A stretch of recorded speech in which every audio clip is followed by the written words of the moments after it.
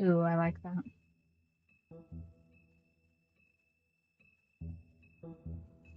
I love that background.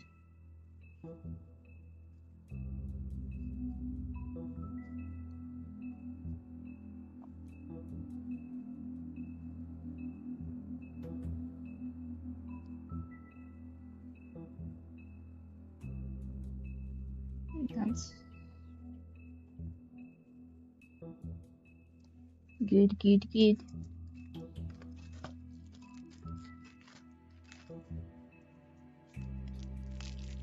The fine lolly.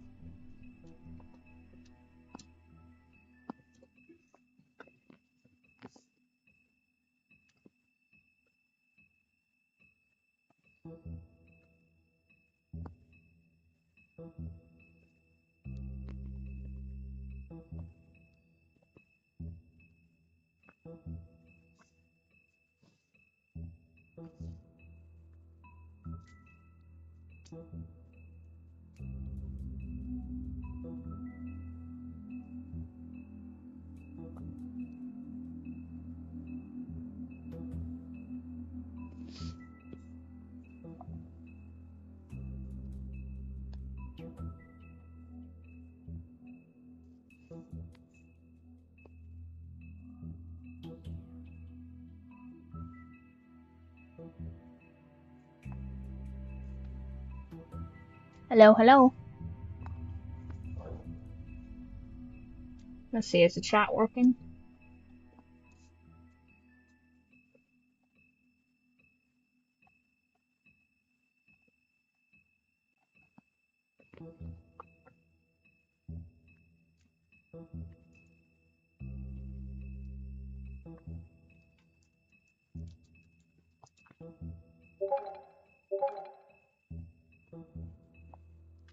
Okay, good. Good, the chat is working.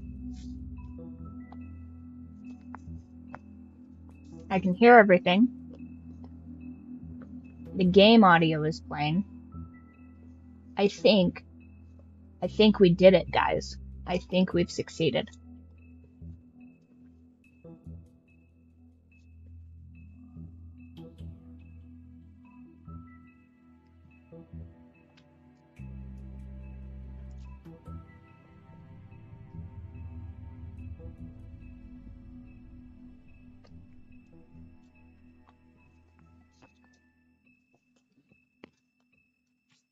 Don't forget to pick if you would rather be isekai'd into a medieval world, knowing what you know now, or being a pleb in a technotopia.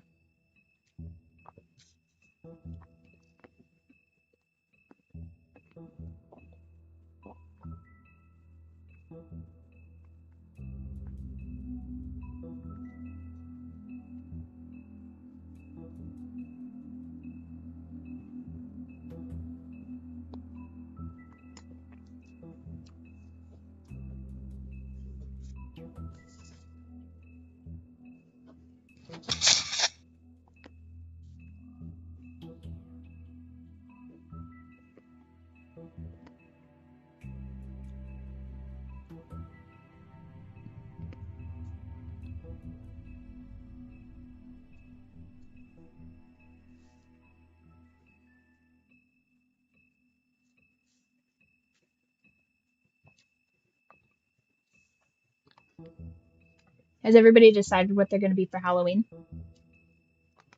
I am almost finished with our project, you guys.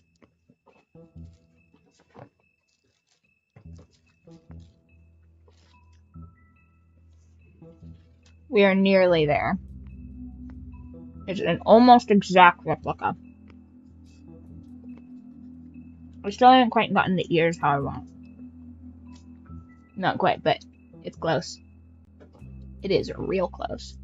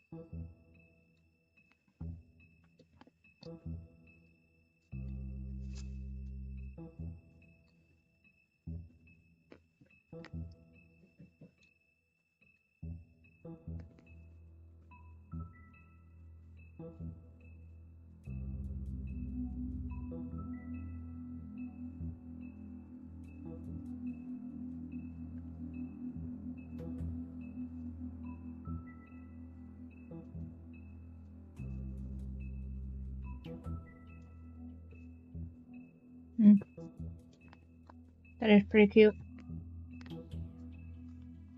I wish I knew animation.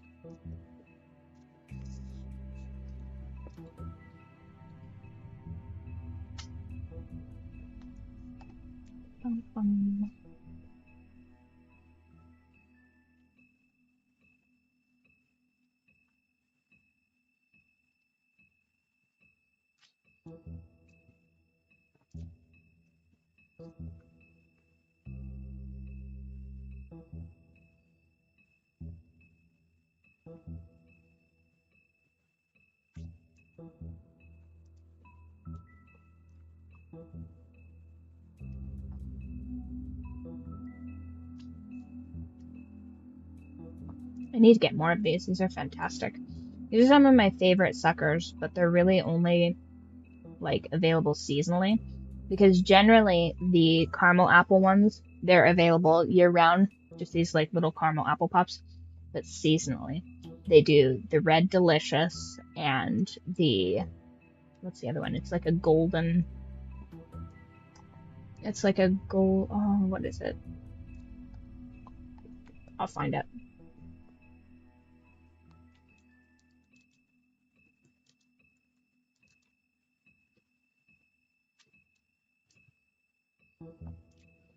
Yeah, there's caramel. There's, here it is. Is it golden delicious? And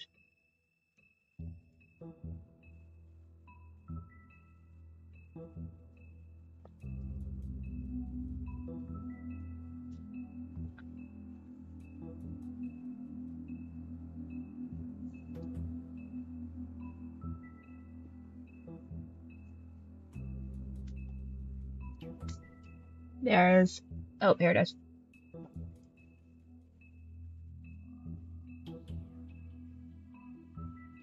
Green apple, golden delicious, and, oh, red Macintosh. Phenomenal. Gotta stock up on these. They're bad for you though. Like, this is the worst candy. Well, maybe not the worst, but not great for like if you have fillings or anything like that. Mm.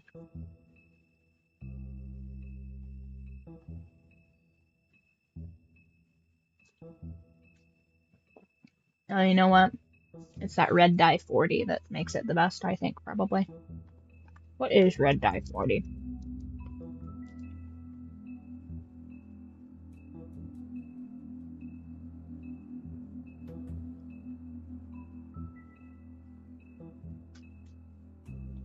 What is it made of?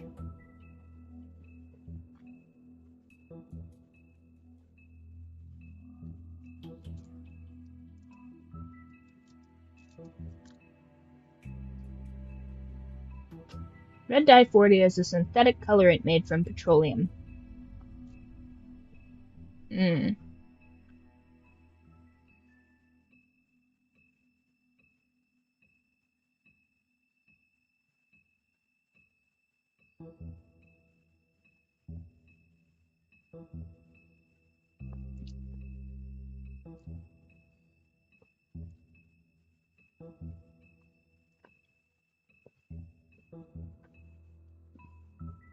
Guys, can anybody figure out, like, at one point in time when all of our food just became, like, petroleum-based?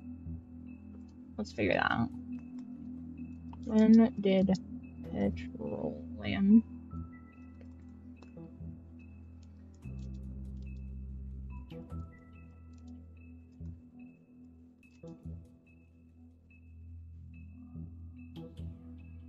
the mid-19th century. Interesting.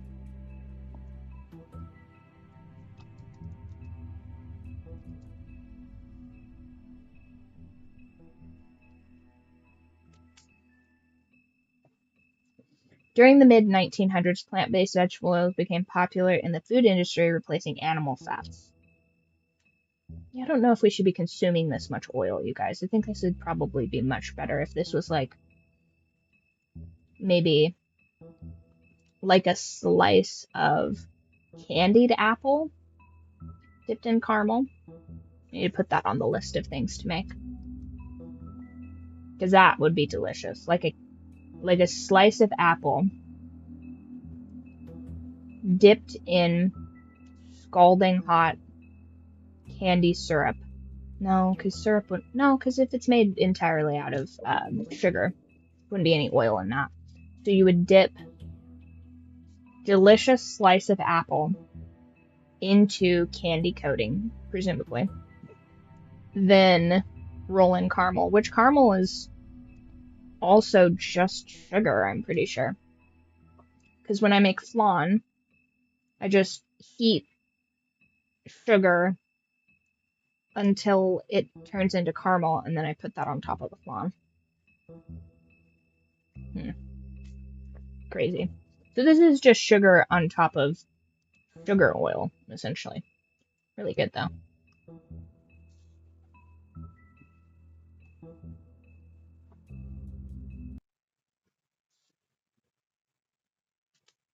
Alright, you guys. Let's go solve this murder.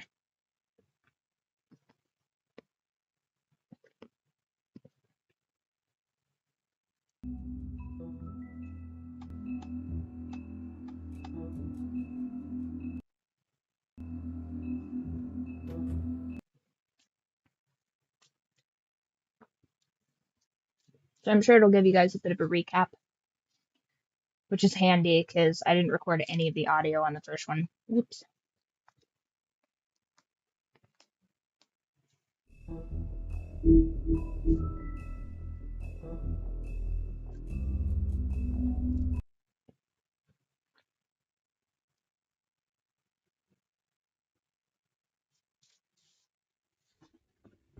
I mean, your eyes and the teeth. You're not really supposed to do that, are you?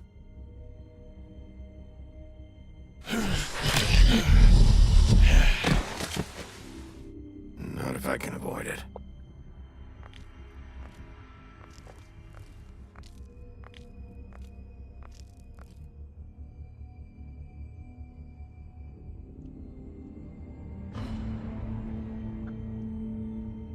No.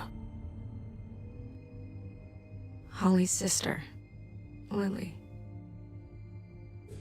I just don't know what Bigby's doing. If he cares about it. If he even gives a shit. That's why you can't tell me anything. It's the ribbon, isn't it? We're destroying the tree.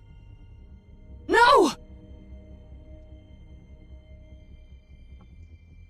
What monsters are you? What horrible, evil, villainous, warped monsters are you? Hold on, I didn't burn the tree. Hey, you're not really gonna send me to the farm, are you?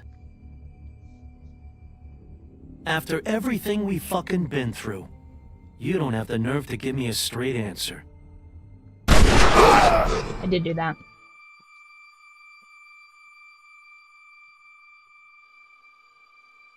Oh God, Bigby! This time was no joke. Eat as many metal shellings as you see fit, but take just one more silver round near your heart, and the only place I'll be visiting you is the morgue. Doc says taste test Smith & Wesson to your heart's content. Bigby, wait. When you get the Crooked Man, make sure you bring him back alive. He has to stand trial.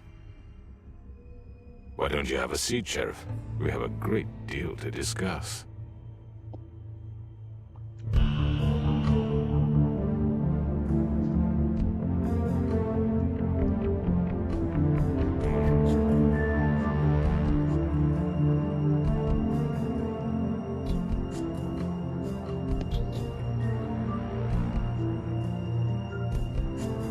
Okay. Good. The sound is on this time. I really like this art style.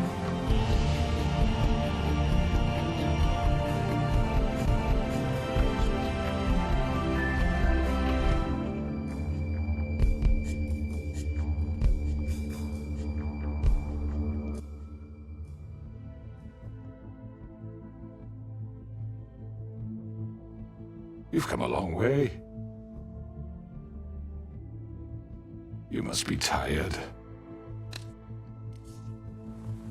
Or farming once again.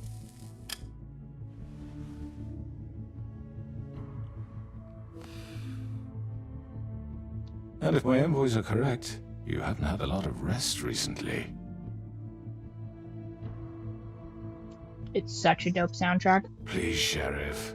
Relax for a moment, will you? It's a crime that the last 6 hours wasn't recorded. Do you want a drink? Something to eat? Vivian Oh. makes a very nice, it's elegant. Really a carpaccio. It's lobster. Sirloin. Well, gramercy me. Take a seat at the very least. No?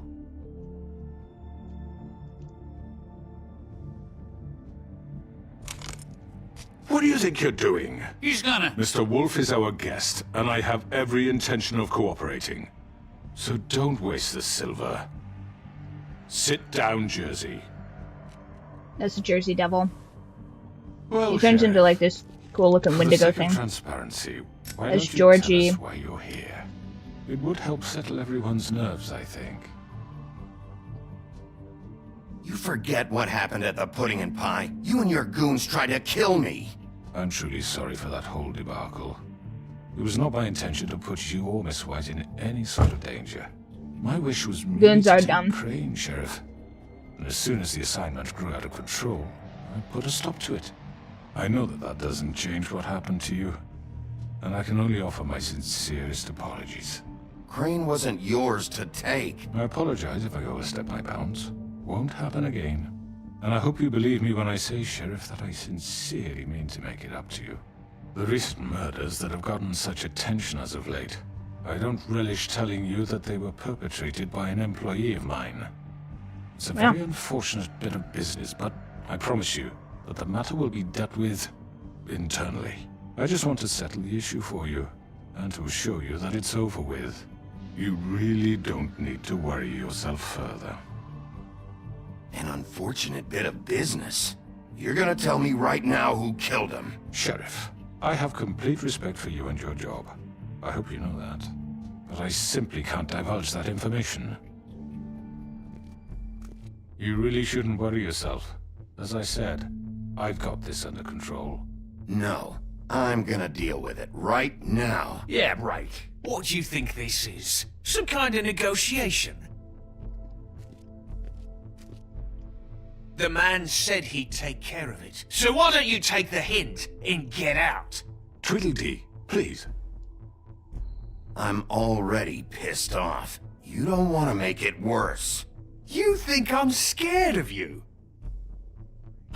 You're nothing more That's than a... enough.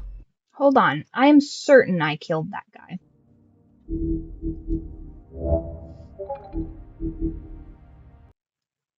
This is crazy.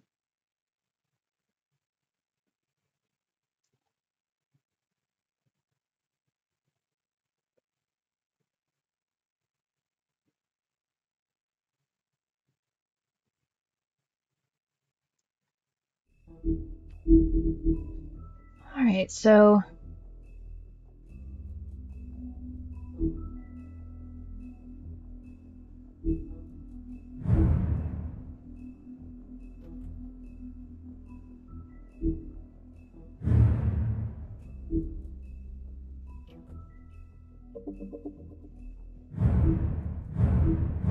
Okay, so I did say file 1. Did say file 2. Save file 3. Save file 4. I'm pretty sure. Extras. Player choices.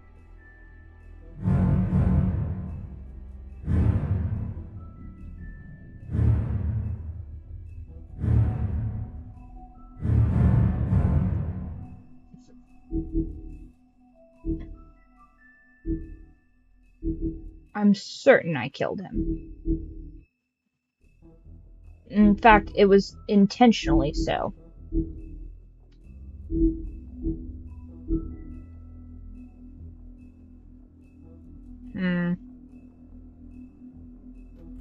Yeah, I guess we just go back into that. Certain I murdered him, though.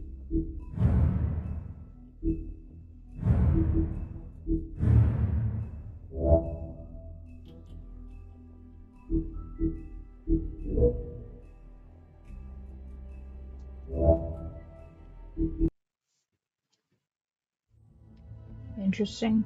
Yeah, I'm pretty sure I ripped that guy's throat out. You've come a long way. Although they are fables.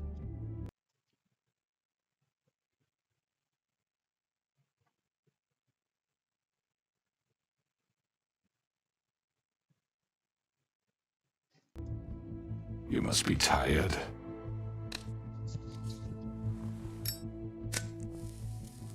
Yeah, you gotta aura farm with that cigarette, though, if you're gonna be a beat cop. And if my envoys are correct, you haven't had a lot of rest recently. It's a good prop, and you want people to get talking. If you got a cigarette or, Please, Sheriff. you know, Relax for a drink moment, in will your you? mouth, and you have an excuse to not be talking. Do you want a drink? Something to eat? Vivian makes a very nice, it's elegant. Really a carpaccio. It's lobster. Sirloin. Well, gramercy me. Take a seat at the very least. He's trying to get me beholden to the laws of hospitality, and I won't do it. What do you think you're doing? He's gonna... Mr. Wolf is our guest, and I have every intention of cooperating. So don't waste the silver. Honestly, though, Jersey, like, Sit you down, know, Jersey. he a real A to B sort of dude. Well, Sheriff, for the sake of transparency, why don't you tell us why you're here? It would help settle everyone's nerves, I think. You forget what happened at the Pudding and Pie? You and your goons tried to kill me! I'm truly sorry for that whole debacle. It was not my intention to put you or Miss White in Any good any crime sort of lord danger. should My wish was merely to take responsibility Sheriff. for their As goons. soon as the assignment grew out of control, I put a stop to it. I know that doesn't change what happened to you, and I can only offer my sincerest apologies. Crane wasn't yours to take. I apologize if I overstep my bounds. Won't happen again.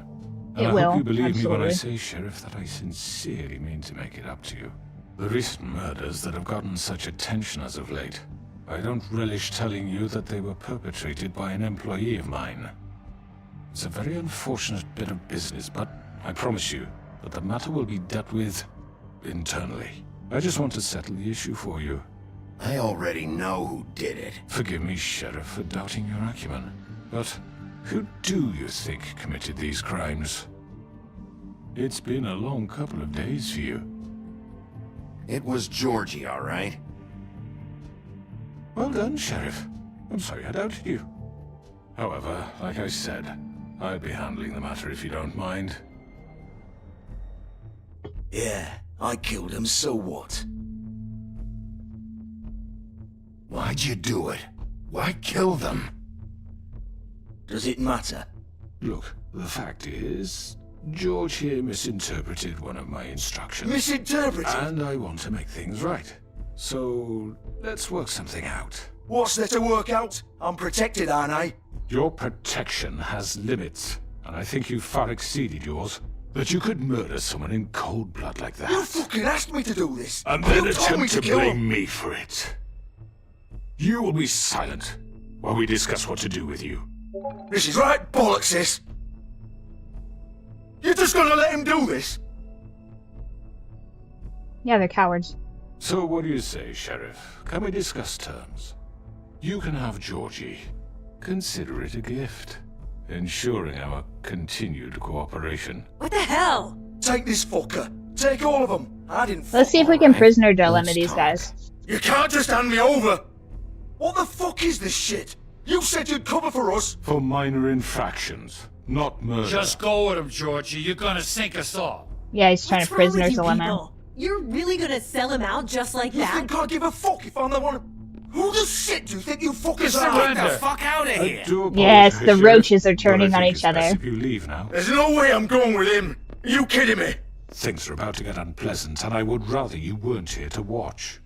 You can go join that whore at the bottom of the lake for all I give a shit. But he's not taking me anywhere. I'll roll over on the lot of you before I let that shit happen. What are you saying? I'm not going anywhere. This could have gone so well. To speak the truth, I've never been a very good mediator. Why negotiate when you can just decide? Uh-oh.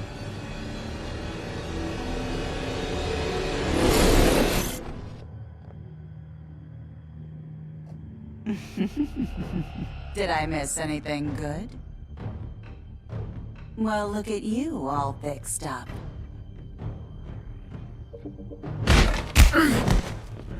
God, I'm just destined to get my ass beat. Yeah, that's the Jersey Devil.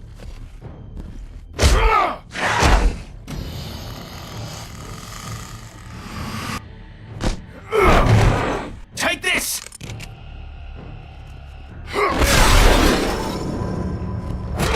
You're done, Wolf. Come on, we're pretty much done here. I'd like to say it was nice knowing you, but I'll be glad to see your insides turned out. Got him! Now! Nice.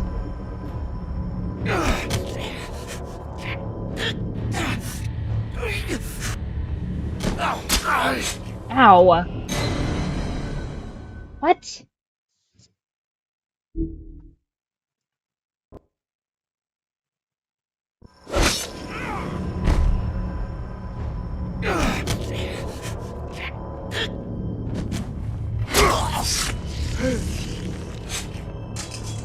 Oh god.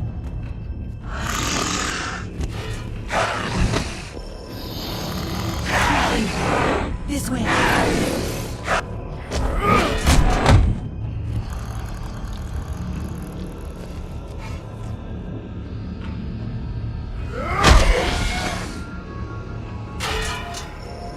That sounds heavy. Yeah.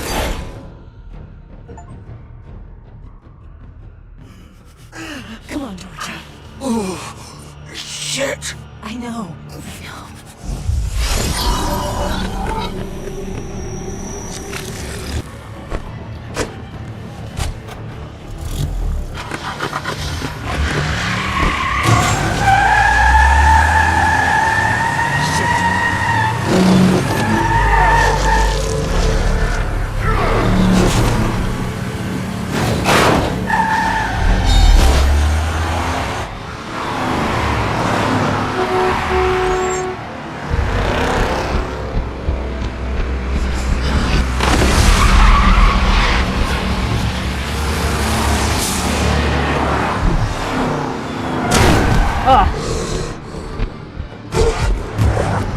Watch me fail like every skill check here.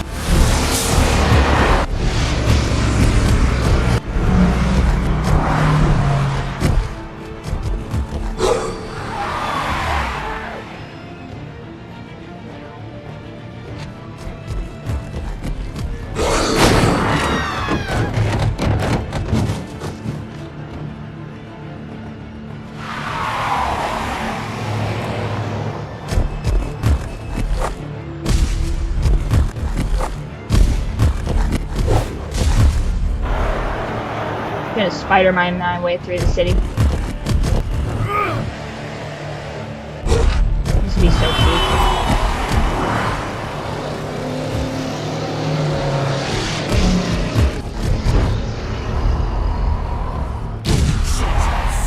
What was that? Me. Oh, I would have rather gotten him.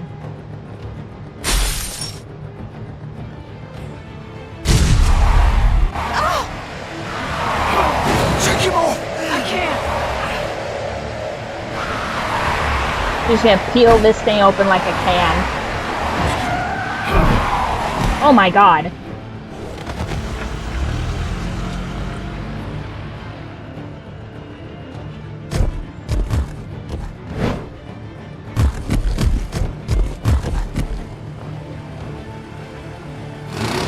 Gun it! Are you sure? Do it! Come on, you don't want none of this. He's not moving. Keep going!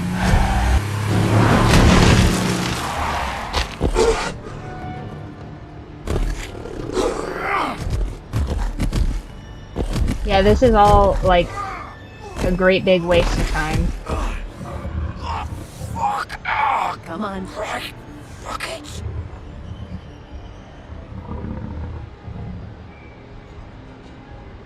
Oh, because I have no clothes.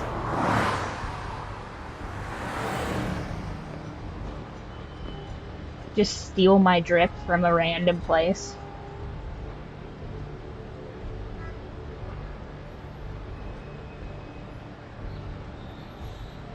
Okay, yeah, I'm gleaning no extra information from this.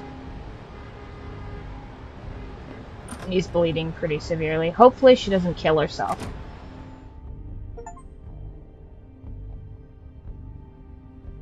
I feel like that's her last hurrah. Come on. We can't stay here. Hang on. I need a minute. Okay. Can you stand up? It's okay. Take your time. Slowly. It's no fucking use. No way I'm walking out of here. How did this happen, Georgie? How did it get this?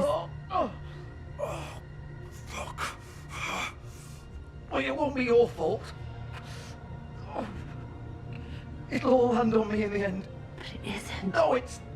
Ah!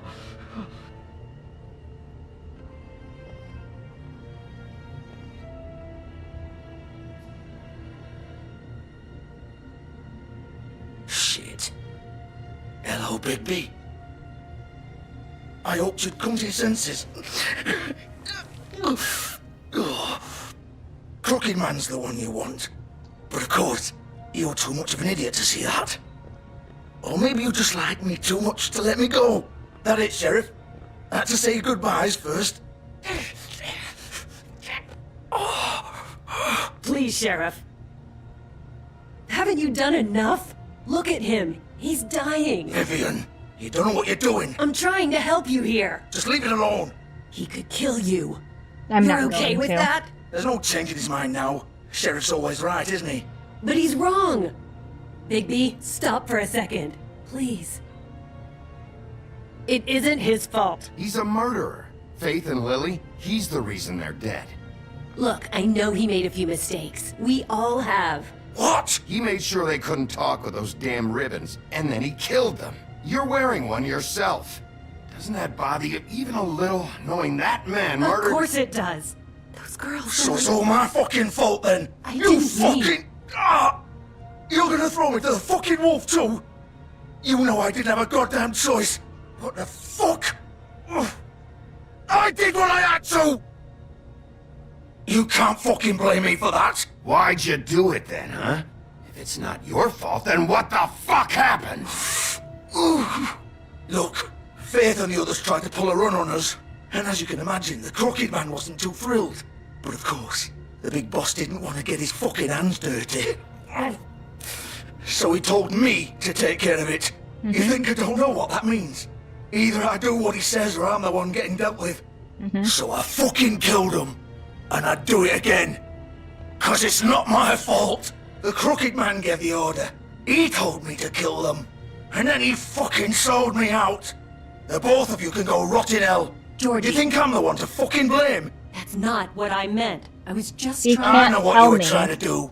You're trying to lay this No, all I on didn't me. stab You him. and everyone One of else. his compatriots stabbed him, I'm pretty Georgie, sure. you know Oh that's no, not what yeah, I I meant. Then what absolutely was stabbed that? him. He calls me a murderer and you're gonna fucking take his side? She can't say anything. Go ahead She and has kill the me ribbon. then, but it won't bring back Lily or Faith. It won't free your friend Narissa. And I'm just the sap taking the fall for the whole thing. It must be so easy being you. Just come in here and blame me for all this shit. Job's done, right? Georgie's the bad guy. It's all his fucking fault. No, But what get was him I medical supposed to do? attention. You don't He's know what critical like, to the baby. operation. How could you know? At the end of the day, you're just like him. Coming here, talking about options. Like it was that simple. I would have lost everything. All of it. So maybe I did have a choice. But it wasn't fucking worth it. What would you have me do? Kill her? Georgie, don't. It was them or Vivian. So you tell me, if Free Lily meant she had to die, do you still think I had a fucking choice? What are you doing? I told you, you don't know the fuck about anything. Stop it. This is the original. The girl with the ribbon. I'm sure you've heard the stories. Couldn't take If it you off. just let Couldn't talk people, about it. She used then her they'll little tell you. purple ribbon to make They more. love to confess to Keep you. our girls quiet to ensure absolute You discretion. promised you wouldn't. All that magic is connected to this little thing. You remove hers, and the spell's broken. They're all free. But you know what happens to her? The same thing that happened to Faith. So don't you come in here and tell me I fucked up. What the hell, Georgie? We were supposed to look out for each other. I trusted you. You can't fucking blame me. You're not innocent here either. I know that. But did it have to be like this? You sold me out. Welcome to the club then. You have to understand, nobody was supposed to die. When we built this place, it was just a stupid idea. A gimmick. Discretion is our guarantee. That's how it started anyway. And then the Crooked Man got his hex This was into you, and supposed to he be our ensured it place. was We were gonna be absolute in charge for discretion. once, and nobody would try to control Yeah, I was right us all along, or guys. It was the use pimp. us. That was Like, the point. I mean, I'm And not the Crooked Man saying showed that I'm up and absolutely everything just fantastic at turned to planning shit. these things out, but So, it do you does get it now? follow a Why I couldn't predictable just- storyline. But it's still If you very, still think it's so very fucking simple, satisfying. then you do it. Go right ahead. Kill her then. What are you doing? Break the spell. Save the fucking day. Stop it! We'll find another way. She doesn't have to die. Maybe the Don't witches talk about can... me like I'm not even here. Please. You think this is hard for you? My life is such a fucking burden on your conscience. Don't I get a say? It's my life. Like it was either of yours to give up in the first place. You're right. It's your life. I know what I've done. Wait. I'm sick of everyone thinking that they can just do what they want with my life. I thought it would be different here. Oh, But shit. it's all the fucking same. Vivian, I didn't mean... Do you think I wanted to be this person? What I did to Faith and Lily? To all of them. Vivian, wait. Every day I have to look Gwen and Hans in the eye and pretend I don't care. I have to forget what I've done to them. What I took away from them. I look at Narissa and I hate myself. Vivian. I can't pretend anymore. What are you doing? Vivian, don't. Vivian, no! Damn it. Fuck! No, no, no, no! Why'd you have to do that, Vivian? Vivian! Just... Jesus.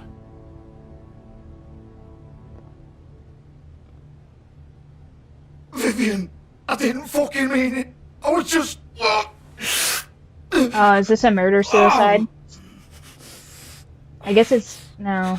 I don't know that if this would count as a murder-suicide, but... Yeah, this is crazy.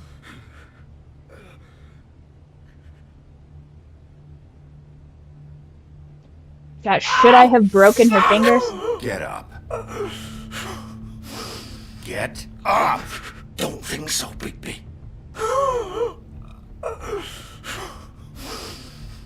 I mean, he handled it I'm gonna die internally, here. as his internal I organs think we became both know external. that. Just make sure you give the crooked man the same treatment when you find him. Really fuck him up for me, alright? For both of us. Why do you care? Shouldn't you be more worried about yourself here? Just wanted a nice image to part on. Old foundry by the river, alright? Shepherd Metalworks. He'll be there. Fucking asshole. You wanna finish me off now? Or do you plan to kick me around a little first? Rip my limbs off one by one? That's what you wanna do, right? Well, whatever it is, just get it over with. That's not who I am. Prove it then. No more games, alright? We both know how this ends. Just make it quick. Mercy killing, absolutely. Right, Georgie.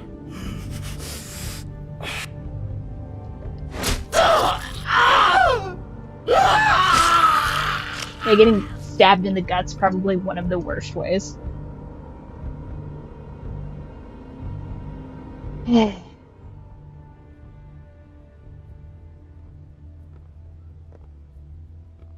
Dang. I mean, everybody else is safe now, but like, I feel like we could have done that literally any other way, but...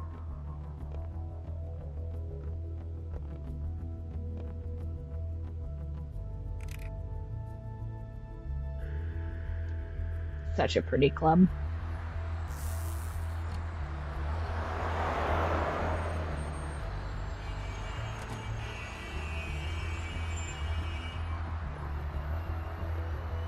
Pudding and Pie is also a great name for a club. Especially if it was also like a bakery. That'd be great.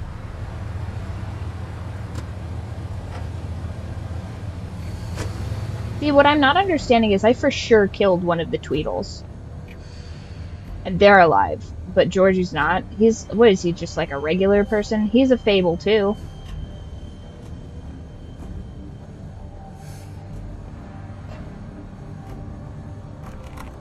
Of course.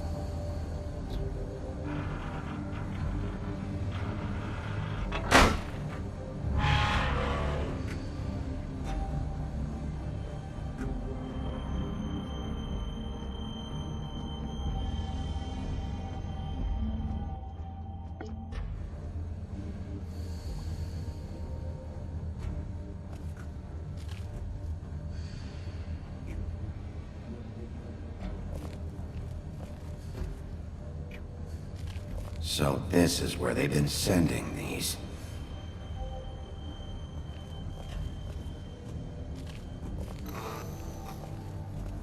No, I hate that.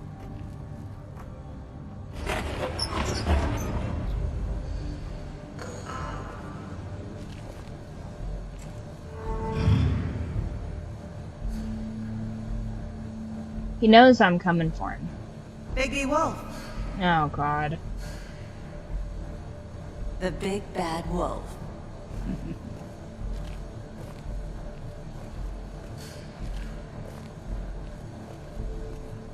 You used to be something.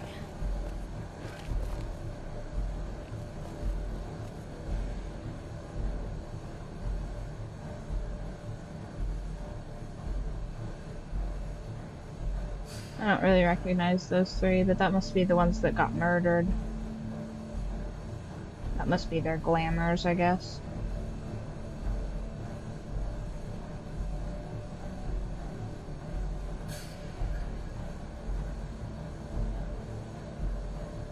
Man, oop.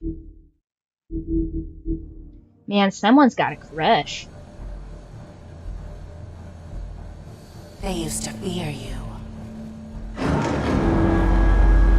They'd hide anywhere their small shivering bodies would fit.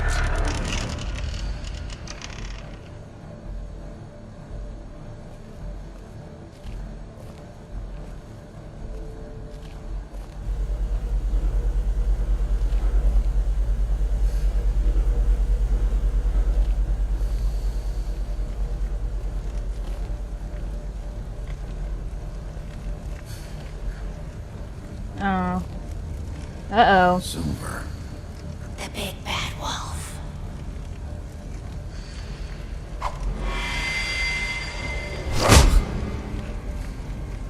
It's about time you showed up. I had to take care of some things first. Little errand boy. That's nice. Ah, Bigby. I see you made it here in one piece. I do apologize, but I have some business to attend to. I leave you in the capable hands of my associate. Come find me when you've finished, dear. Don't worry. This won't take long. Get out of my way now. Don't make this worse. Aw, he doesn't want to play. I'm sure you'll persuade him. Wow, what a man. Stealing punches while my back is turned? Didn't your mother ever teach you to fight proper?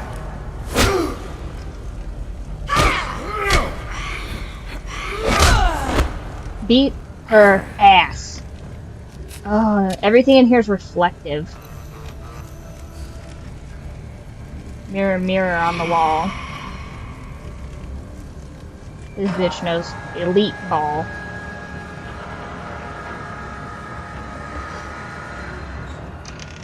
Do you think I can pour her into the metal?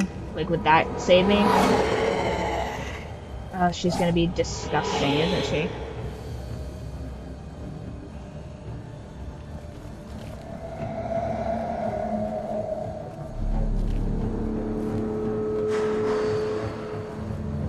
All the shiny surfaces? No, thank you.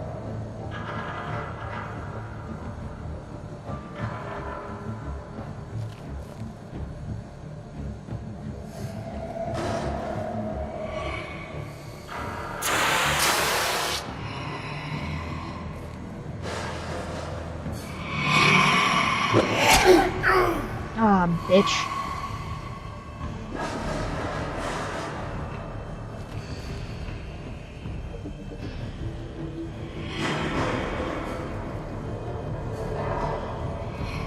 I'm not nearly... God.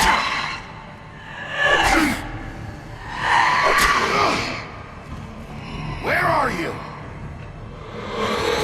Come out and face me!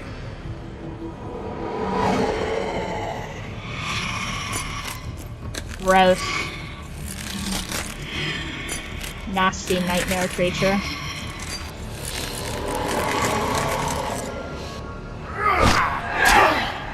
Ah.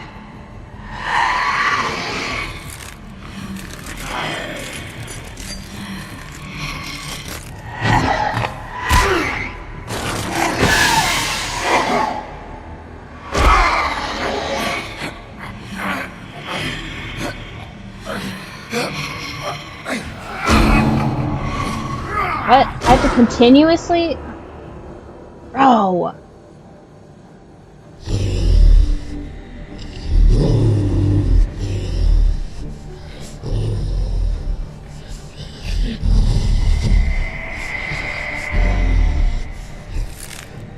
Nasty witch.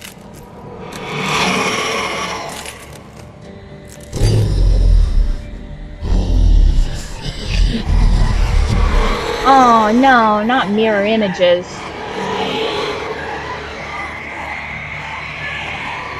Oh my god. So tired of this bitch.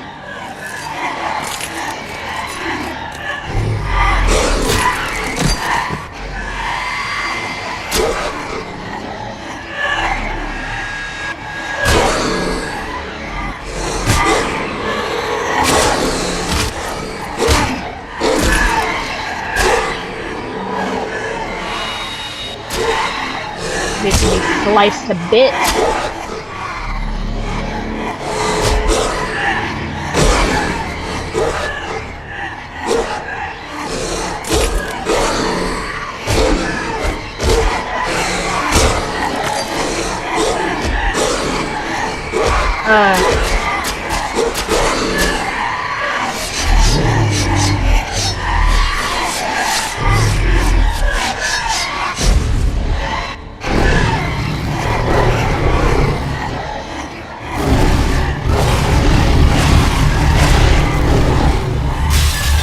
Nice. Fighter.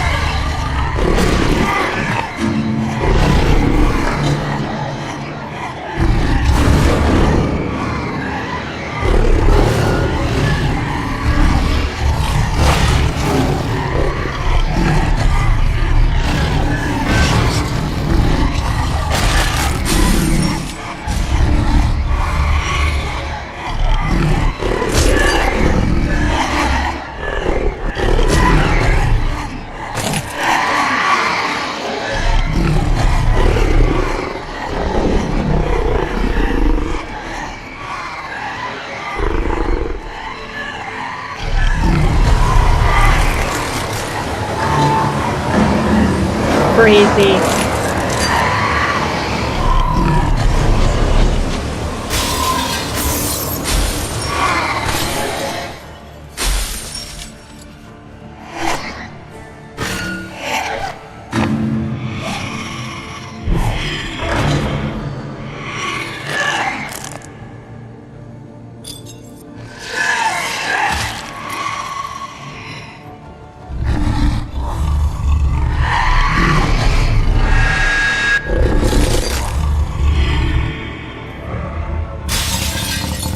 Oh, she tried to take my eye. That raggedy bitch. Smash her to pieces.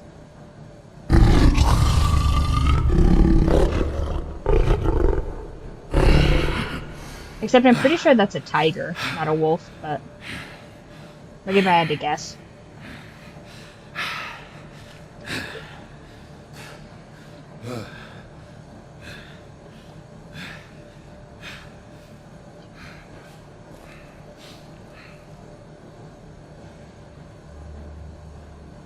Oh, he's so screwed.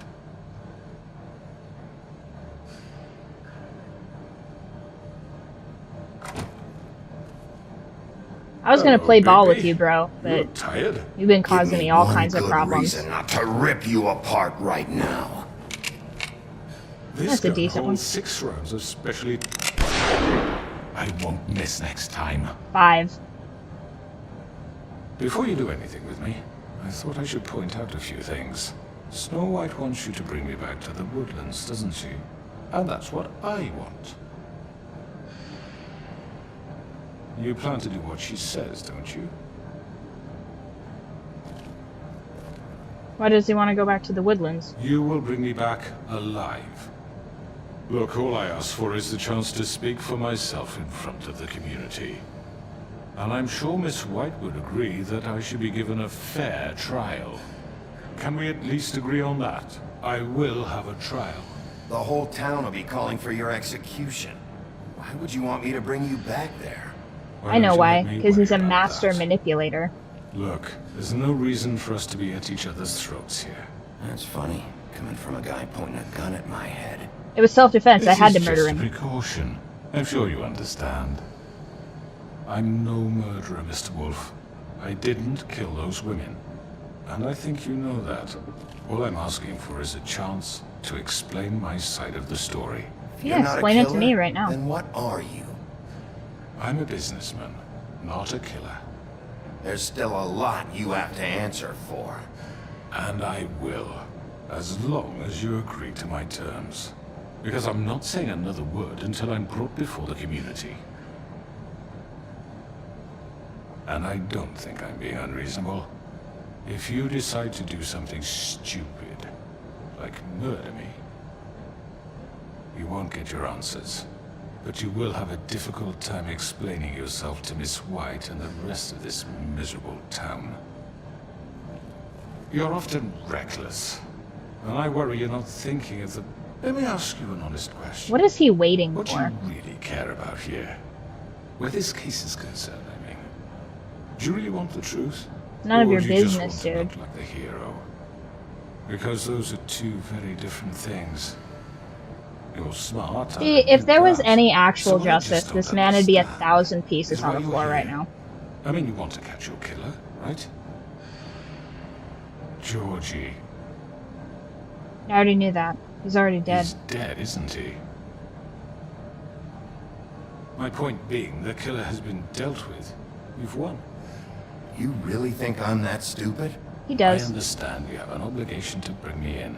But you can brighten up a He's a little. manipulative It's narcissist, probably. So, shall we get going? Alright, let's go. Hand over the gun. I think I'd rather hold on to it, if you don't mind. What do you say? Hey! I'm sure Miss White will be pleased. Such a reliable pup.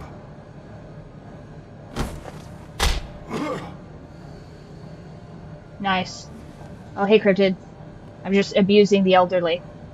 You're under arrest. You'll be given a trial in front of your peers. and your punishment will follow. Really, though, he should be, 1,000 tiny cubed pieces on the floor. Because he is a crime lord, and he sold out... I know, but we have to do something. Are you fucking kidding me? What is this thing happening? Are we sure he's coming? Yes, you'll have an opportunity to... Ugh, lame. He's back. The Crooked Man. Thank God. Motherfucker. Now, hopefully, I can have this trial Are go you my way. okay? It's been hours. We were worried you'd run into some trouble. I did. At the Crooked Man's place. Well, he didn't make it easy. What happened? It doesn't matter. He's here. We got him. We can talk about it later. You did well, Sheriff. I'm surprised. Not I think that the you did reason well, he actually but that, wants to be on you know, trial is because I'm he just didn't glad you technically made it do back in anything one wrong. piece. He just intimidated a bunch of people into doing It's crimes about for him. time you showed So he's up. pretty Now throw confident this that he's asshole going to get down away. the fucking well. Yes, what are you waiting for? You killed Lily! She was my sister. Could What do you? you have to say? Because Where the all fuck of do these you get specific off? You think you have the allegations, right he's to not just do this to people? You're a specifically... fucking crook! This. You should be Fucking ashamed. asshole. Everyone, can I have your attention? And Snow White's Thank kind you of all a for coming moron, here so on she's such going to short be like, notice. I know the justice normally we system. schedule a formal hearing, but considering the circumstances, I thought it best if we do this as soon as possible. The Crooked Man is charged with the murder As of I Faith already and... informed your sheriff, Yeah. it was Mr. Georgie Conveniently, Portia who killed those women, not all the me. charges that they're going to What? leverage It against was him. Georgie? I don't mean to interrupt you, Miss White. Georgie may have killed them, but you made the call. Do I have to explain the situation to you again? Wait a minute. So you're saying Georgie's the motherfucker who killed my sister? Well, where is he? Yeah, you're gonna bring that shithead in too, aren't you? Yes, Yeah, he's Sheriff. conveniently- Where is that rotten scoundrel He's now? conveniently... Is he still out there? I sincerely hope not. Well, where is he? Georgie was a victim of this psycho, too. He was pushed into the whole thing, and now he's dead. He's... what? Dead. So you see, the culprit has been punished. That doesn't Yeah, change that's why he's so anything. confident. We'll deal with it later, but right now, you're the one I'm concerned with. You called the shots. Georgie made that perfectly clear. In which case, you still have a lot to answer for. And I was I told don't... I would be allowed to speak. Don't let him We speak. have to read the rest of the Other charges. charges. Let her finish. Then you can have your say. Got it? If you insist. She's such an idiot. You are charged with the murder of Faith and Lily, which I think Georgie she's carried lawful out good, on which your is like order, objectively the worst inciting one to deal violence with. against various members of the Fabletown community, including the attempted murder of Sheriff Bigby Wolf. Twice. A misunderstanding. Aiding and providing monetary support for the forced prostitution at the Pudding and Pie. Additionally, you are charged with multiple counts of fraud, extortion, racketeering, and the illegal possession and sale of magical artifacts. And resisting arrest. Oh, yes. That one I Now, can is get there him on. anything you would like to say? First of all, I had nothing to do with Faith and Lily, so you can strike that one from your little record book. Bullshit! Like hell you didn't. Stop the charade. We know you're in... I know you're responsible. You've been behind all of this from the beginning. So cut the shit. We all know who you are. We know what you've Just done. give it up already.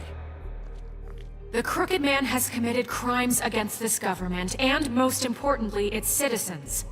These charges, if proven, are enough to justify death, upon which your body will be committed to the witching Where it well. fucking belongs. That's right. But we promised you a chance to defend yourself, and I won't rob you of that right. What the Oh, This no, is you're such an justice. idiot. If we're ever going to pull ourselves together and make something of this town, we have to start doing things correctly. No more snap judgments, no more secrets. We are going to treat everyone fairly, even when they don't deserve it.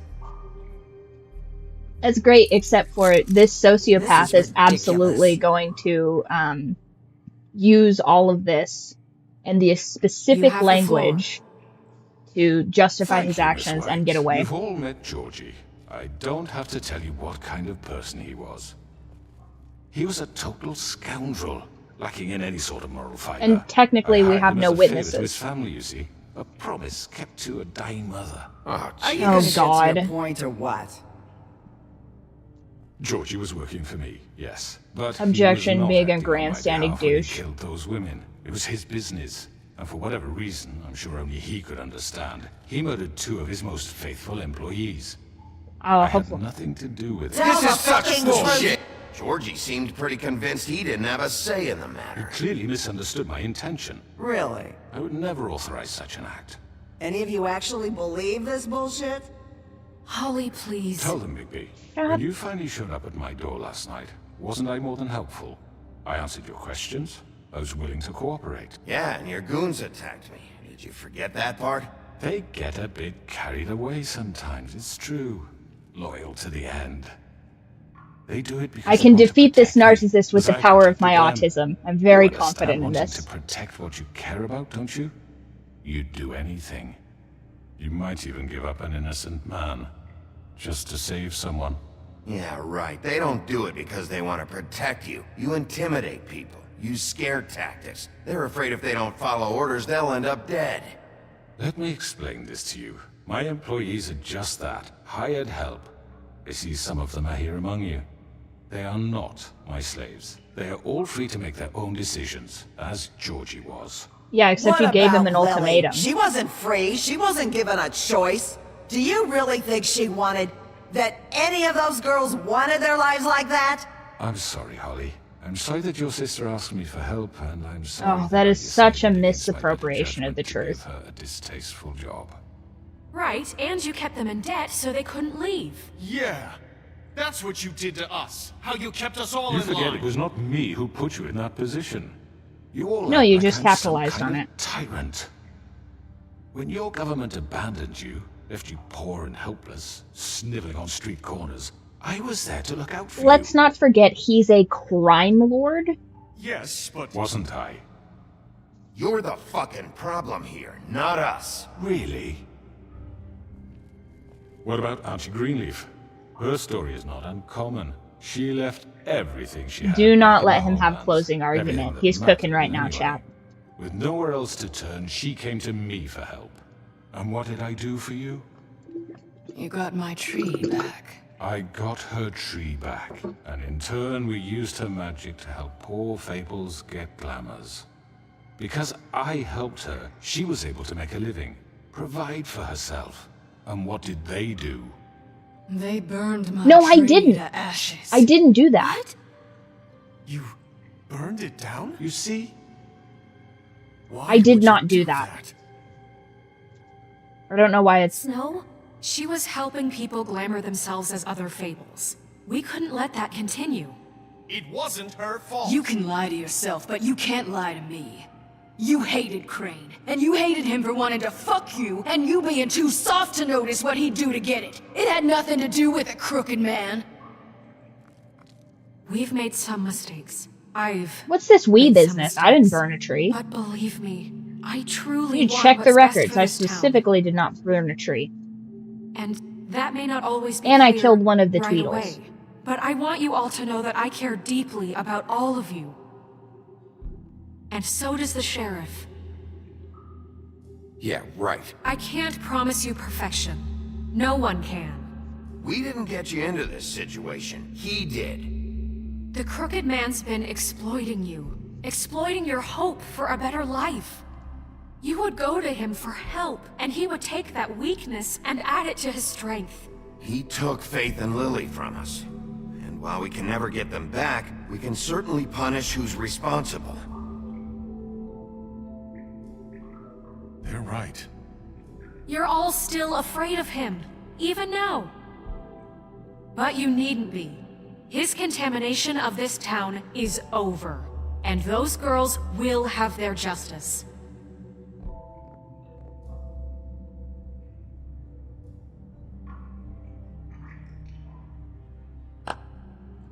Very good, very good. The sentiment is surely appreciated, Miss White. But it doesn't disguise the fact that these accusations Do not are let him have the completely closing unfounded. argument. The sheriff simply doesn't have a particle of evidence linking me to the... Georgie was working for you. Bigby got a A confession confession that nobody heard. Now, I'm no barrister, but I think such a statement would carry more weight if Bigby weren't the only one to whom Georgie spoke. Especially given Bigby's history. What are you talking about? And what about your history? All you've done to this fucking town? What do you mean there's no evidence? There absolutely is evidence. Maybe he's... I mean, this doesn't feel right, how we're doing this. I just Of need... course it's right. This man tormented all of you, for profit. Georgie killed him. Make sure I understand you. You're trying to say that I'm responsible for what Georgie did, because he was working for me at the time, yes? Yes. Of course! Where are you going with this? If I'm to blame for Georgie's mistakes, shouldn't Miss White be held accountable for Bigby's actions as well? Like what? How about the way he treated poor Tweedledee when he was in your custody? I didn't do He anything was there. beaten to mashed apples while under your watch. I didn't do that. Maybe he's right. Did you think we'd all just let that go? That was Bluebeard, not me. He was a murder suspect. Besides, Crane was Yeah, still they're gonna deputy try mayor and when paint that me happened. like a Right monster. before you decided to kidnap him. It was for his own protection. I knew this. I knew he was gonna try and trick me. Crane was You're gonna try and trick me into police Sometimes brutality. it's hard to tell the difference. That's enough. So, you won't answer for your employees' behavior, but I must perish for This mine. is completely different. I We all... did not order those two girls dead. It simply No, it did. happened. No, it did. When do I get to Georgie tell him? Killed Faith and Lily. End of story. You They threatened want to him. scapegoat me for their own tangled ends, but they refuse to answer for their own crimes. Why can't I testify? This isn't the point. We'll deal with them after we deal with you. That's I not mean, a true. certain level of privilege should be afforded to... To who? This is how it's always been. Yes. See, this is exactly to what I'm speaking. No. We lashed our ropes to this diseased world, and ever since, which one of us has been there for you? Who filled your lives with the promise of more? Who was there while they idly played in their towers, judging you, treating you as mindless children, too stupid to command your own destiny? Well, they are, Not but me. I didn't treat them like that. I was nice to them. I am a better king than you goddamn charlatan. Leaks to our dear citizens. Who will protect you from the big bad wolf? First off, no one can protect you. It's better to be feared than loved. Miss White! Oh, yes. Yes, thank God. Excuse me. Perfect witness. I wanted to make sure I had the chance to say something. And he doesn't Why know. don't you take He a doesn't moment know to that she catch can your do that. breath? What's she doing here? Hell yeah. I'd like to... I need to say something. Hell yeah. We're kind of in the middle of something. Yeah, she can do this. Go right ahead.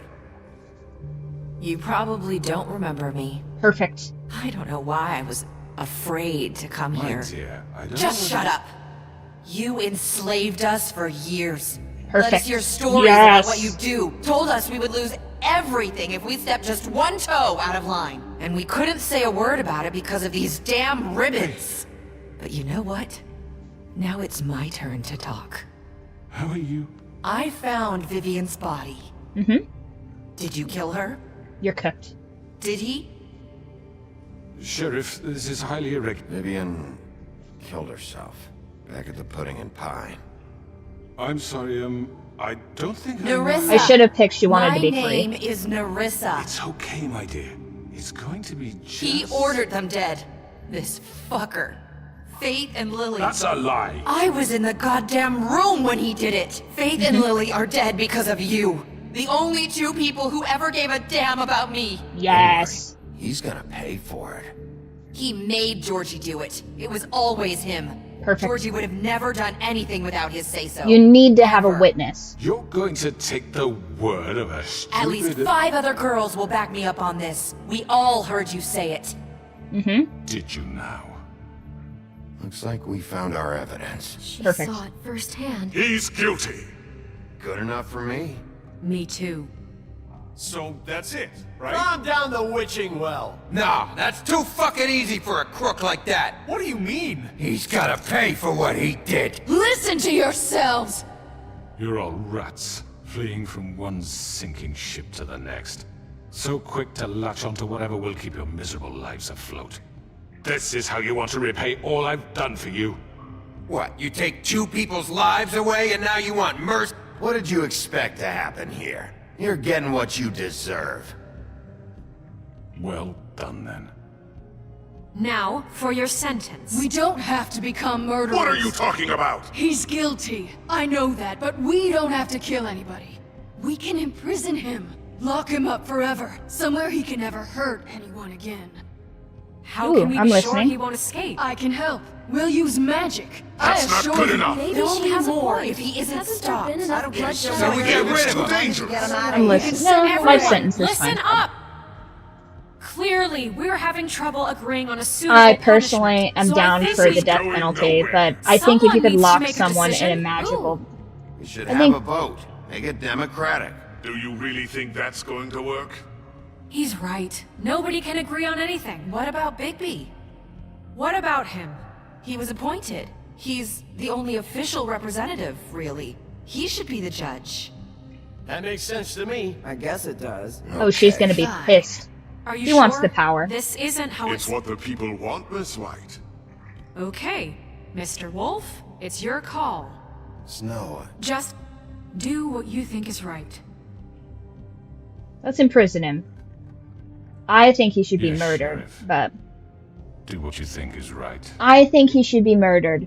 I want that to be very clear. Not But this way. yeah, clearly he doesn't want to be locked up. I'm gonna force my hand.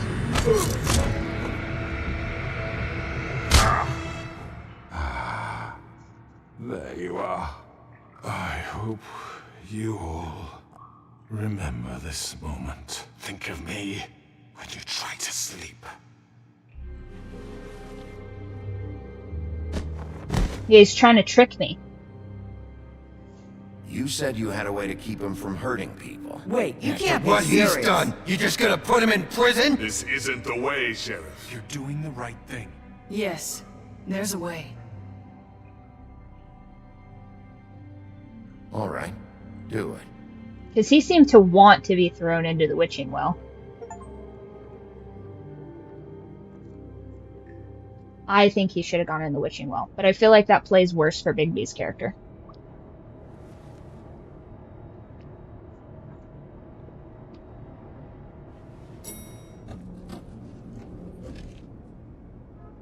Is this like our 20th cigarette?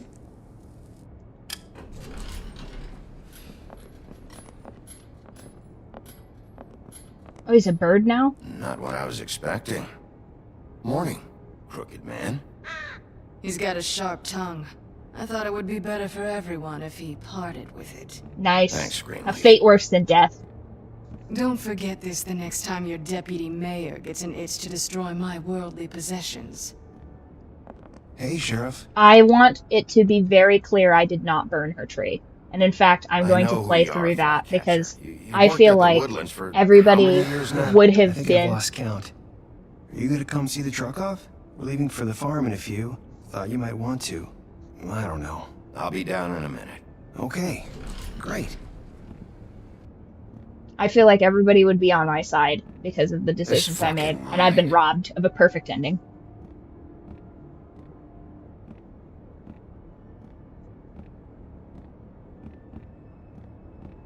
Oh, Mr. Wolf, Flycatcher left his keys.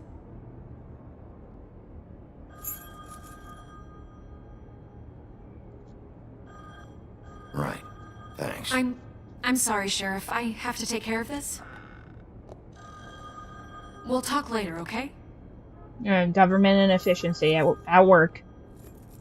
I feel like if I was in charge, this wouldn't be Good happening. morning, Miss White. You're late.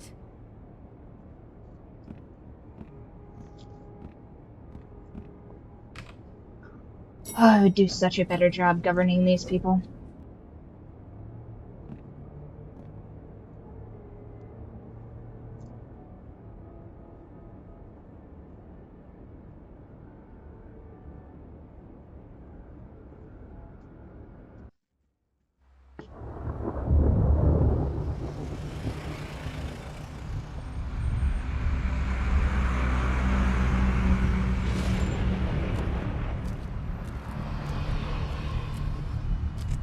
I'm going. Jesus. We only have like 5 minutes. Carry me for fuck's sake. I don't give a shit. You forgot these. Oh, thank you. It's been pretty busy around here. Morning, Sheriff. Nice fucking day. Shit! Just go grab that, would you? Sorry about all this. I tried to help. Just why the hell did she have to send me and me boy away, huh? Well, You 'cause you're a promised giant me frog. I'll get another chance. But Miss White said I had to go up to the damn farm anyway. Because she burned the tree. Come on, Colin. I'm walking, all right? Calm down. Wait! Sheriff Bigby! I have something. You know, he was up crying all night, poor kid. Can you give this to Miss White, please? Dad says there's no time to say goodbye, so... if you could bring it to her? Yeah, sure. I couldn't take them all with me, and she said she liked that one the best. It's a willow beetle. That's a big one. They're cool, 'cause when they're little they have these pouches that squirt juice at you if you touch them. I'm sure she'll love it. She said it was pretty. That's everybody. What's it like at the farm? I've heard ogres live there, and they eat people in their sleep sometimes. God, I hope not. Do we have to go? I want to stay here. Well, we don't have a choice anymore. I'm sorry, TJ. But, look on the bright side, okay? There's plenty of space to run around, and a nice river nearby, so you can swim all you want. Even in daytime? Yeah, you don't have to worry about the Monday seeing you. It'll be nice. Come on. He did help Won't us be crack so this bad. case, so Have it is you kind of been there sad, but... before? No. Some of the animals aren't comfortable around wolves. So you wouldn't know, would you? We're all set. Bye, Mr. Wolf. Goodbye, TJ.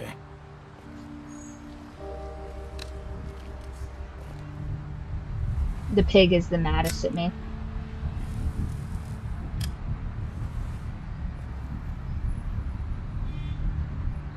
I'm sorry, Colin. You got another one of those? How about a smoke for the road? One last time? Thanks, Bigby. Nice to see you finally learned to shit. I guess I'll see you around. Stay out of trouble, okay? If you even can. I can't make any promises. Yeah, me neither.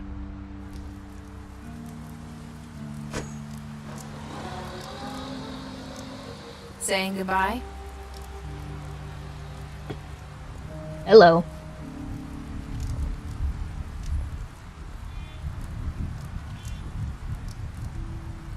Hi.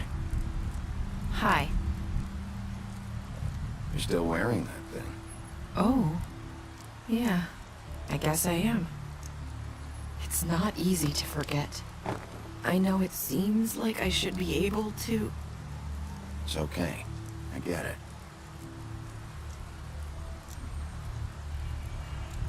Listen, I came here because I have to tell you something.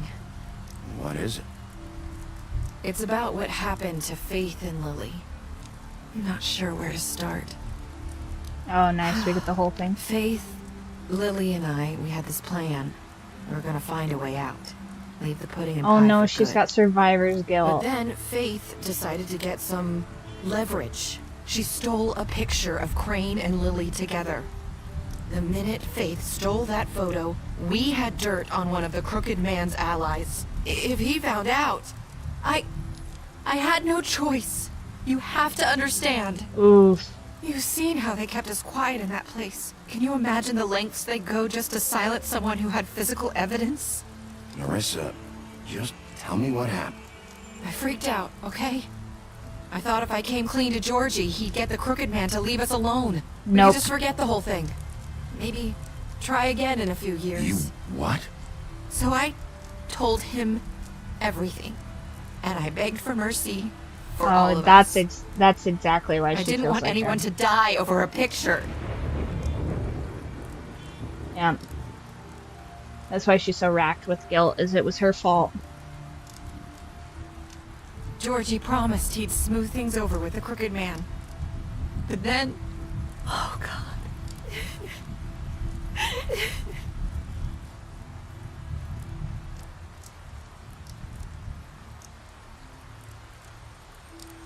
I don't know what happened, but that night at the club, Georgie came back and told me things had changed.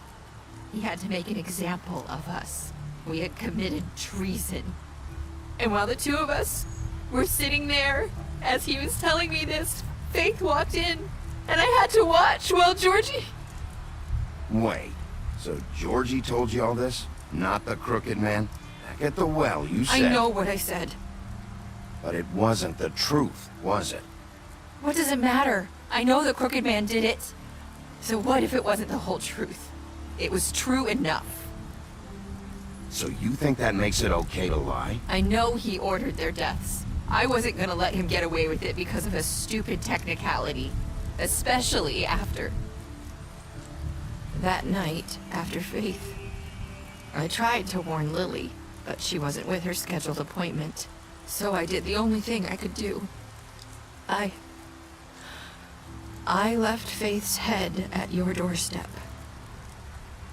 You? I walked her over here.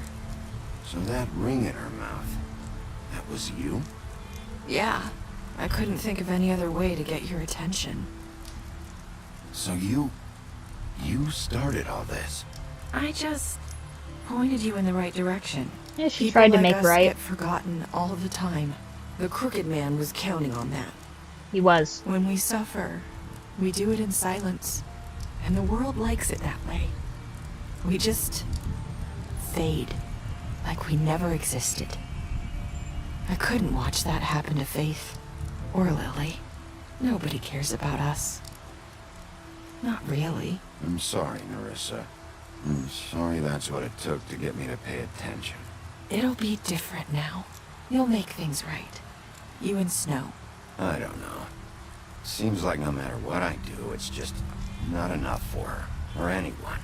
I just can't win with these people. I know it might feel that way, but they need you, Bigby. Both of you. You two make a good team. The way you look out for each other, and look out for us. You don't see that a lot these days. Look, Bigby. After everything you've done for us, maybe they don't want to admit it, but without you, none of this would have happened. You listened when no one else would. You knew when to show mercy, and you brought justice to this town. Finally. Because you brought the Crooked Man in, everyone saw who he really was. So from where I'm standing, you did the right thing. You've been given this job for a reason. And I left Faith at your doorstep because I knew... I hope I've at least done some good here. You've changed this place. For better or worse, Fabletown wouldn't be the same without you. Now, see, everybody should just take my opinion as law because I'm the sheriff.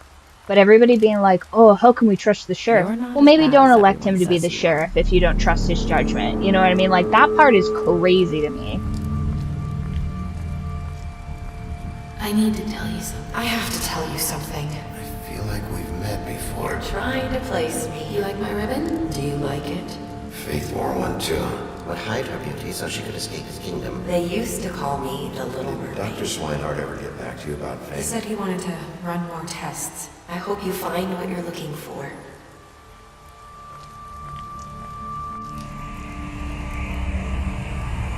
I'll see you around, Wolf.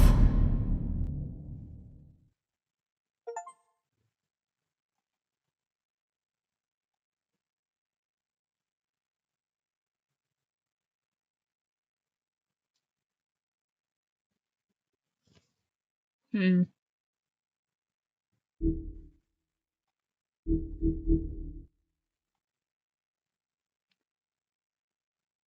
Okay, imprisoned him, waited for him.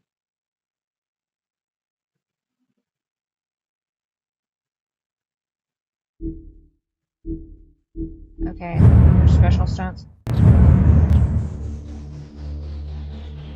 Yeah, so I am kind of mad that they retconned some of that stuff. It would have been way cooler if he'd been like, you killed Tweedledee. And I'd be like, he tried to kill me twice. I wasn't gonna let him try to kill me a third time. I'm only a man, you know?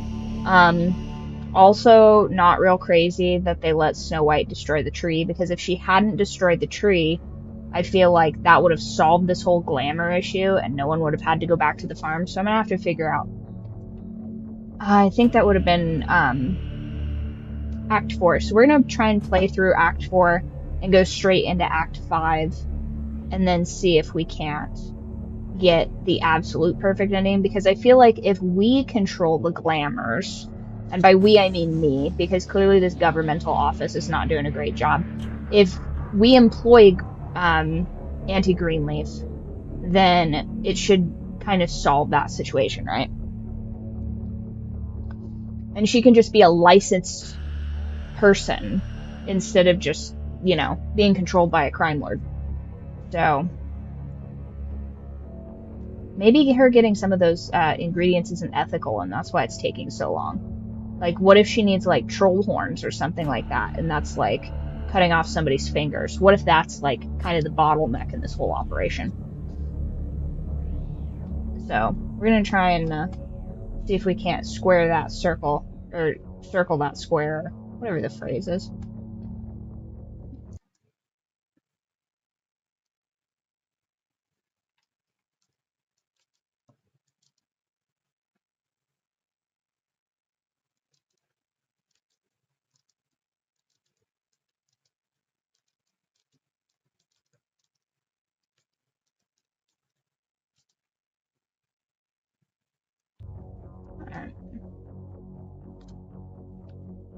Because I feel like her tree not being burnt is better.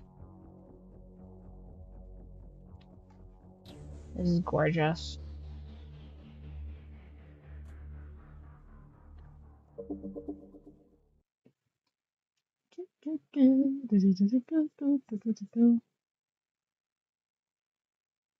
Nice. I didn't know Fables was DC.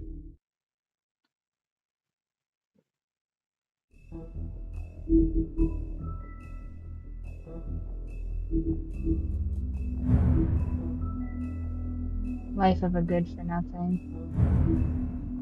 Unfairness. Face to face.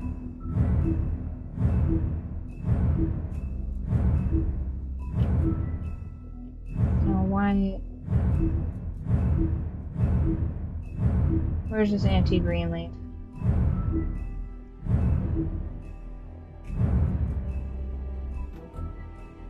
Okay. Previous menu. Save files. Is it because I put these all in different save files?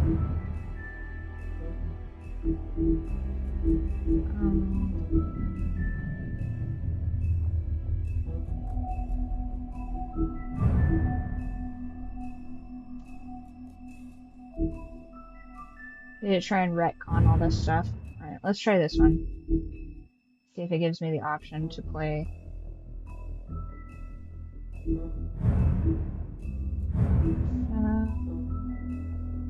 Happy thoughts. Okay.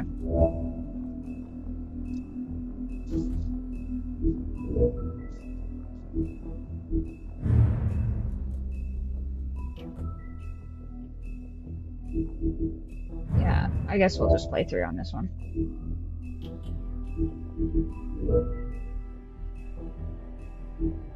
Okay, so... Oh, that's what I get for putting everything in a separate save file. But I'm just gonna play that. And then start episode 4. So we'll get a little bit of a playback, but we'll get to see the endings on these. If you can't afford to look human, you're going to the farm. It's as simple as that. Do you have any idea how much it costs to have an entire family in glamour? I can't That's finish like the mirror. It's missing a pivotal piece. plot. Cream must have taken a shard with him. The open arms. Enjoy your stay. Thanks, Bigby. And thanks for covering for me last time, too. Bigby? How could you do this to me? I guess I finally see you for who you are! Tell me who did it! Just tell me who did it! I know you know! I don't think he did it. What? Look at him. Do you really think this man murdered Look at him, his he's a women? disgusting worm. He couldn't have possibly done this.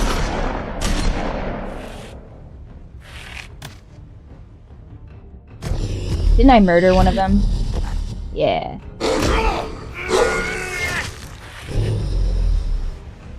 It was a good show. But, you know. Just take him, okay? Take Crane. Well, this is really a beautiful relationship we have with you guys. Really. I mean it. Out with the old, in with the new. Long live the Queen.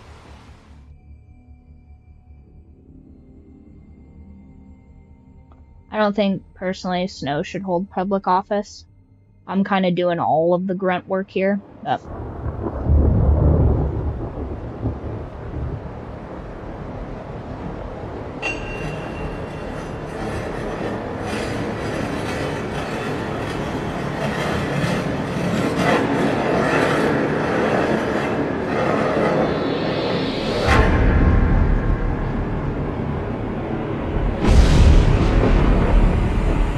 See you around. Hollow point bullets are a nasty business. The Silver Slug deformed and shredded on impact. He'll be okay, though. Hmm? He'll be okay? His internal organs are positively riddled. If I don't extract every single scrap of silver, he's liable to suffer some long-term toxicosis. Easy there. Try not to move.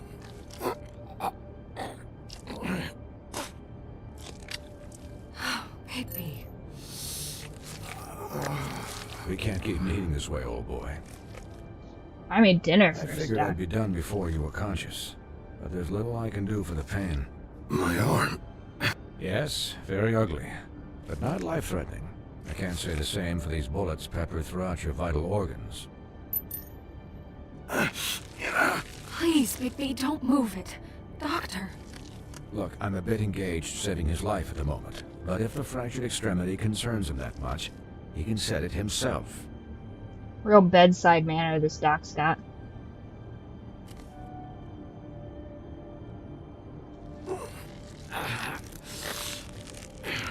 This is the easiest skill check. Blech.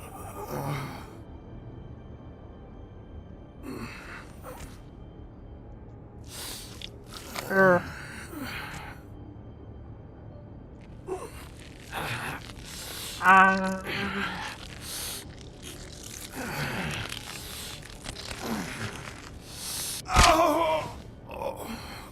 Green eyes there was a nice touch. Not bad. That'll do, I suppose. Me and the He's doctor lucky to be clearly alive. homies. And he won't be next time if he keeps going like this. He didn't listen to me before. Maybe he'll listen to you. I don't know about that. Well, he should. You know, I can't hear you. Quiet. Just relax.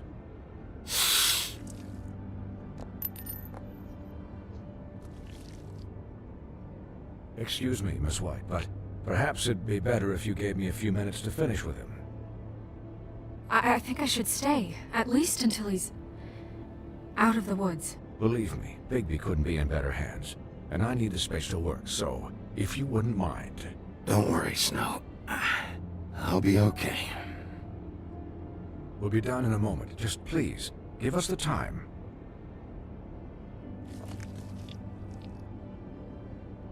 Hey, Doc, how much longer? Colin, leave him be. It's finished when it's finished. 'Cause I once watched a vet sew a turtle together in 10 minutes flat. Oh, again, how would you You're not even supposed sew to a be turtle? here right now. Oh, really? Where am I supposed to be? I'm here to take care of my friend. With what? Your hooves? Hey, listen, Please, lady. keep it down back there. Thank you.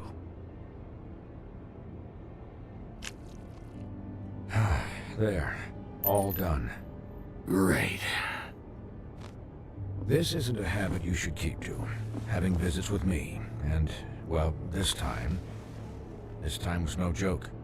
Eat as many metal shellings as you see fit, but take just one more silver round near your heart, and the only place I'll be visiting you is the morgue. Miss White. He'll be fine for light duty, if he can figure out what that means. He knows what it means. It's just been an unusual couple of days. Yeah, she has no problem having me do all of these very dangerous things for her because she's body will eventually incapable of doing them herself. Take care of him, please. What do you do here, Snow White? I will. He'll need rest, I assume. I can still hear you. Anyways, guard against, as they say. Miss White, Sheriff, Colin. Swiney. Why did they have issues with each other? Is that his pig brother or something?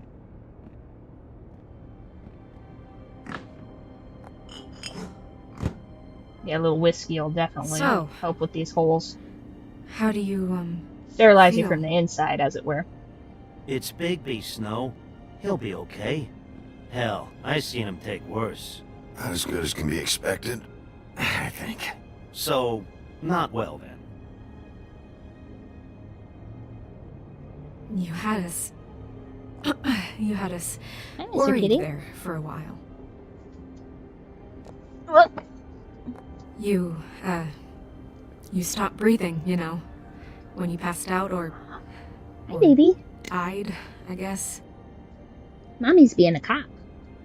It kind of scared the hell out of me. I've never seen you like that. I'm pretty hard to kill. Yeah, you were really fucked up, man. You look like when you take an action figure and bend its limbs the wrong way. Colin? I'm just saying, I was worried about him is all. The guy hasn't had a night's rest in days. Well, I'll get some rest when this whole thing is done. What whole thing? What's even happening out there? I mean, do you guys have like a plan or something? And who should I be asking? The Crooked Man, Bloody Mary, the Tweedles. This is bigger than what I thought it was. Yeah. The Crooked Man came out of the shadows for a reason. For him to attack us so blatantly like that. He either feels invincible or desperate. Well, if those are my two options, I don't think I'd pick desperate. What do you mean? You traded Crane to save Bigby. I'm just saying, that's not exactly something you do when you're playing with house money. So he called my bluff. It's not like I'm gonna let Bloody Mary just murder. It was a split-second decision, and I don't care how it looked. I'd make it again and twice on Sunday. All right, I'm not faulting you. What? I didn't say anything. Look, I don't care. It was the only option. All I care about right now is... just what does the Crooked Man want out of this? I thought he was just a loan shark, but clearly he's operating in other circles. It can't just be about Crane, right? Getting him out of town? Is this all about the murders? Crane can't be useful to him anymore. This is about those girls, and it'll always be about those girls. Nothing will change that. We'll see. The Crooked Man declared war against us last night. At least that's what I thought when it happened. But now I see this war has been going on for years. We just haven't noticed it because our way of doing things is broken. Slow, bureaucratic. We need to do things the right way. What does that mean, the right way? What do you think I mean? I don't know, but it suspiciously sounds like your way. Look, I know things haven't gone great recently, but we're still doing our best. That's not good enough. So, starting now, we do everything cut and dried. By Starting the book, now, she says. straight as an arrow. Pure as driven snow. I'm not saying I'm the arbiter of... Sure you're not. This town has enough monsters. What happened last night, what you turned into, It can't happen again. We need monsters. To fight monsters. Colin, if I really believed that we needed him to lose his flippin' mind at a moment's notice... I'm sure from your vantage point, it's extraordinarily easy to judge me. Bigby. But you sit behind a desk all day. And only tonight did you see what it's like to be pushed into a corner all the time just for doing your job. You think I don't know what it's like to have my life in danger? To not be pushed to do things? I know what it's like. And I know what it's like to lie to yourself, to justify what you've done. What do you do here? Other people. Look, Bigby, I care about how this is done just as much as I care about it getting done. So for that, you want to give him a handicap? Like the bad guys will worry if shit gets sloppy. Everybody wants Bigby to smile and shave and take a shower now and then. Hell, I'm practically the president of the Bigby Don't Be Such a Dick Club. But this is the wrong fucking time to put shackles on him. He'll get the job done. Just let him do it. I'm going to let you do it, okay? It's just that now that I'm deputy mayor, I need your respect. And this situation has to end. What situation? All unglamored fables starting today have to go and stay at the farm. Oh, give me a fucking break. Are you gonna let her talk to me like that? It's been the rule for a reason, Colin. Look, everyone just calm down, all right? I'm perfectly calm. I'm not. Tell me right now, what's it gonna be, Bigby?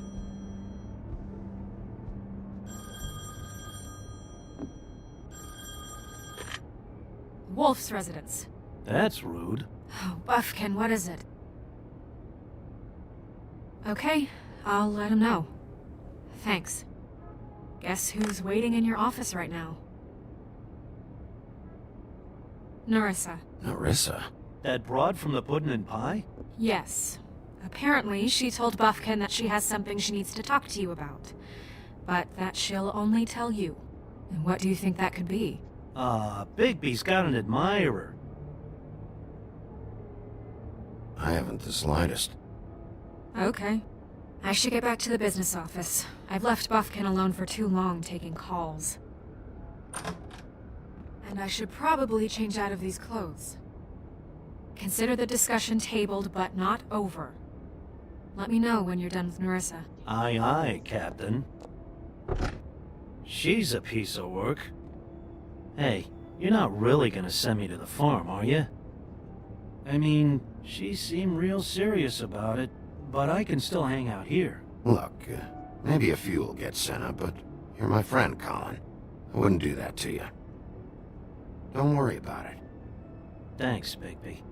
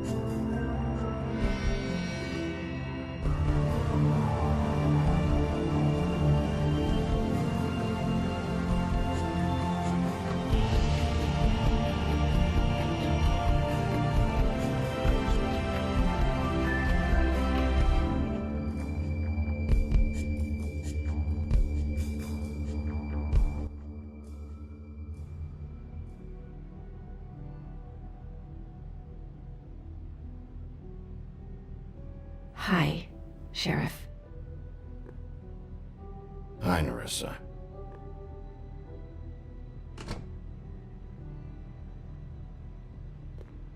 Have a seat.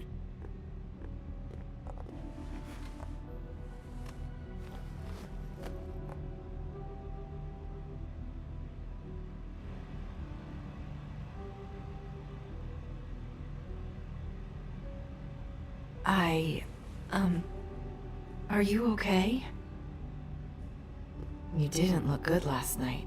Don't be fooled by this. I didn't get the worst of it.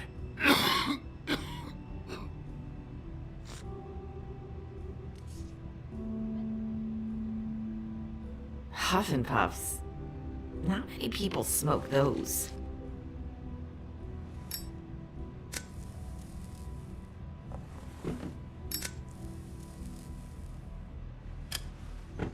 Thanks. There's not a lot that I can talk about. You know that. So that spell Crane was trying to break. It's not just while you're at work, huh? What I mean is, I don't want to waste your time, but I don't want you wasting your own time either. Back in the dressing room, at the pudding and pie, I told you what I was looking for, and you found a way to tell me. You sent me to the open arms. Maybe that'll work again? You can try. I just...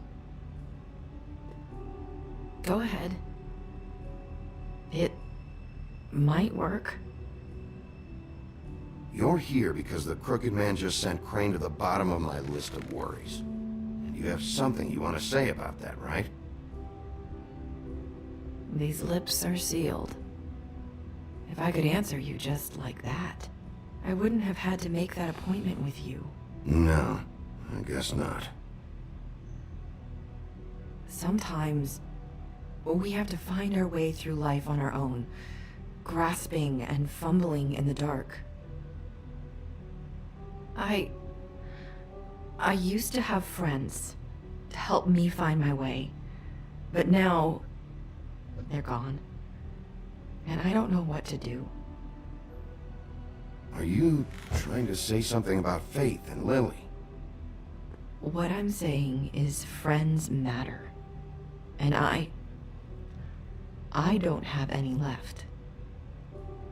So I hope you're looking after yours. Are you? Who are you talking about? Are my friends in danger? I'm sorry. I thought I could do this. I need you to know I want to help, but...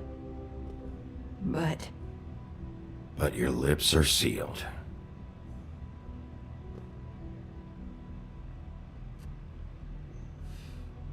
I'm sorry if I'm wasting your time. I thought I knew how to say it. Ribbons. Faith wore one too. Do you like it? Do you? It is beautiful.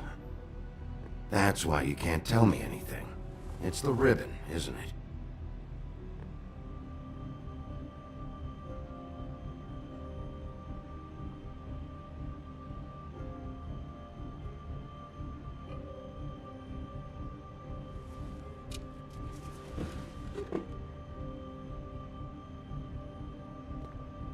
That spell Crane talked about.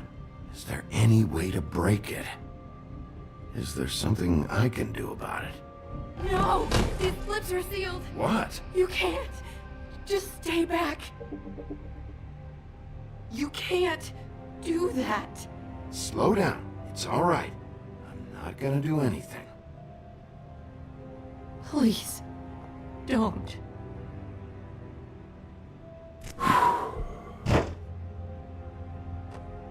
Okay. I get it. So the ribbons... if you take them off... Sorry, I wish I could do something.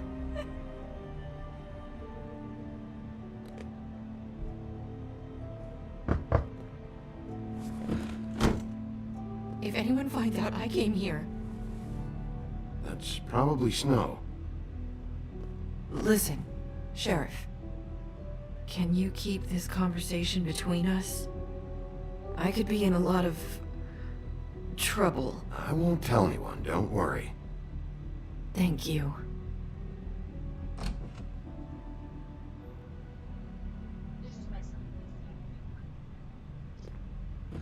Sorry, I just need to talk to the sheriff for a moment. Please excuse us. 1 minute. I might have a new lead for you, but I don't know how solid it is. Beauty and Beast called the office just now. They said they wanted to talk to you about something. I wonder if they've heard about Crane. Thank you for listening, Sheriff. You should go on to your next business. I don't think you'll be wasting your time. Wait, you don't have to go.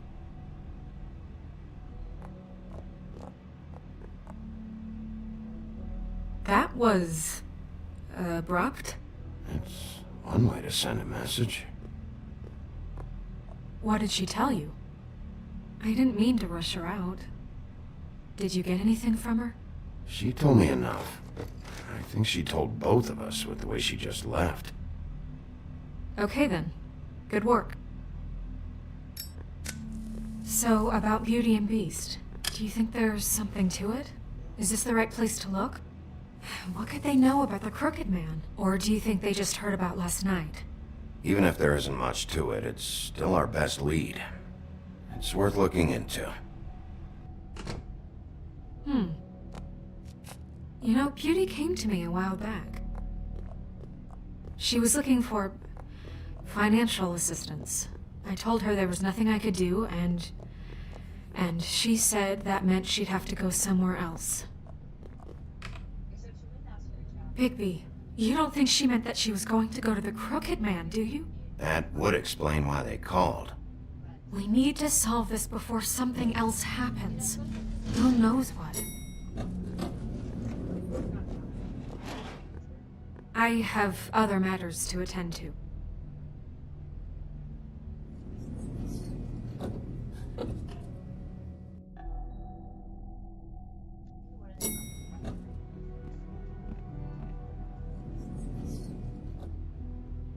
And you didn't want to tell me what you were into either. Good reason. Look what happened. So that's back on me now. I thought we agreed that was settled. You said it was settled. That doesn't mean I have to agree to it. And when were you going to tell me? Or were you just going to...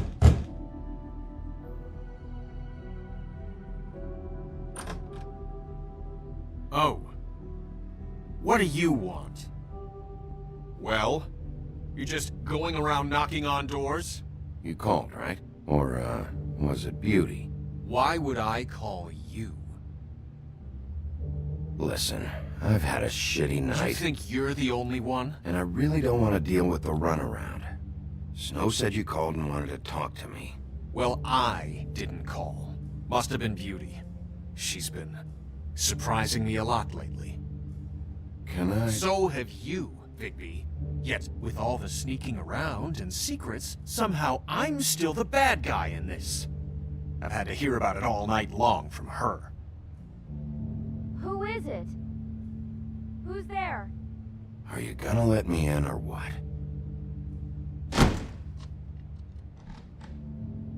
It's your pal, Bigby. Hi, Bigby. Please excuse us for just a minute. Can I talk to you in private? Yes, let's. I guess I really do have the smallest apartment in the woodland. I can already tell you're going to make a problem out of this. What's he doing here? We don't need to bring him into this. Beast. I just don't think we can trust him. Not after the way he went behind my back. And then you run and call him again? Well, I trust him. Of course you do. He was keeping secrets for you. It was one little thing. Do you want to keep fighting about that? Or do you want to try to sort this out? All I'm saying is we can handle this on our own. You didn't have to bring him here. We're out of money. And answers. That's why I called. We'll finish this later. But we need to talk to Bigby. Fine. If you want to talk, we'll talk.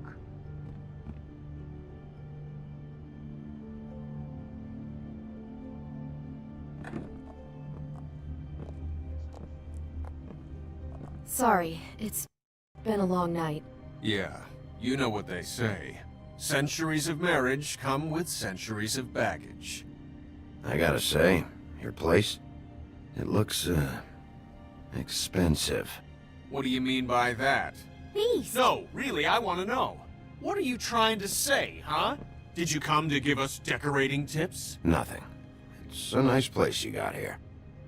Thanks, but that's really not why I called. Snow told me you went to her for some financial help. Did you end up going to the Crooked Man?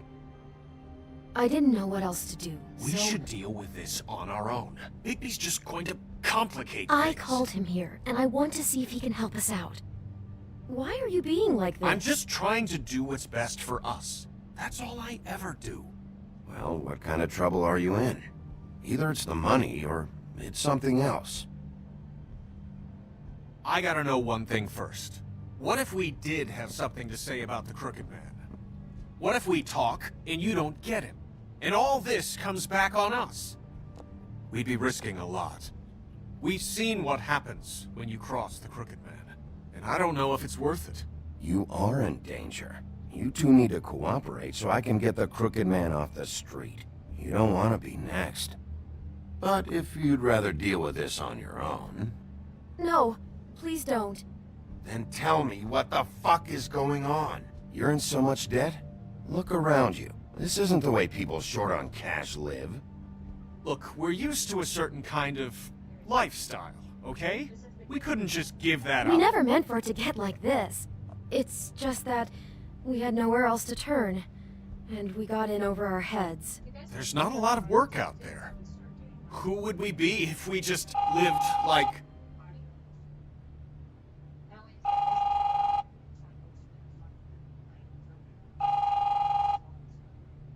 Hi there, you've reached Beauty. And Beast. And we're out doing something fabulous. Let me just, A day at the beach? Skiing the slopes? Are you gonna get that? We can't come to the phone right now, so leave a message at the beep and we'll get back to you as... What the fuck was that? Ah, don't worry about it. Probably just a wrong number. Really, I think we're one digit off from some pizza place. Fine. I'm sure you can handle whatever this is on your own. I'll see you later. Please, Bigby. Wait. We've been getting horrible phone calls. It's the Crooked Man's people, trying to collect, and we aren't safe, even in our own home. We owe some money. Finally. All I care about is, how can I find the Crooked Man? Who do I talk to? Where do I go?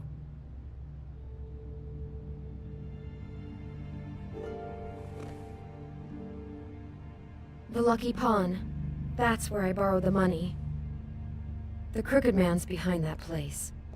I'd overheard people talking to Jersey about loans before. So, when I needed money, that's where I went. I didn't know what to do. Did you ever see the Crooked Man there? When you got your loan? Or just shopping? No, never. But, come on, it's his. I can't believe it took me the entire game to realize that I could pause this and yap. That is crazy to me. I hope they still have that feature in the new game. Anyhow, that's how crime always do it. Nobody's ever seen, so like if you're like the top of a pyramid of crime, the people at the bottom of the pyramid of crime should never see you, hypothetically. Like, you're up here. Like, do peasants get to talk to the king unless there's some extenuating circumstances? No, they don't. So you're talking to middleman and middle management. And then there's enforcers, and then there's the guy. So the audacity that a cop wouldn't understand this is just like, is one of my main gripes about both realistic and hypothetical cops is it's just like, a lot of this is, oh, you graduated high school, solved this murder. And it's like, you really gotta understand like what you're dealing with. You have to understand your quarry. And I'm not saying you have to be a criminal to catch criminals, but you should at the very least kind of understand how this stuff runs. Like the audacity that Bigby Wolf wouldn't understand, that these people wouldn't see the guy at the top, would be ludicrous. Now, I'm not saying he shouldn't ask questions like this to kind of prime them and be like, hey, because you never know, maybe they happen to be in an area where maybe he was passing through, for whatever reason. Because if there is murders going on, it's possible that he would have to oversee them with his enforcers. because goons are stupid, and sometimes you have to like be there and say, hey, break that guy's kneecaps, or hey, do this. Like, you know, if you want like a deep dive of this, like look into like The Sopranos or The Iceman, or what was the one that like really recently just came out? I want to say, I don't think it's The Iceman. What was it?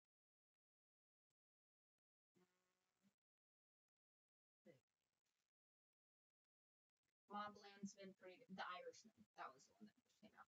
So it's like, depending on the severity of things that need to be handled, there are occasions where maybe like the top guy would be around and he needs to like send a message and be like, hey, I'm the guy. I have these guys doing all this stuff. So it wouldn't be remiss of him to ask them if they've been in this area when things are going about, but it doesn't make sense that they would see this guy. Like these are underlings. These are people at the bottom of the you know, the mundane criminals in this organization. His place, and the Jersey Devil never lets you forget it. I can see now that it was a mistake, but I'm not the only one who goes there, you know. I saw the Woodsman's axe there just the other day. It was in a display case.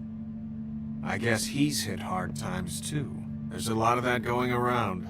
Fucking Bloody Mary must go through there. She had Woody's axe last night. Tried to chop my damn head off with it. Maybe if you go there, you can sort some things out. I guess I'll go check out the Lucky Pawn. If I can't track down the Crooked Man there, maybe I can make enough noise that the Crooked Man will come find me. Hold on, Bigby. Don't go there. Sounds like you're just going to get Beauty in trouble. And... Now's his chance to leave it. you know that butcher shop, the cut above? It's the place on Tubman Street. Same block as the baker and the candlestick maker. Well, I've been delivering packages from there for a while. The thing is, it's for the Crooked Man.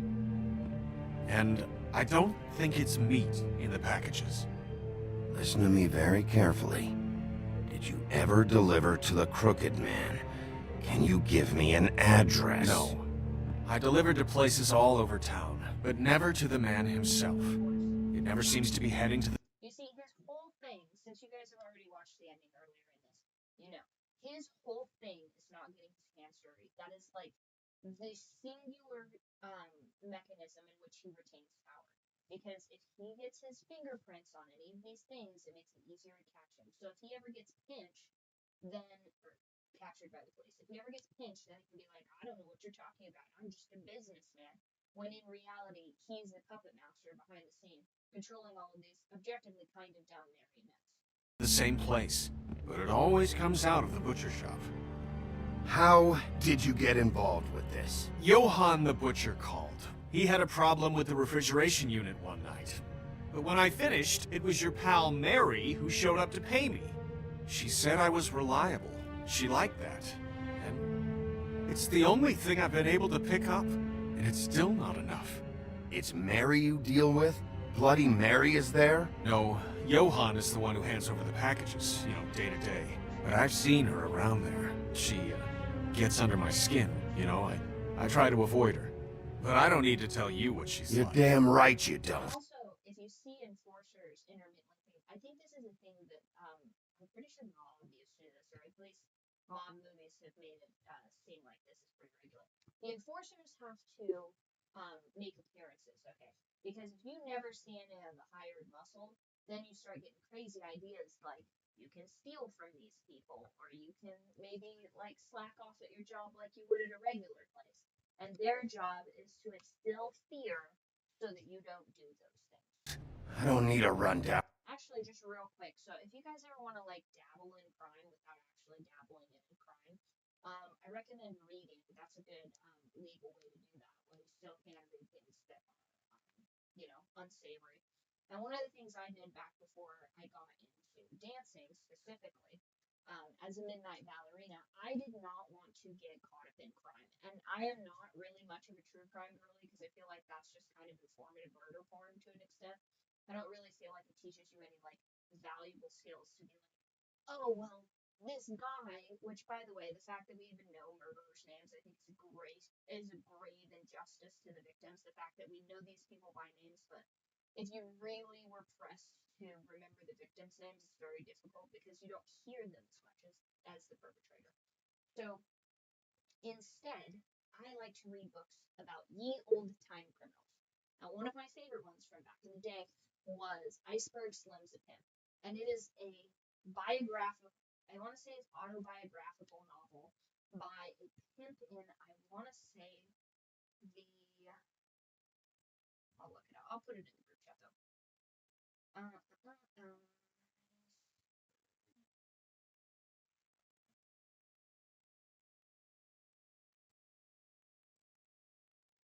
Yeah, so it is in fact an autobiography from a gentleman named Iceberg Slim, and his given name is Robert Beck, and he was a pimp or a purveyor of human trafficking in the 1930s and 1940s. And while that guy is objectively a huge piece of shit, let me not mince words here. He absolutely got people addicted to drugs so that he could prostitute them and do all kinds of unsavory things on the backs of people that he had manipulated and betrayed.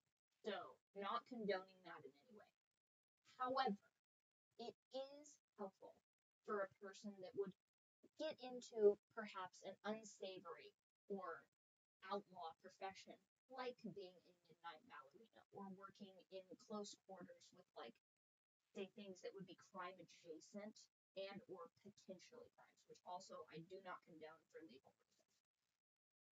However, knowing the kind of setups to these things kind of keeps you out of situations like these two here, Beauty and Beast, where they have fallen for sort of a classic, company store situation, where they have a considerable amount of debt. They go to, they go into business in the Crooked Man in a desperate situation, and he gives them money, knowing that they are irresponsible and they can't pay the debts they already have. They have a large sum of money. So, for sake of argument, they owe $50,000 to somebody and they make 12 grand. So, they don't actually have the means to pay that back in any sense because they're in over their heads. They're upside down on their bills, as it were. And so, he takes them into their employ knowing that the rate of exchange between them working is never going to equal out to their debt being paid. And in fact, they're just going to keep spending at the same, like, is this one of those math problems that we really probably should have learned in a story problem in school? Like, Mary has taken out a loan of $20,000 and she owes $50,000 with an accrued interest of $40 on her credit card.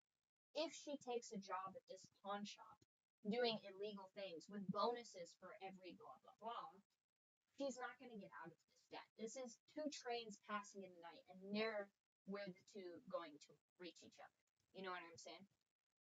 And if you don't, I'll be sure to like give a more detailed breakdown. Maybe you guys just aren't like jiving with the autistic crime mind right now. However, this is something that can be mitigated with enough knowledge. And if you can't gain this knowledge, I recommend never going near anything even remotely related to these things because it is just essentially a not whirlpool per se, but like this is essentially the quicksand everybody was so worried about in the 90s getting into, is getting yourself into a situation where you realistically with enough knowledge could escape that, but if you can't process that knowledge and understand how to get yourself out of that situation, then you should not put yourself in a situation where you even think you could get into that. So when I read that book, I read Iceberg Slim's A Pimp, because I didn't want to, and back in the day, this would have been almost a decade ago actually. I didn't want to get human trafficked because that sounds like not a great time, if I'm being honest. And if you can know the traps, you can more easily avoid them in an ideal sense. So one of the very first things that he talks about is this like lover boy method, where this guy is just like love bombing you and he's telling you how great you are and blah blah blah. And then, oh man, he's in a real spot and maybe you can help him. And then you get in over your ahead financially. And then he's like, oh, well, I know this great way to get out of it. And then you get into this situation. Or the classic, like, you get into drugs, and then because you're into drugs, you're not noticing all these bad, like, fuck things that are going along. And then you just get trapped. And so I didn't want to be in those situations. Now, I don't think Beauty and Beast have access to Iceberg Slims a bit, nor do I think they would understand the context there within. But I do think that if you can, I don't think reading books about, say, like murderers is very helpful because they already have like such a deep level of psychosis that they're just operating on a completely different scope than regular people because they're psychopaths, right? The fact that they would do that kind of wanton harm to people is just absurd. It's an absurdist thing. However, criminals are crafty. And if you can understand criminals, like for example, the people that have all of these scams and stuff like that, where they call you. And by the way, if you're going to, this is a bit of a hot take right now. If you're going to for years tell boomers and subsequent generations that Indians are doing tech support for these companies because we've outsourced to these companies, do not then be surprised when these same people, once they've reached their golden years, are getting calls from people that you have insisted for decades are part of this system, and then be surprised and shocked when they're scammed by people from these regions. I just think that that is like one of the longest con kind of okey dokes that people have set up for these people. So those things can be like woven into culture over time. And I think, I mean, we could get into this all day long. Crimes just like persist. Crimes persist, they evolve, but like the very crux of them ultimately kind of stays the same. Like I feel like ancient Mesopotamia probably had human trafficking. These aren't novel concepts, but these are things that like if you know what to look if you know what to look for, you can pretty much just skip all the way to the end.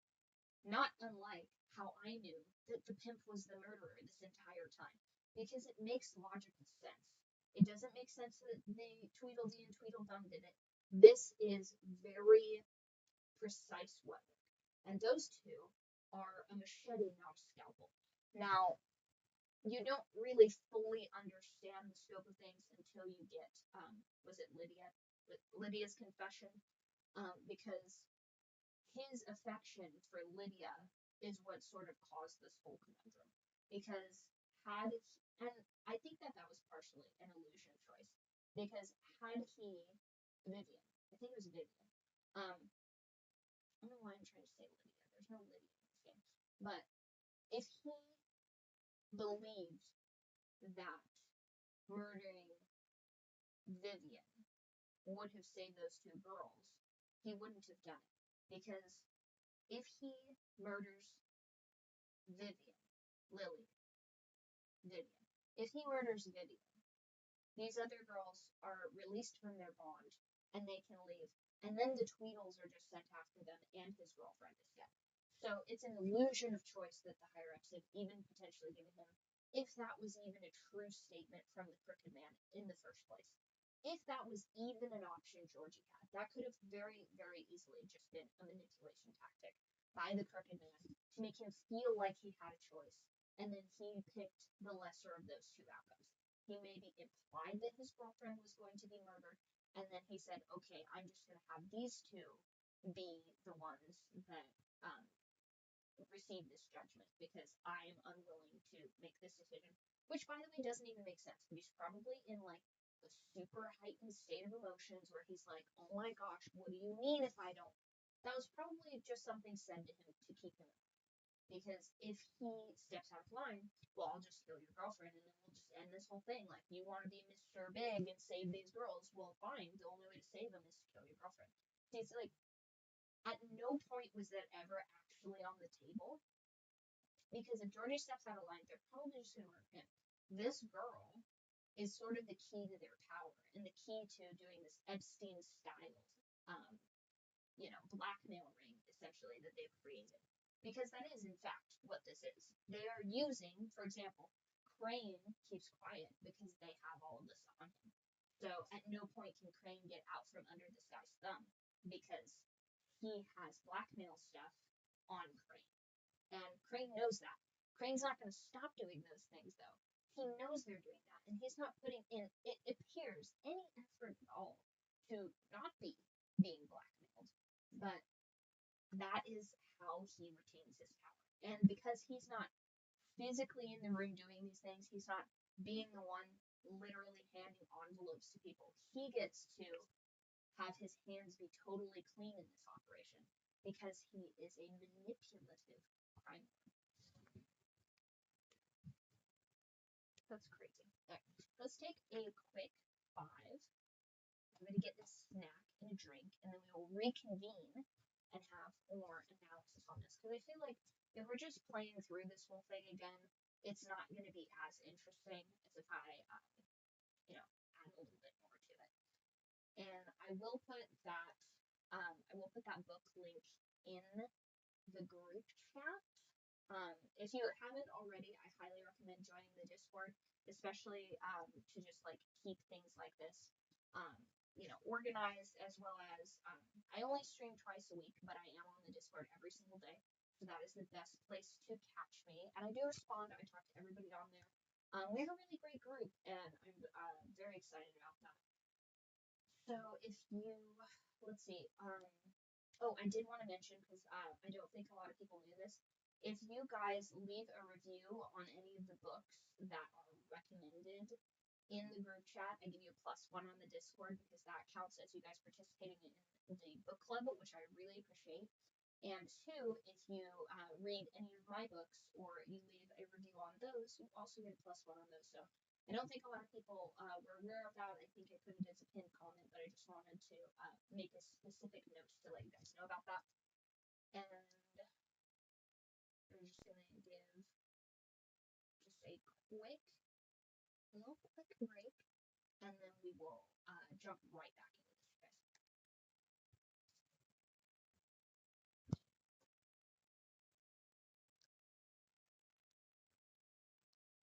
There we go.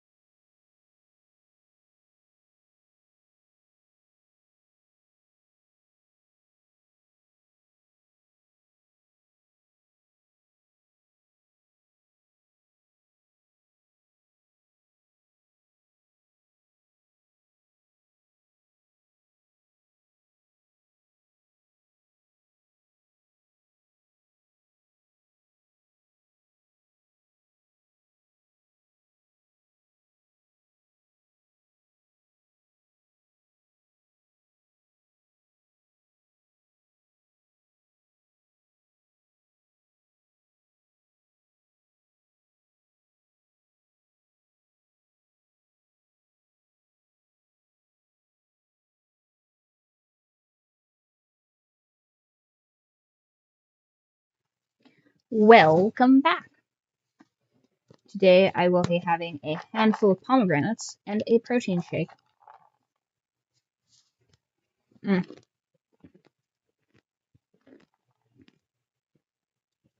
These are so good. Did I ever tell you guys that I know how to carve fruit a little? I'm sure if I practiced a little bit more, because it's been a bit since I've done it, but I used to be able to carve like little butterflies on like citrus rinds and stuff. And I made like little birds of paradise out of apples. One time I carved, oh, what was it? I carved a bunch of pretty leaves into the side of a watermelon too. My house parties will be so pretty in the future because I will make sure everything is very pretty and nice. I'm a big fan of making food pretty as well as tasty.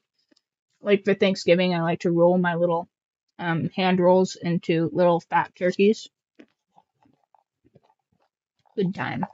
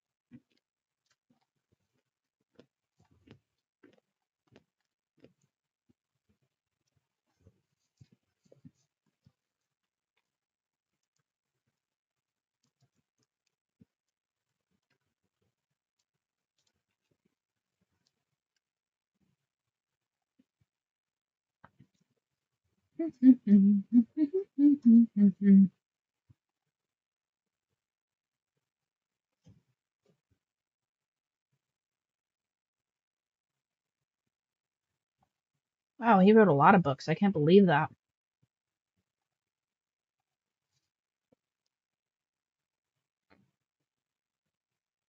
Wow, he wrote way more books than I thought. That's cool.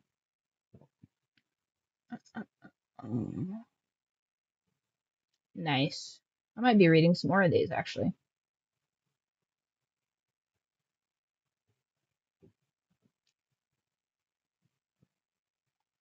Okay, these must be compendiums.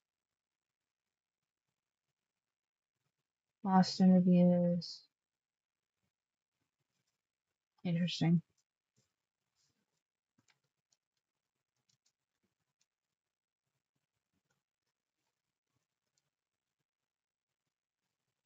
I don't remember that being the cover of the book though. One sec.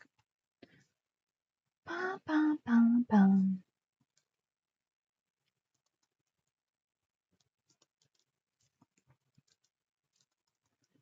Just pimp. Pimp, story of my life. Okay, so it would be this one. I have read that book actually. I would give that a 5 stars. Yeah, I will amend that in the future, but can I share this book? Where's that?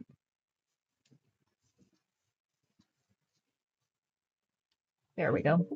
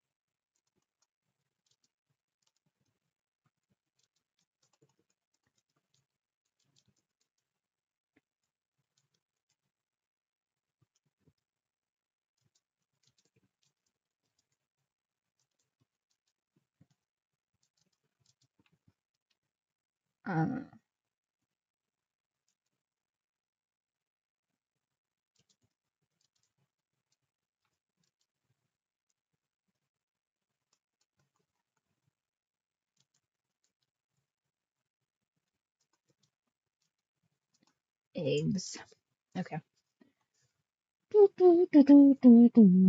Oh, I also promised to let you guys know what the deal was with chicken candling. So I'm gonna pop over to this one. So the thing with chicken candling is you'll take an egg and then hold on. I think I actually have the thing. I can physically show you. One moment.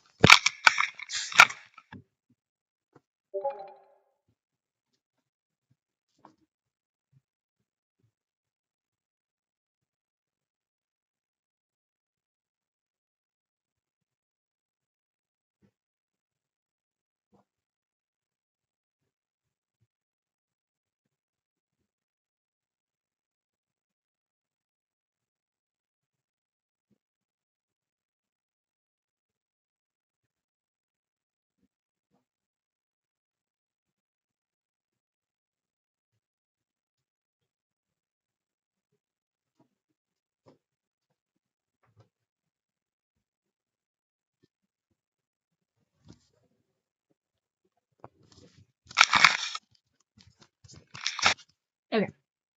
So these are 2 eggs from my chickens, from my chicken coop. This one is older.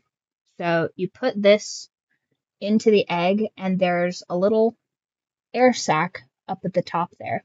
Now, these aren't that old, but the newer the egg, the smaller that little air cell will be. And if there's a chick growing in there, you'll see a bunch of veins, like dark red veins. So that's how you know that it's been fertilized and it's started incubating. That doesn't necessarily mean that it's completely viable, depending on how long it's been laid or like if the chicken's going to continue to lay on it, because sometimes hens will lay on an egg and then just kind of like fuck off like 2/3 of the way through the process. So if you are trying to have more chickens, you would then take that egg and put it in an incubator and then monitor it until it hatches. And then probably raise it yourself unless you have a chicken that is super cool about that, like Pearl. Pearl's a good mom.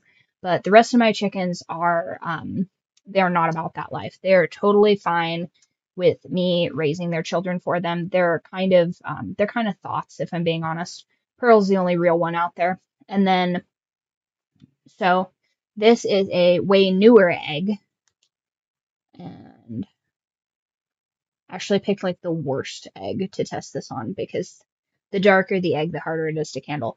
But there's like almost no air cell in this. And that's how you know that this is a fresher egg. But because of the amount of chickens that I have and the way that I go about collecting the eggs, the chicken eggs are super, super fresh. In fact, one time I had a chicken like lay an egg in my hand, which was pretty dope. But a freshly laid egg that is a grade AA egg, which is like the best egg. And the shell has to be good. It has to be like brand new, fresh egg. And then that egg from day one of being laid is good for 3 months. And I want to say that's unwashed on the counter. If you wash them, I think they're good for, I want to say it's 2 months in the fridge. And they'll be pretty good. But as time passes, so then after about a week or so, I want to say that drops down to a grade A egg. And I'm pretty sure the eggs at the store are graded the day they're processed, not the day you get them. Because if you take an egg from the grocery store, I bet you that egg cell is way bigger. In fact, hold on. I think my roommate has some eggs in her fridge. Let's go check. I'm gonna put these back. No, I'm gonna keep that egg there. And then I'll show you an egg from the grocery store because a grade AA egg has 3 distinct parts. So when you crack it, it's not as good for certain cooking methods because of the way it is. But a grade AA egg will have 3 distinct parts. It'll have a white on the bottom. It'll have like a second tier, like a cake white. And then the yolk will sit on top of that second tier white. So it'll have 3 distinct parts when you crack it and it settles essentially into the pan or onto the plate or wherever. And then you would, if you're making like an omelet or whatever, whisk that all together. But a grade A egg, I think it only has 2 parts because it's older. So that has kind of like broken down a little bit and kind of condensed itself into sort of like one layer with like the yolk on top. And then grade B eggs, those are the eggs that are way older and they're just like not as good of an egg, but they're just fine to bake with. So I'm thinking like most of the eggs that you get at the store, unless you're getting like very fresh eggs or you're getting farm fresh eggs from a person you literally know, they're way older. Like the eggs that we get from Squash Grow, I'm not saying the actual company, but it rhymes with that, are old as hell. Those are grade B eggs. When you crack them open, sometimes they just fall apart because they're like almost completely denatured, which once again, just fine if you're going to bake with them. But if you were trying to make a fried egg out of that, it would be terrible. So let me go and grab like a from the store egg. And by the way, I make sure that my roommate only gets pasture raised eggs because that is like the elite tier of eggs. Cage free eggs is like the bottom rung. So there's like vegetarian eggs, which is total bullshit because chickens are not vegetarians, they're omnivores like other birds. So if they are being fed vegetarian feed, that basically just means that they're kind of skimping out on the feed because chickens need like a certain amount of protein and stuff in their diet. I think for most part of the year, they need a 16% protein ration to be at like peak performance as an egg layer. And then in the fall, when there's no bugs for them to eat outside, that gets bumped up to like around a 20% ration for them to have like a complete dietary meal. Then if you're feeding them vegetarian, that just is, it's kind of silly. Unless you're like, I don't know, unless you have to do that, that's just kind of a gimmick that they're trying to sell to you. I'm not really sure what the deal is. Maybe it's so vegetarians can eat the eggs or vegans or something. I don't know. I don't really know who it's pandering to, but it just looks ridiculous to me who has chickens and raises eggs. So then the next tier up is cage free, which just means that they're not in those like horrific wire crates that everybody doesn't like because that is like it's cruel and they don't like it. So one, that's just like not good conditions for those birds to be in. It doesn't seem like they have much of a quality of life just being in a little cage all the time and laying eggs. It is easier to collect the eggs, I'm not gonna lie, but it's just objectively a worse life for that bird, and nobody would want to live like that. That's ridiculous. Then the next one up is the next one up from that is so in a cage, they're in a cage, not great. Cage free just means they're in a big giant hoop house and they have like a certain approximation of area that they have per chicken in this hoop house. So it's not like that much better. It smells horrendous in those places because there's just like as many birds as you can possibly fit into those things. So not great. It's better profit wise, I guess, but it's not as great as you think it is. And then the next one above that would be organic, which if you want organic, that's fine. I don't really have very many qualms for that. But if it just says organic on it, then that just has to do with the food that they're being given, and it's not telling you anything about like the I see there, Jose, hello. It's not telling you anything about like the husbandry and like how the birds are being treated. So if it just says organic, like organic what? Like how are these birds being treated? But pasture raised is a legal definition. Like they have to be able to like be outside for like a set amount of time and stuff like that. So it's just like better. And they naturally forage, so they're kind of like getting like nutrients and stuff. Like mine really, really enjoy eating specifically earwigs. I'm not really sure what that's about. They get after frogs. I think we decided that their favorite meat was lizard or rodent. They're pretty fond of that. Um, chickens eat mice. They're pretty into it. I think turkeys like them a lot better. So if you have them out free range, you do have to do like parasite cleanses for your birds and stuff because they're just like getting into stuff. But you cycle those in, and when I do those things, I don't sell those eggs. I just smash them and let the chickens eat them. And then, once that cycle is done, then I go back to business as usual and I monitor their health and stuff like that. As any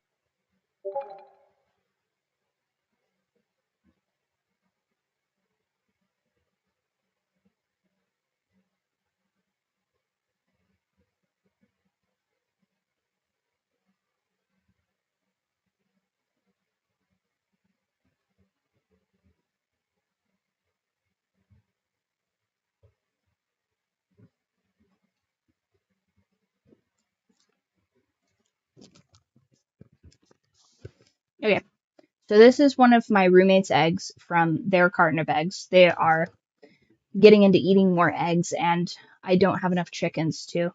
Oh, I grabbed an egg from the fridge. So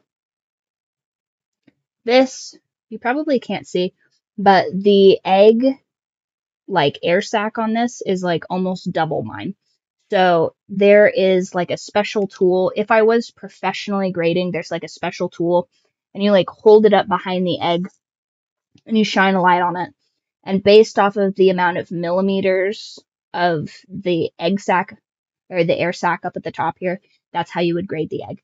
So this one has like double the size of the air sac of my egg, but they're just fine. They're pasture raised. This is like one rung below, like a brand new fresh egg that I picked yesterday from under a chicken. So, I mean, usually one of the things that you'll see on an egg carton is Best Buy. So basically, they calibrate how long those eggs will be decent to eat based off of when they package it and when they ship it out and stuff. But mine, I write when the eggs were laid. So you know how fresh the egg is, as opposed to telling you when it will go bad by, which I think is a better system. Because if you don't know when the egg was laid, you can't possibly guarantee how long it's going to be good for. But if you know that the eggs were laid on Tuesday, you know you have like 2 months from Tuesday as long as it's kept in its proper cooled environment and stuff like that. Now, I would prefer to sell them unwashed because eggs have this thing called a bloom on them, which is a protective coating that the eggs are sealed with essentially when the chicken lays them. But the government disagrees with that, so they require all of the eggs sold commercially to be washed. And I don't necessarily disagree with that, but it does cut down on some of the shelf life of them because eggshells are porous. So once you remove that, the egg can kind of like, I guess, breathe.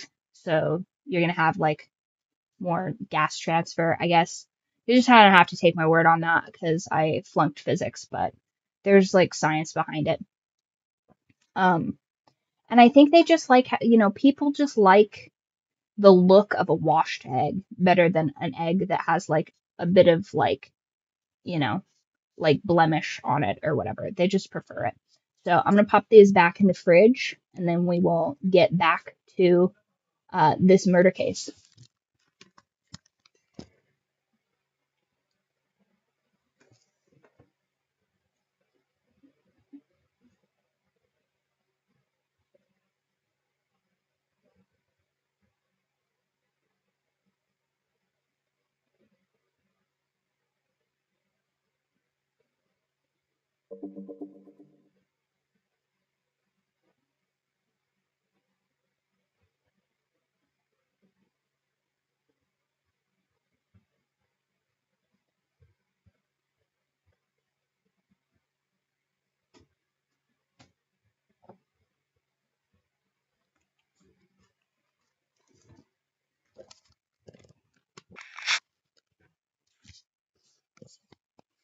Alrighty.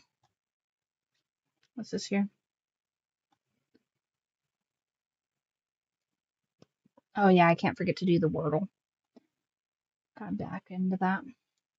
Pop over to back to the game. Need some more of these tasty pomegranates.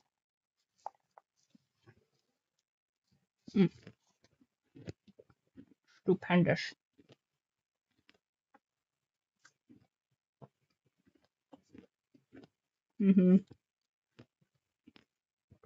Yeah, it's hard to get the amount of calories you need. One of the things I've gone to is protein drinks. And unfortunately, we are not sponsored by this company because they live to cuck me, apparently. But I do have a discount code in the Discord that will give you a % off of these tasty drinks, and that helps me kind of get like a little bit closer. I will also say that one of the things that additionally helps me get enough protein is having an Instapot, because I can meal prep a lot easier with that than with a crock pot. I do know how to cook with a crock pot and just to cook generally with an oven, but it does save me some time to just sort of pressure cook some things. Like, for example, I pressure cooked some delicata squash, which I've been enjoying, with just a bit of cinnamon and just a little teeny tiny bit of maple syrup. And that's really good, just for fiber. And it's got a bunch of different like vitamins in it. And then also I made a meatloaf the other day, which was pretty good.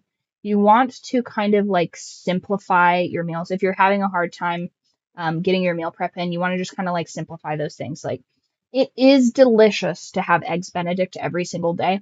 And trust me, if I ever make it, there will be signs. And one of those signs will be me eating eggs Benedict every single day for breakfast. And that would be fine, but you do kind of got to meet yourself where you're at and get those in. It takes like 20 minutes to like fry an egg, so I don't blame you on that one. Another thing that I really like to do is make like hash brown O'Brien kind of a situation where you get all of your vegetables, you get your onions, your peppers, and your oh, what else is in it? I think it's just herbed potatoes. And with that, I use an air fryer. And then I will roast the vegetables about probably 8 minutes or so until they have like a little bit of a char on them. You could go a little bit under if you want. And then you roast your herb potatoes with, I want to say, rosemary, a little bit of thyme, parsley, salt, pepper, and like a neutral oil. Ideally, I would do like just a teensy tiny bit of rendered fat, but if you've got some seed oils or whatever, you can do that. Although I am trying to sort of work seed oils out of my diet. It just seems like a thing we're not really meant to eat. And then I roast those, I want to say, I air fry those for 11 minutes, I think, so they're nice and crispy. And then you'll take your eggs and you'll just pour them into a like, I don't know, low to medium heat pan, and then you'll pour all of those veggies in there and just warm that until the eggs are cooked. And that is delicious with like even a little bit of ketchup. Stupendous. I have to take a picture of that when I make that for you guys. That is absolutely going to be one of the recipes in the cookbook that I will eventually be putting out. My own cookbook, not my mother-in-law's cookbook. I don't want you guys to get confused. There will be a great number of cookbooks because I found out the other day that I actually have more recipes than my mother-in-law. And that's just mostly because I write them down. She hoards them all in her head, like it's some crazy vault. And then she's like, if I ever get dementia, you'll lose all of this. And I'm like, that's crazy. You should absolutely be writing this stuff down. One of my favorite things is giving recipes to people. So that's kind of why I got in the habit of writing it down. One, I kind of have ADHD, so sometimes if I am not physically looking at the recipe of a thing that I've made 1,000 times before, I'll miss things. Like when we made apricot salsa and I used I used salt instead of sugar because I'm just so used to doing this other thing. It does kind of help trick me into being like, I remember that's what I'm supposed to do next. And this flavor is salted caramel, if you were wondering. That one's my favorite. My second favorite is probably vanilla milkshake. I have a theory that if you froze that, you could make a little protein ice cream. That would probably be pretty good. Mm. Delicious pomegranates. On her reputation. If Mary works out of there, I need to look into it. I just wanted to provide for Beauty. Give her the kind of life she deserves. We shouldn't have to live like this, scraping to get by. None of us should. We were royalty once. We were accustomed to a certain lifestyle. All we want is to make this place feel a little bit like home. You wouldn't understand, Bigby. I don't need to understand. It's not my fucking job to understand. My job is to keep Fabletown safe. So, where are you going? If this all goes sideways, I'd like to know where it's coming from.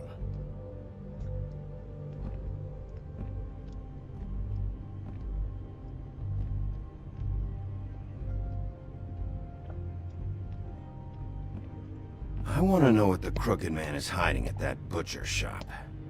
You know, Bigby, once you show up there, word is gonna spread. There may be nothing left for you to see if you go to the Lucky Pawn after. Well, I guess I'll find out. Wait, I don't know what you're planning to do when you find the Crooked Man, but is there any way you could help us out?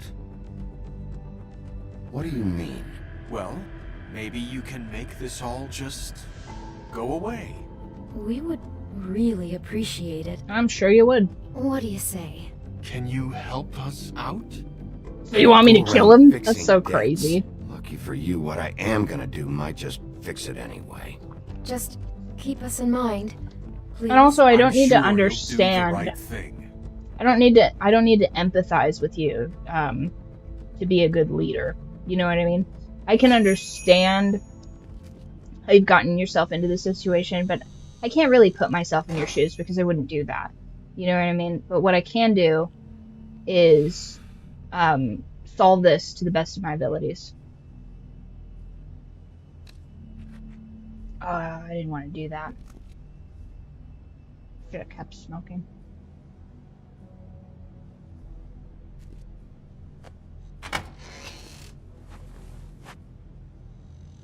Bigby Wolf? Well, welcome, Sheriff. What can I get for you? You interested in a particular cut? Let's see. What do we have in stock? Let's see what we got here. Flank steak on special. New York strip. Oh, I can have some wild boar in tomorrow if you like. Sirloin, ribs. Wild boar roast, would be good, actually. tongue. That low-key would slap. Got some tongue here. So, none of that interests you?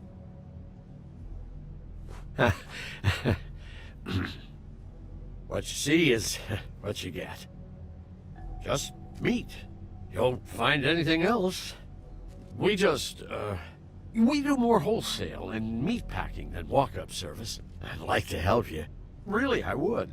But there's nothing here.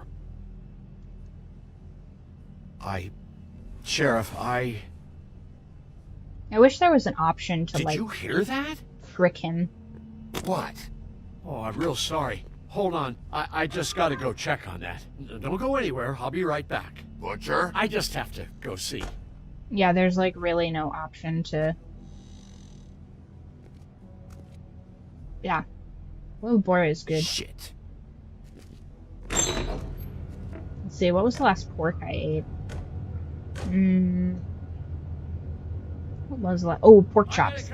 We did an apple and caramelized onion topping to some nice seared pork chops with a we made a homemade like apples chutney to go on it. Phenomenal. I'll be right there. I got a bit of a mess back here. Look, can you come back tomorrow, maybe?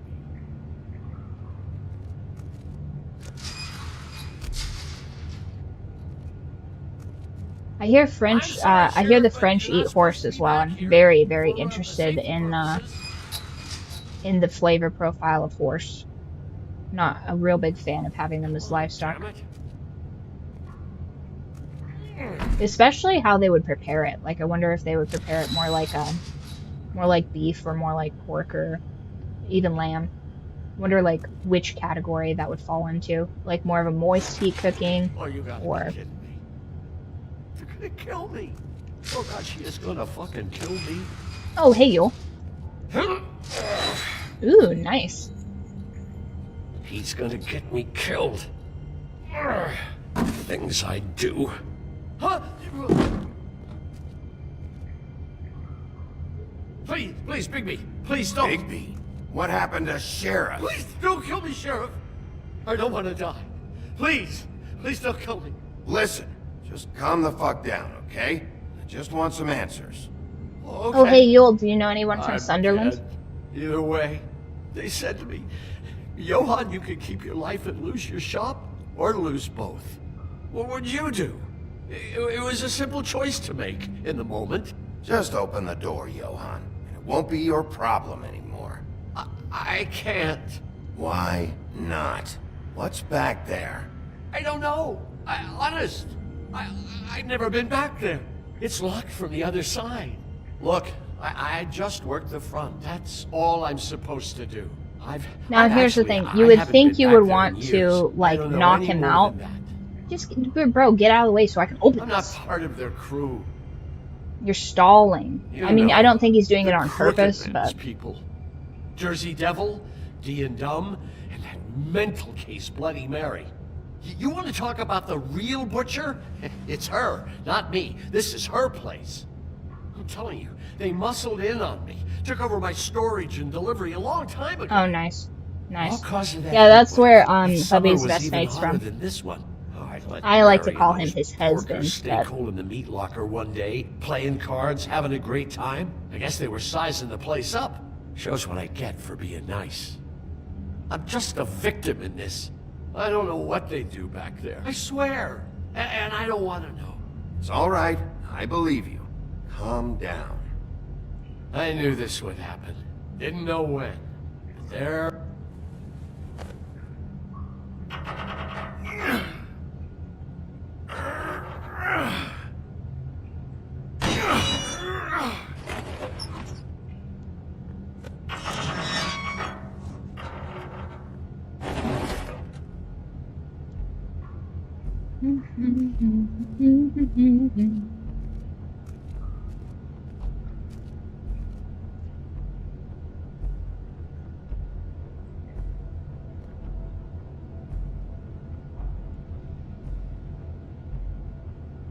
Yeah, I don't think there's any way to get in here and, like, see everybody. This What game is makes you this think place? that it's I possible, told but you, it's not. Bigby. I don't know. They muscled me out. I swear, I don't know anything more. I haven't been back here when it was like this. Warning lights. This business, it's all I've ever had. I guess that's why I stuck around when they took it. You come in here making trouble for me, but you only give a shit now because the crooked man stepped on your toes or something. Where were you when they took this place from me? Get it out, bro. It hasn't been easy for me. You think I want to live with this at my back? I needed help. I needed your help.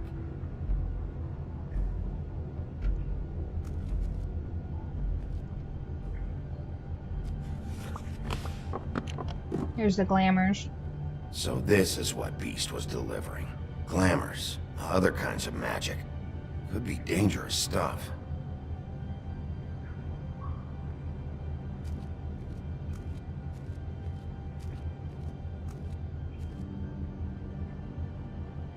Huh. Looks like math or something.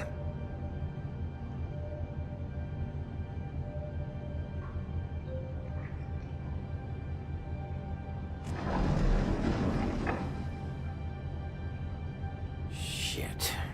Is everybody on here? You know anything about this? I don't know.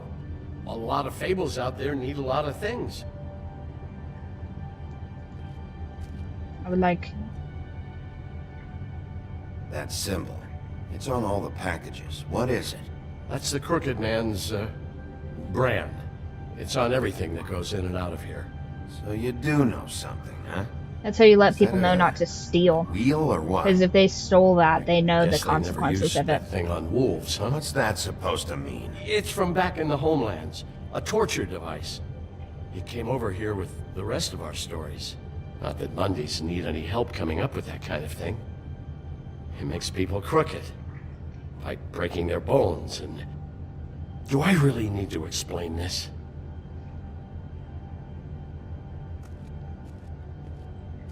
Maybe just don't touch anything back here. I mean, the way to be the leader is to know everybody's pain points and then capitalize on those things.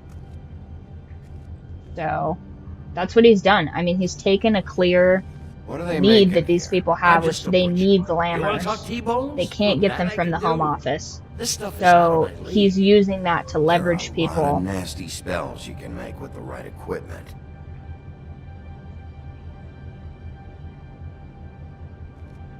Chains. Who's getting chained up here? You can't think I'm so the they only don't one steal. the Crooked Man has under his yoke.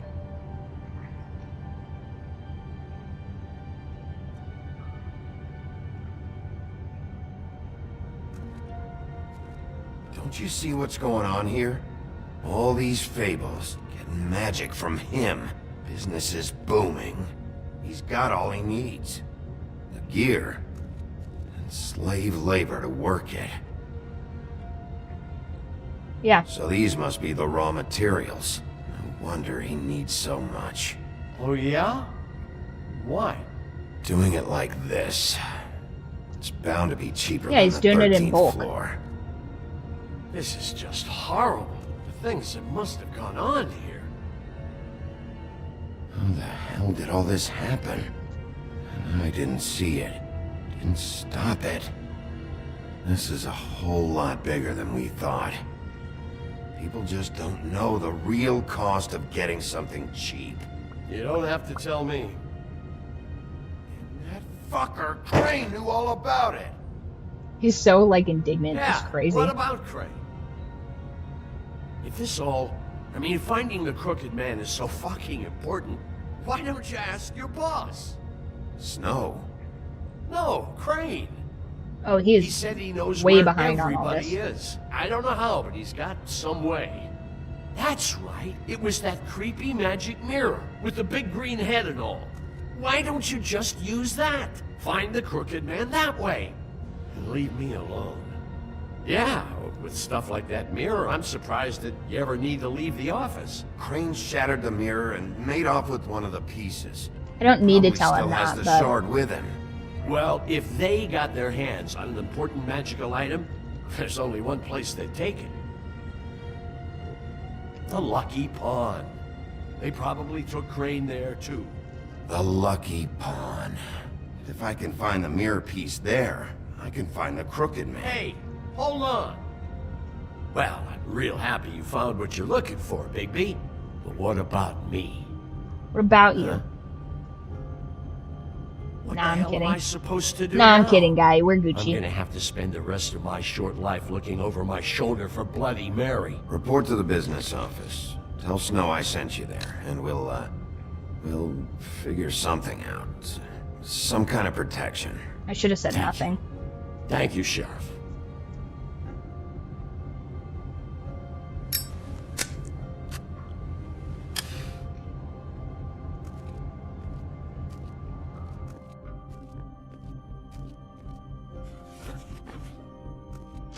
Yeah, because when you make promises to people and then you don't keep them, they don't like that as much as when you don't promise things to them. But if you explicitly tell them, like, I'm not doing shit for you, they really hate that.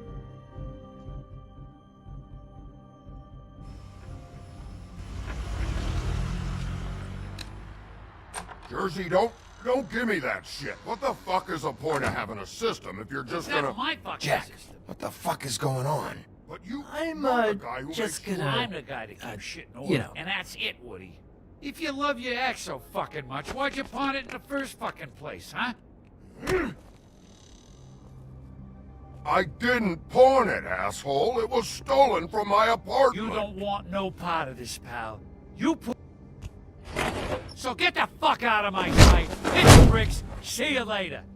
Hey, what's going on here? What the fucking hell? Christ.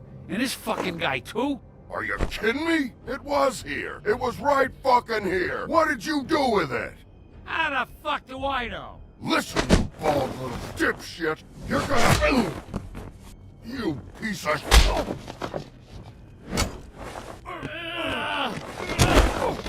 Pull it, Woody. Back off, dog. This doesn't concern you. We don't need the business office involved in this shit. What is your fucking problem? Just stay out of my way, all right? How you feeling today, Sheriff? Still looking for whoever killed them hookers? Or are you done chasing your tail? Yeah, let the woodsman do your dirty work. Give it to me. It's my fight, damn it. Go sniff around somewhere else. Woody? What? Yeah, Jersey Devil's pretty cool.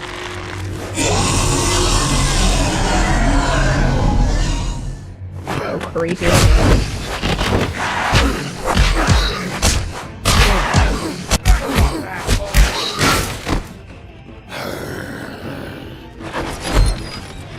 Protecting your friend. Too bad you couldn't protect those whores. Go on, try to stop me. Fucking stay down. There. Grab your axe, Woody.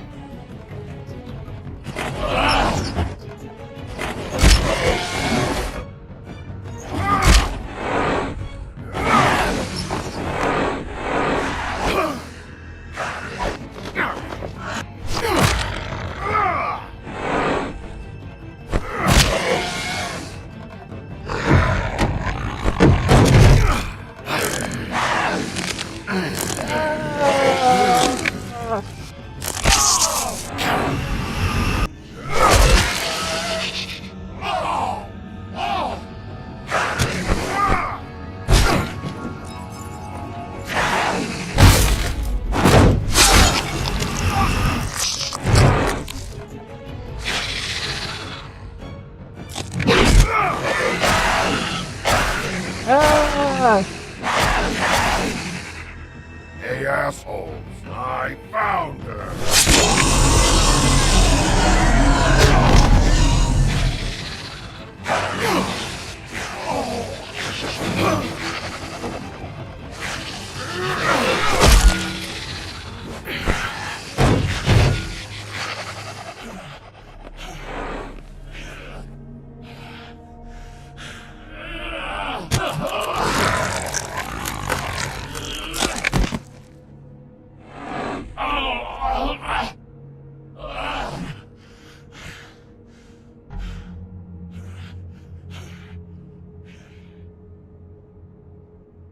The magic mirror's missing shard.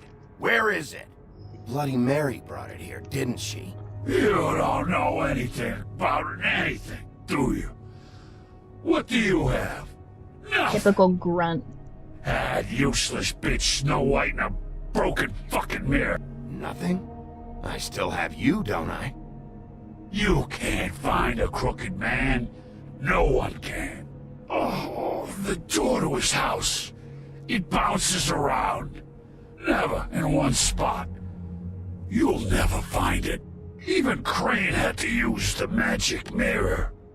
They dumped all his shit here. Bloody Mary uses this place like a fucking dump. Why just tell me this? Are you trying to rush me out of here? I'm trying to make a point, dog. You can have all What an the idiot. information you fucking want. It's not gonna help you when the time comes. And that time, it's a-coming. See, this is such a major projection from him because having all the information won't help him. He's probably got like an 8 intelligence. So if he had all the information, he wouldn't know what the fuck to do with it. But I am an intellectual. So when I get all this together, you see how I rock with it. Now, I am pretty peeved that they retconned that I burned the tree because if I don't burn the tree, everybody's on my side. Because I've done things Perfect. Now, it did retcon me not killing Tweedledee or Tweedledum or who gives a shit, right? But I did kill one of the goons. But I think that with the whole he tried to kill me twice. I'm not going to give him a third. I feel like the crowd will be on my side, especially because I tried to calm everything down and they showed up and then they tried to murder me and they like messed up that whole thing. So, and in one of these instances, they actually like shoot Snow White and she's like injured. So they're objectively the bad guys. Just go on. Get Crane's shit and go. Not that it's gonna do you any good. See anything? Crane's coat.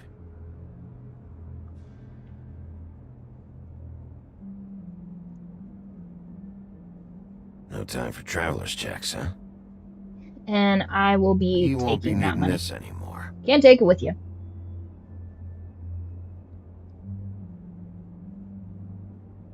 That sick piece of...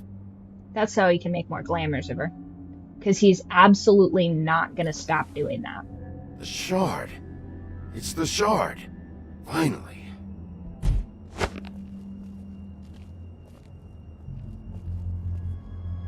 Hey, Sheriff. Those girls are still dead. Oh, and there's nothing you can do to bring them back. And I don't know what they did, but I do know this. Oh, if they're dead, it's 'cause the Crooked Man wanted them dead. That's all it takes. I don't have to listen to this shit.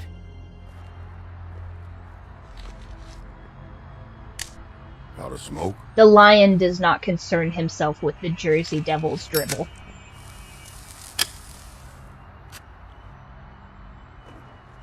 Me and him were good. See, I knew it wasn't him from the start.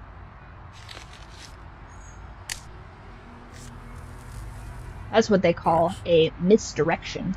Shitty brand. And he's so deeply unlikable that that's why they think that, oh yeah, we'll just pin it on this dude. I was having trouble deciding which one of you to hit with this thing. That's good. I am replaying just a teensy bit of it because it retconned that I damaged a piece of evidence that was helpful to my case. So I'm trying for like the perfect set here. Because I saved each episode in different save files that kind of like mess with it. And since the first one didn't have all of the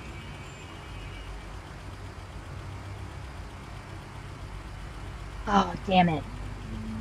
I missed that.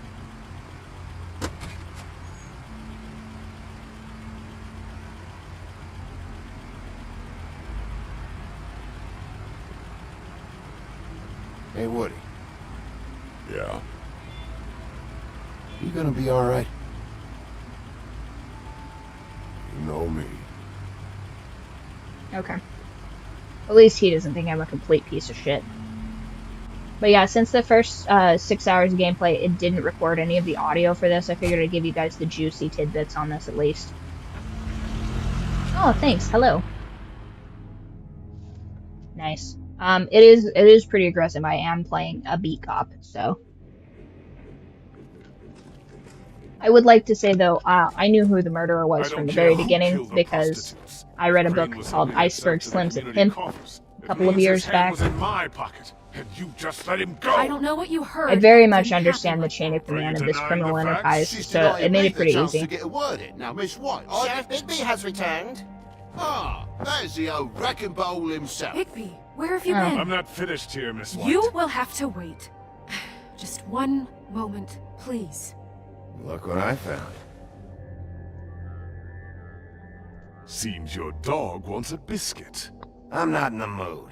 And you've got a lot to answer for. Depends on what the bet is. Buffkin, get this piece in the mirror right away. With pleasure, Miss White. I generally don't aid in gambling when Things under are the swinging influence, back in the but right direction. Good work, Bigby. You've been I gone might a allow long it for the day. rule of cool. What did you uncover? I thought you were going to report back to me. I mean, it's fine. Once the mirror's fixed, we can use it to find that crooked bastard. Or at least wherever he hangs his hat. That's how Crane kept tabs on him.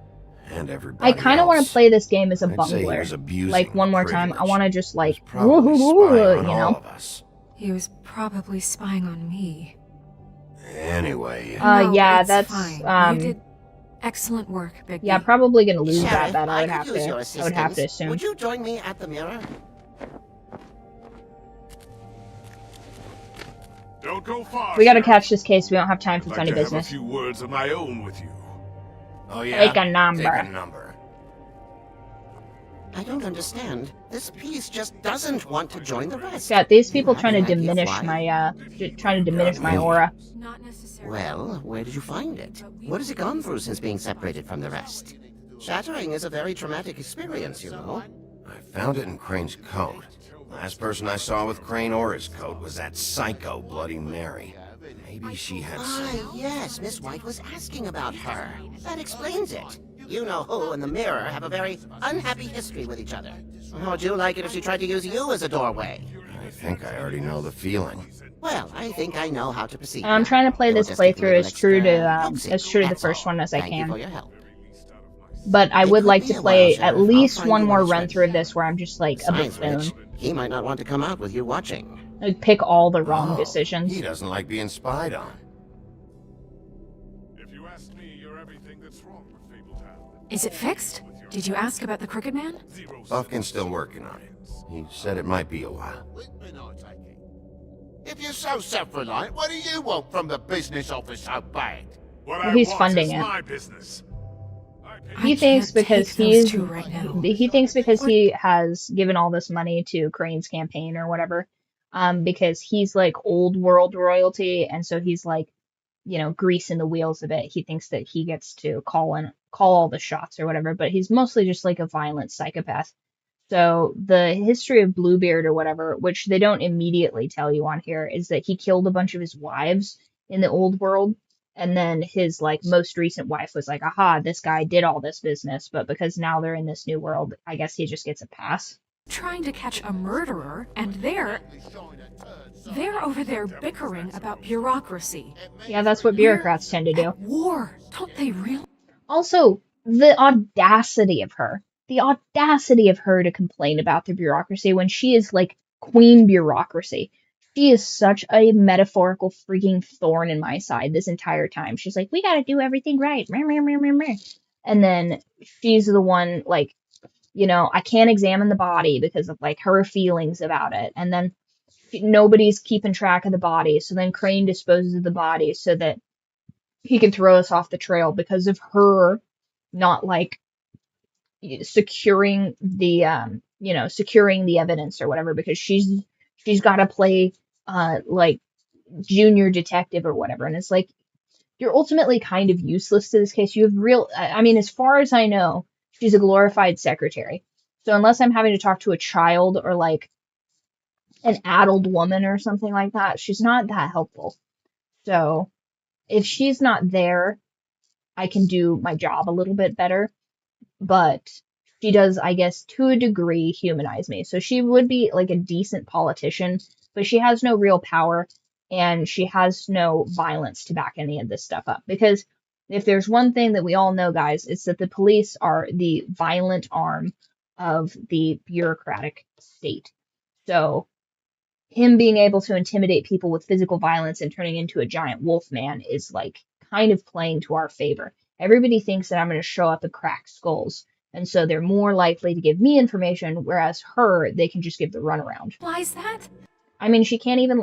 What's she going to do to stop anybody? What's she going to? Can she detain Bloody Mary? No, she can't detain Bloody Mary. Can she stop anybody from really doing anything? No, she can just file reports and stuff. So maybe she should work on optimizing that process. And what do you mean the business office is backed up? This whole like concept of backlogs is so frustrating because it's like, what do you mean you're behind on paperwork? I mean, in the past, I've been hired for like secretarial jobs and administrative work where these people have 4 years worth of paperwork, and like that's light work. You can get that all organized in like let's say it truly is just like a mountain of paperwork, an entire room full, like easily a month. It's ridiculous. So like this, oh, we can't possibly go through the backlog and get back to where we're actually processing things at correct rate, yeah, you can actually. Part of it involves, from like a justice system aspect of it, part of it involves not letting people have an opportunity to reoffend in violent crime. One of my hot takes is that if you've committed a violent crime, like if you've committed like physical assault on someone, which I think that one's battery. I'm not a lawyer, so if you've put your hands on another person and that's resulted in injury, maybe you just don't get to go back out on the streets until that gets figured out. Because if you think about it, the victim is probably in the hospital, and if they're in the hospital for a week or so, you can stay in jail for a week about that, and then after they get out, they testify, we figure out what the thing is, done deal. But if you bond somebody out that's done violent crime, then they can just commit a bunch of different crimes. And now you have like a stack of crimes that you have to deal with, and they all have to be dealt with in order, basically, of when they've been committed. And so then that gets bogged up. And then let's say the victim, unfortunately, perishes in this scenario. Well, now it's a murder case, and it's pretty obvious what's happened because this person's done this. And sure, there can be evidence that comes to light of like, oh, this was an accident or this was done because of this. And like you uncover some big crazy thing like we've done here. But it seems to me like that would speed up the process like considerably. But the way that it is, it's basically meant right now to maximize paperwork. So it's doing its exact job. It is clogging itself up as it's designed to do. Because if you truly wanted to streamline this process while maintaining everybody's personal freedoms and rights, then you wouldn't have a system that works like this. But the system is working as designed right now. Because you can't possibly tell me that in like 250 years we haven't figured out a way to solve these processes. Like, oh, nobody knows how to fix this backlog of cases. And it's like, think about all of like the serial killers or like the serial rapists or whatever, like they're doing a considerable amount of crime. Usually people that are doing gun violence aren't just doing like one gun violence. They're doing multiple gun violences. So then if you do this crime board of all these things that they're connected to, you could really tighten up that list by not allowing it to like persist and continue into all of these things. And now I'm not also a big fan of the government being too efficient, because if the government is too efficient, then they have more license to kind of like, mess your life up. But if everything is predicated off of not allowing like the bottom 2% of like the worst of the worst criminals and stuff like that to just perpetuate and propagate crimes, then maybe we wouldn't have such a backlog and we'd be able to deal with this sort of like middle of the bell curve stuff with more efficiency. So the fact that Snow White is trying to be like, oh, I can do that. Snow White, you as a secretary weren't doing your job. Like, I understand that you're kind of, being made to stand down on things because your boss is crooked, but like, you're not sounding any kind of alarms about that. Like, at no point in any of the times where I was doing all the paperwork was I like, hey, there's like 16 months of this one person not paying their bill. Hello. I wasn't just like, well, that's somebody else's problem. You know what I mean? Like, you make a list of those kinds of things, and then you would report to the higher up. And then if they don't do anything about that, then you escalate the issue. Like, that's also within the scope of your job to do these things, because why else would you have this as a position? Otherwise, you would just have people drop pieces of paper into a box. Why would you have a human being doing this in the first place? A robot could do this. So kind of like the whole point of having an administrative assistant or a secretary is to have human discernment involved in this, because otherwise you're a glorified sorting machine, which we've had at the post office for decades. You need some help over there? Yeah, thanks. Go talk to Toad. But just so you know, look at that. She can delegate just fine, turns out. We can't pay him. He really needs to go to the farm, So just break the news and be done with it, okay? I don't think they need to go to the farm.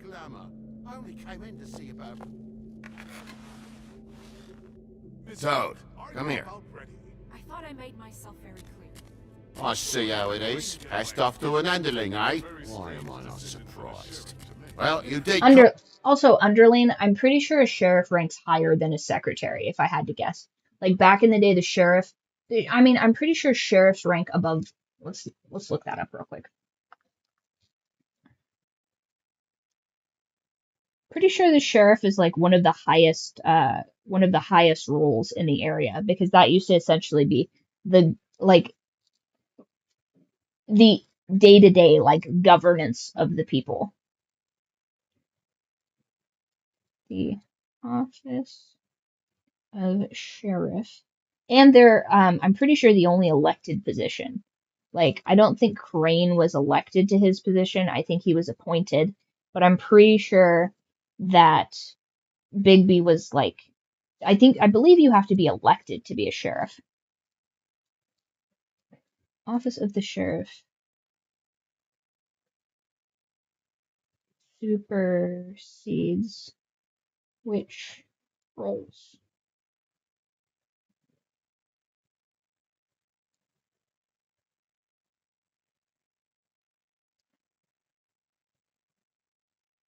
Roles.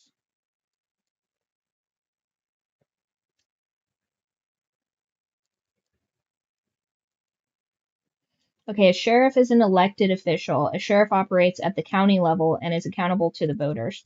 Their deputies are extension of their authority, and their jurisdiction covers the entire county, particularly unincorporated areas. A police chief, however, is an appointed official, typically by a mayor or city council. So, in this canon, whether they like put the back information into it or not, the sheriff Sheriff Bigby Wolf has been an elected. He's been elected to be the sheriff. He's been elected to be the bad guy. So this idea that everybody's like scared of him and doesn't like him or whatever, like they put him into this office, whereas a police chief would have been appointed. So if you really wanted a situation, at least story wise, where the big bad wolf is essentially just the lapdog of the government, then he would have just been the police chief. He wouldn't have been the sheriff.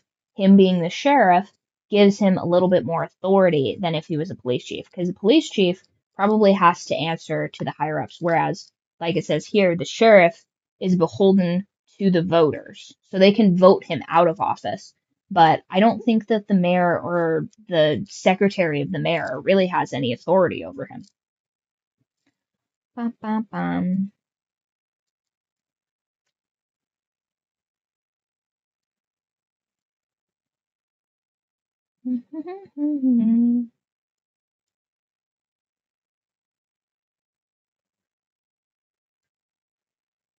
Yeah, the sheriff essentially has law of the land and enforcement authorities within a county. Their duties include keeping the peace, collecting taxes, maintaining jails, and arresting fugitives, and maintaining a list of wanted fugitives. Oh, hello, hello.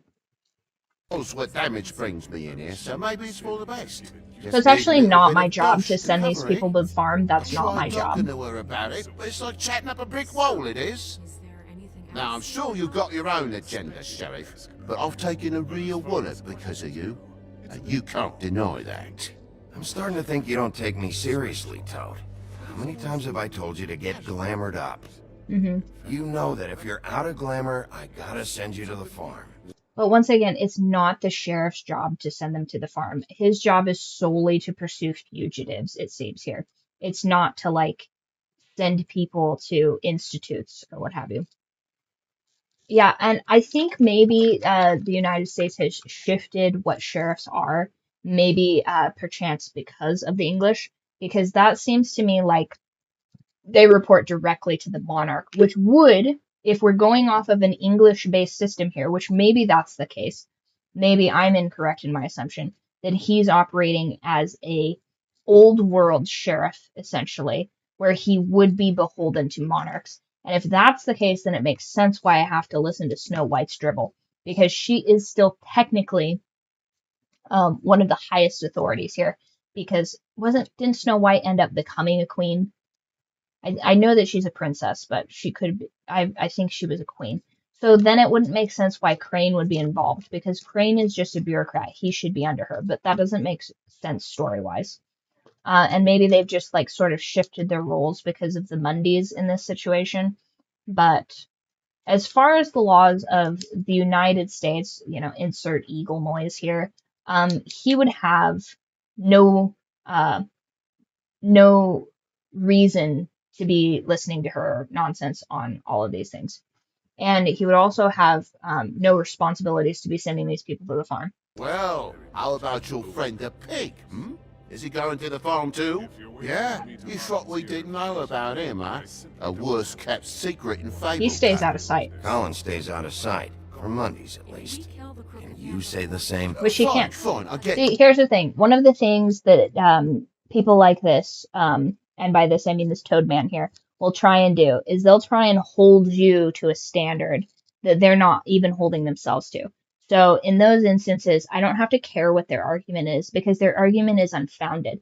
He doesn't even believe what he's trying to do. He's trying to catch me in what's called a gotcha moment, if you're unfamiliar, which means he's trying to be like, oh, you're going to send me to the farm? Well, you're not sending your buddy to the farm. And I'm like, well, my buddy isn't a 3-foot tall frog man. He's a pig. People have apartment pets. Like, I could reasonably have a pet pig in my apartment. But what I couldn't reasonably have is a 3 to 4 foot tall anthropomorphic frog. That just, that concept bumps. Okay, but might I propose a very simple solution? If you give me one more chance and hear me out, I'll see a way for me and me boy to stay. I'm not gonna ask for any more than I need. I just want to stay. So what do you say you just give me enough to cover me glamours and we'll call the rest a wash? So what else did you find out? Please, Sheriff, don't take TJ from the only home he knows. He's so He's also trying to appeal to my morality. oppressive. I've done nothing wrong but look different. Look, I'll try to get you that money and get you another chance, but you have to understand, it's not entirely up to me. Also, this frog is a slumlord, so he objectively doesn't do the things he need to be doing, but he expects me to fill in the gaps of this. Yes, exactly. He's trying to shift the blame. Oh, thank you, Sheriff. I knew I could count on you to make me whole again. We get this sorted and I'll be glamour to the nines, I will. I don't say to the 9s, I say to the 10s, because why would you do anything like 10% half-assed? You know, it just, the turn of phrase doesn't make sense, and I'm certain that there's a reason you say to the 9s, but I say to the 10s. It's a bit of lore. And also, let's not forget that Toad lied to us while we were under investigation. I know why he lied, it was because he was under duress, but he did lie to us. I've just made my donation funding this office, so direct your questions to Miss White. Well, at least he's not trying to get rid of me. He's not? For now. Did you take care of Toad? I mean, I saw the way he left. I know it may not seem that important right now, but glamours are the law for a very good reason. Look, I'll take care of it. Yes, it is the law for a reason, because you don't want to have to do what they did when I got caught for, oh, what was that murder? It was the troll murder or whatever, when all of the Monday cops were there. So that magic to like do this memory spell of all these people is very expensive and very, very cost and time intensive. Yeah, but that doesn't make sense out of, like, who grades things out of 9? We grade things out of 10. I mean, was there ever a time where they didn't count to 10 for some reason? Or a time where they only did scales from 1 to 9?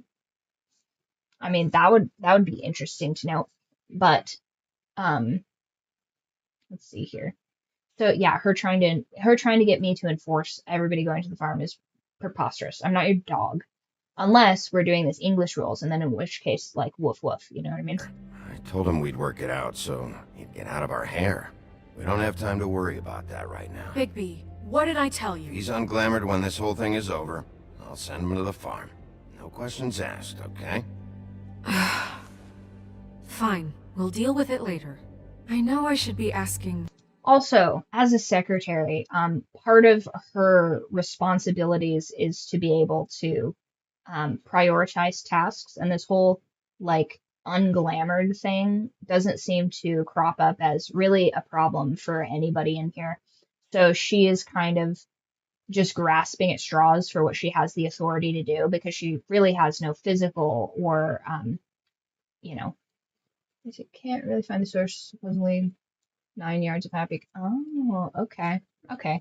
Well, at least that makes a little bit more sense instead of them just having wacky scales that go to 9. 9 yards of fabric. I wonder what that would be. Maybe that's enough to make a suit. 2 9s. Smartly dressed 99th Regiment of Foot or 9 yards of material used for a fancy suit. Fair enough. I will continue to say dress to the 10s, though. I will not let these old world idioms dictate my speech. But it is interesting to know that it's implying that you are dressed to 9s because you're in a very well-tailored suit. But yeah, so she's just trying to impose her will on me to be like, send these people to the farm, because she's grasping at straws for any authority, physical or otherwise, because she can't do anything. She's not strong enough to do anything. She doesn't have her office in order enough to quell the people being like, oh no, like things are going wrong. So we have a murder investigation. We have a crime lord that's just like, on the run essentially. We have the official that is above her in office, very clearly taking bribes and just generally causing mischief. And so she's like, I guess send all of these creatures to the farm. And it's just like, she should just be terrible. Remove me from the situation, she loses all power, and Bluebeard takes what has been the power vacuum. I am the only thing, mark my words here, if I abandoned her in this campaign, which maybe perhaps I'll do that during my bungling playthrough, where I just make all of the wrong decisions. I just am like, hey, how's it going there? And I just am just the most absurd, ridiculous idiot cop. Maybe by the end of it, I end up being like the crooked man's dog. But she just, in the absence of Big B Wolf here, she has no power. Absolutely none. The only power that she holds is the power that I allowed her to have, which is, not good for an official. How it got like this. But I just keep wondering why it happened. It is a very smart pantsuit, though. I will give her that. You've seen his world. Do you have any idea why he'd want them dead? I don't know if the Crooked Man killed them with his own hand, or if it was one of his goons. If there's one thing I figured out, it's that the Crooked Man is all about control. It's what he does with the loans at the pawn shop, the magic he peddles, chains, ribbons. Maybe Faith and Lily weren't doing what they were told. Or maybe they just tried to leave. Sheriff, Miss White! I believe the mirror is repaired. I have to say, I have been better. But thanks for putting me back together. I'm sorry, I have to know. Mirror, mirror, we're glad you weren't slain. Now please show us that sick creep Crane. And look it, the first... Are you really sure you want to see him? And what's the first thing she does?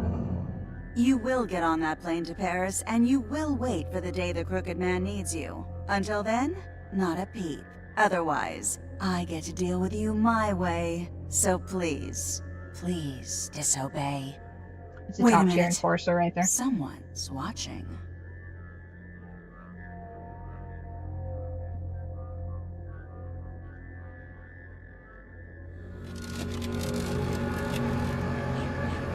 What just happened? We pointed you in the wrong direction and looked at Bloody Mary's reflection. Oh, her. That explains the sting. I'd rather not have to feel the pain she brings. So, let's not do that again, okay? Looks like we'll have to track him down later. You're right. We need to focus on the immediate threat, and that's the Crooked Man. Bigby, we don't have a lot of time. Are you having trouble with the rhyme, Sheriff? I am not. Mirror, mirror, no time to pout. So, where does Crooked Man hang out? I don't recognize the door, but that's the Crooked Man symbol on it. Hold on.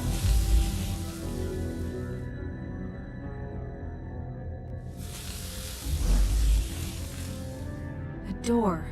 It moves. Yeah, Jersey mentioned that. Wait a minute. I know that door.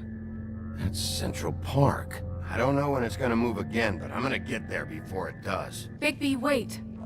When you get the Crooked Man, make sure you bring him back alive. He has to stand trial. This can't be like it was with Tweedledum. I don't care if it gets out of hand, you don't let it come to that. I know that emotions can run high, and you have your reasons to handle this a certain way. I can't make that promise. This could turn sour, just depending on how the wind blows. I have to be able to handle it how I see fit. If people are going to have faith in the Fabletown government again, we need to be Faith in her, by the way. They know what I'm about. Those 3 little pigs, those are 1 little pig now. And that's Colin. They know what it is. fair. Show them that we're doing things the right way. I have enough to worry about here while I prepare the case against him, so I'm going to trust you to handle this properly. That is, if you think you're ready. Of course I'm ready. I got no So now other she's choice. a lawyer.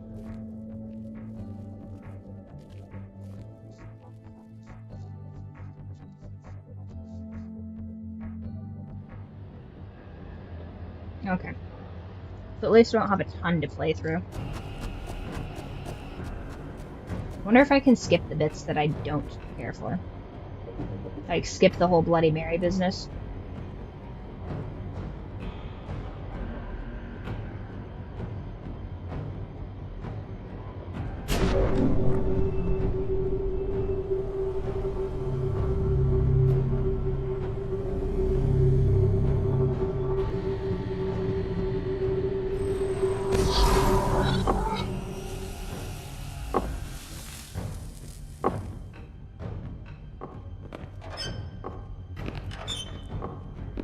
At first I thought this was the Crooked Man, so it's a good thing I didn't try and murder him. Tim, what the hell are you doing here? Good evening, Sheriff. I'm here to take you to the boss. Thanks, by the way, for leaving off Tiny. Well, I he's have to a- admit, he's a when they grown asked me man to now. watch the door, I wasn't sure what to expect when you came through that portal. Hold on. You've just been waiting for me to show up? You knew I was coming? That's what they told me. Exactly. I don't know, they said you made it pretty clear. Here's the thing, though. I feel like I would be a better lawyer than Snow White, because she really fumbled that case the first time we were playing this, and she's like, he killed the... And I'm like, at no point did I say he killed the hookers. Like, why are you trying to put that on him? Like, at no point was I like, oh, the Crooked Man did this. And I'm like, yeah, clearly the Crooked Man's middle management was tasked with doing this. And clearly he's used coercion and the threat of violence against others to do so. But she just made it way too easy for him to almost talk his way out of that. And once again, if you remove me from that scenario, she loses that whole case. Terrible, terrible lawyer. So she's not a good secretary. She's not a good lawyer. What do you do here, Snow? I'm supposed to bring you right on in, so if you'll come this way. Look, this is the one thing I have to do. Fine. Lead on.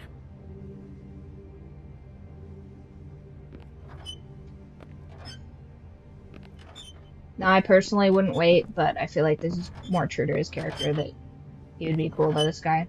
Thanks for understanding. This is all I'm here to do, and I don't want to mess it up. This is also I know another I'm power move for probably the him. last person you'd expect to be a guard, or an escort for that matter.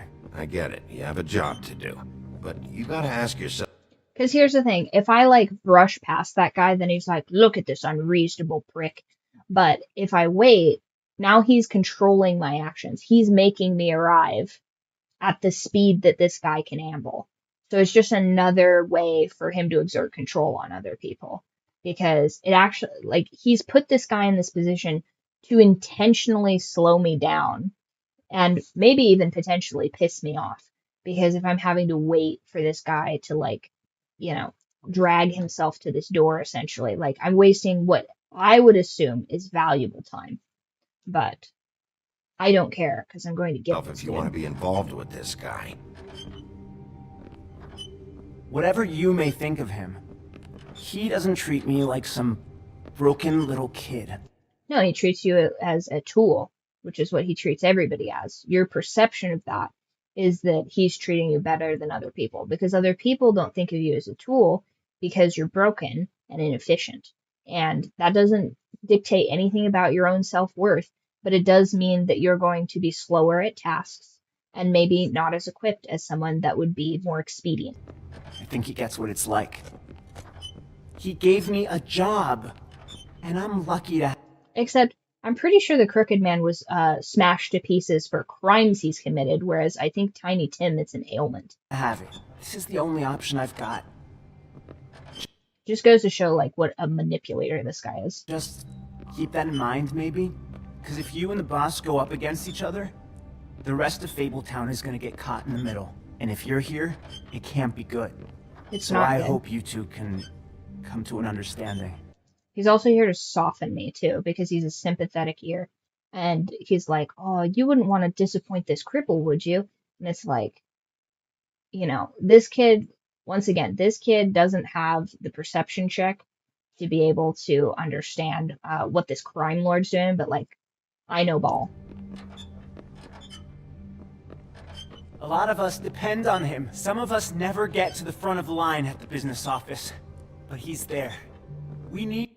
Yeah, he's there by design, and I wouldn't put it past him that he does things to clog up the business office, like these crimes. So I'm doing these murders instead of helping these people. But we need him too. What we don't need is a war. And the power vacuum won't be great, but what would be good is if I assume the role of the Crooked Man and I run all of these things. And, you know, I am fine with some light trafficking as long as everybody signs a waiver and nobody's being mistreated. But that's a thing that I don't think a lot of people on the lawful good would be down for, because once you're an adult, as long as you're not hurting other people and you're not hurting yourself, then the scope of what you do shouldn't really be anybody's business but your own. But when you start to hurt other people, which is the one that everybody usually focuses on, but when you're hurting yourself, that's another thing. So if these girls were, say, hypothetically getting into drugs or putting themselves in dangerous positions, well, then that would be cause to terminate their employment and say, you are not able to do this. So, like, once again, back when I was a midnight ballerina, there would be girls that would get into that, and they would just, like, on occasion, they would just be, like, so genuinely naive that I'm like, this is a dangerous place for you. Like, you don't understand the pitfalls of this place, which, once again, is why I read that book, so that it would be more top of mind, which I think is a phrase that's only originated in the last couple of months. I would be curious to see if that was actually a phrase before, like, 8 years ago. But just to keep it at the forefront of your mind, I think is the actual phrase, where this is not a safe environment. You need to conduct yourself accordingly. And people that fall into their vices and stuff are generally not paying attention to their surroundings. And that is something that you absolutely must do in an environment that is not safe. So if you can navigate in an unsafe environment while keeping your wits about you, you can generally kind of benefit from those situations. But if you don't have, like, the baseline awareness of those things, you're in the wrong place and you shouldn't be permitted to be there. Now, the people in these unsafe places have a vested interest in people being in that exact scenario, because not unlike the Crooked Man, they're like, these dumb whores, they don't know what's good for them. And I will capitalize on that by putting them in unsafe situations to benefit myself directly.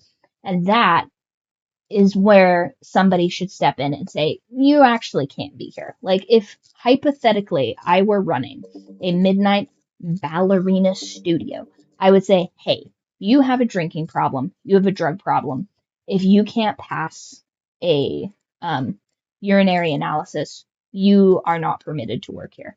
And if that means that they go elsewhere or do those things, that's usually kind of like the last stop before, like, much more serious crimes. Because not unlike Beauty and Beast in this scenario, a lot of these people are over leveraged around people that don't care about them and generally making bad decisions. Now, those things can change if people have the right perception of things and they pass the proper checks. Whereas, like, sometimes your problems can just be solved with money.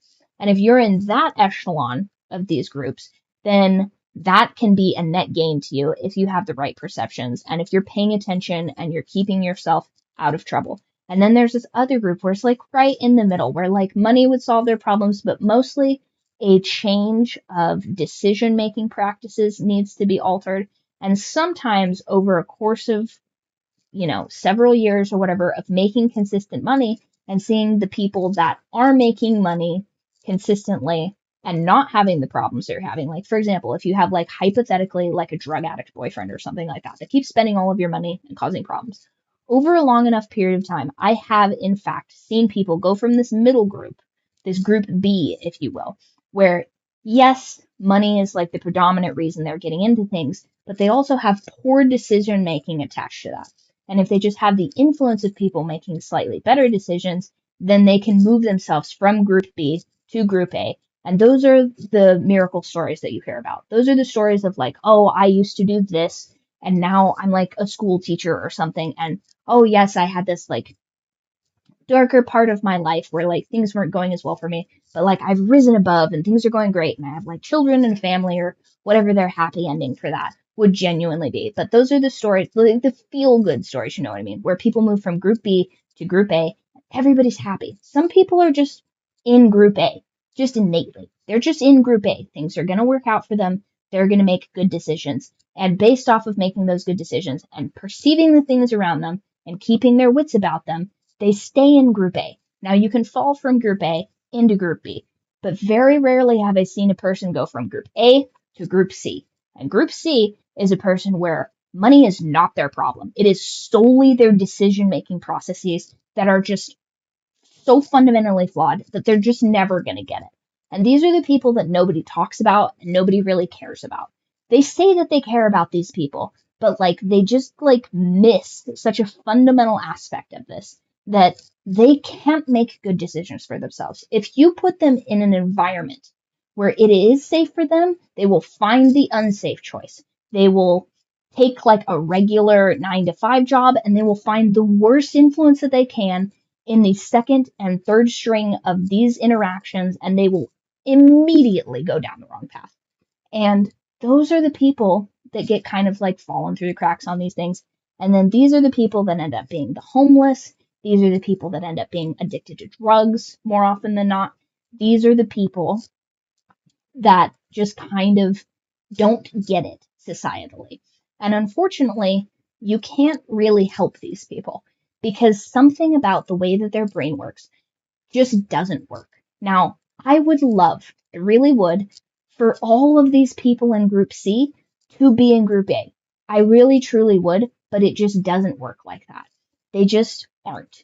And if I could give these people a magic potion that would take them from Group C and put them in Group A, or even best case scenario, Group B, where they can like make that transition themselves and be empowered and have these good things happening to them through sheerly like the sweat of their brow and like the fortitude of their own thoughts and wishes, that would be ideal.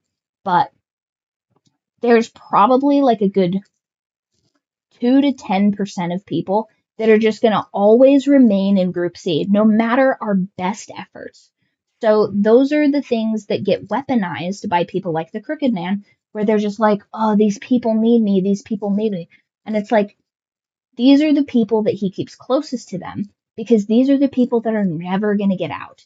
Now, I believe in this story, in these examples, like, I want to say it's Nerissa, the Little Mermaid girl, she's a Group B.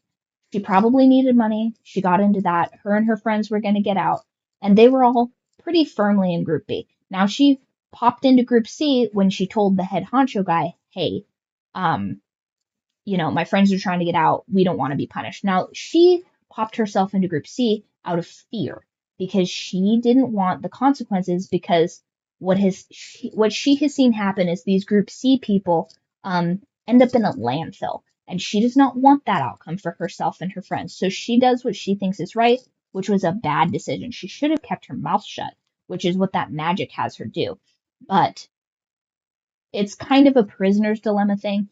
And I think that's another scenario that a lot of people don't understand. It's basically this. There's 2 people in a room, and the consequences of person A or person B speaking is detrimental to both of them.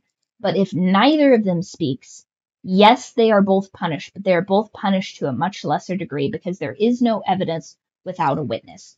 So if neither of them says anything, it's better for everyone. But if even one of them speaks, or worse yet, if both of them speaks, the consequences for both are dire. And an example of this in a non-criminal element is how root beer companies don't advertise. So for example, like big soda corporation A and big soda corporation B. They both tell each other, we're not going to advertise. But then one of them advertises, and then the one that advertises gets more money, whereas the one that doesn't advertise gets shafted. And then if they both advertise, it's costing them both money. They are both getting customers, but ultimately the amount of customers that they're both getting is kind of negligible to the amount of money. But they can't take the chance that the other person is lying to them or going to undermine them in some way because they can't take the chance that one of them is going to get that significantly bigger portion than the other.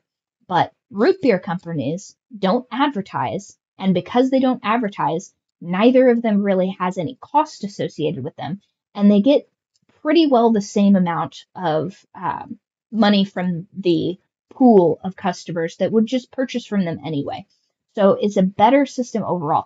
Yes, they're not getting that 2% extra margins, but they're also not paying a 5 to 10% cost of advertising within all of that. So ultimately, it is the better decision. But a lot of people, one, have neither heard of this concept, and two, can't conceptualize this. And then they get themselves into situations like this, which are very, very sad. But if they're in Group C, they can't even conceptualize the depth of their own problems anyway, which is part of why they get into these issues. And it is sad, but until we enter into like, a situation where like person A is a conservative or person B, but then you're like giving up personal freedoms. And then you get into this whole thing of like, well, should people have their own personal freedoms or should people be protected from their worst impulses that ultimately do them no good? Like, for example, people that are addicted to drugs. A lot of people that are addicted to drugs don't want to stop doing drugs. Alcoholics actually is probably a safer aspect because people can get into drugs accidentally. You go in, you have a broken arm, they give you Oxycontin, and then, your whole life is ruined essentially. You can get out of it, but it's very difficult once those neural pathways are put into things. It's not impossible, mind you. But alcohol, it is a widespread problem. It is something that is near on glorified. Like, nobody's ever telling people until they've gotten to this just extreme aspect of like getting into fights with people, destroying property and stuff. Everybody waits until it's gotten to this group C level. Yes, drugs are bad, okay? Absolutely. So with alcohol, people wait until you've gotten into the type C category of this issue before they address it. Nobody's addressing this in type B. So the only people that are getting addressed are the people that are causing the most and the biggest problems. Whereas if people address this in B and said, hey, group A does things either not at all or in moderation, and group B doesn't have a handle on it. So if they have enough influence from group A, then they can get a handle on it and they can make better decisions, which can then shift them more towards group A or into group A. Oh, thank you. I appreciate that. Once again, I'm still not entirely certain what bits do, but I appreciate it nonetheless. So with this, I think as a society, we need to take alcoholism specifically and go from it being a type C problem where you're only addressing the people that have these outbursts, these problems, this destruction of property, this like total implosion of their life essentially. Type C's are the nuclear option. This is the worst possible outcome. And when we address this problem societally as a type B problem, then I think that the average shifts more away from what is a catastrophic problem for everyone involved and things that are just like a massive implosion of these type C people's lives. If we can just shift that into being a more type B driven focus where you're like, hey, this isn't great. You shouldn't be doing this. And, these are the ways that, kind of help and stuff like that. Because once again, crime lords like this are predicated on type C. Without a group C, these people don't exist because there's enough group A people to mitigate a lot of the group B losses. And they're like, hey, come on, that's like, you have like a a mild problem and your family says, hey, come on, let's work this out. Like, type B is where interventions work. Type C does not work with an intervention. These type Cs have to have almost like a come to Jesus moment, a near death experience, a fundamental shift of their entire self to have a change from group C to group B. And it is tragic, but it is unfortunately far too common. Hey, Sheriff, hold up. And I know I was just bitching about how long this like cutscene from the hallway is taken, but then I just like probably yapped for like a good 15 minutes on this and made this take even longer. I gotta go. The irony of that is not lost. Can't you just wait up, Sheriff? Thanks. Oh, I think that's Jersey. Go ahead. You got a job to do. Yeah, that's the Jersey Devil doing that. Like, is that Sheriff Wolf, sir. I guess it would be a Jersey accent, but there's only one D in here. See, perfect. Yeah, you should be scared of me. I'll take you out of the gene pool too, homie. Thank you, Tim. I know the sheriff isn't the accommodating sort, but you handled it. You did well. You can go Now, let's see if this interaction Thank goes you, different. sir. Let's see if they're like more hostile to me since I killed that You dude. see, everyone in Fabletown has a role to fill. You just have to pay attention to what they need to help them find it. Okay, now hold on. Let's see if is it gonna. I want to see real quick the Book of Fables. Let's look at the Crooked Man specifically. I missed a couple of people in Act 1 and Act 2, it appears. Yeah, I'm not familiar with his fable.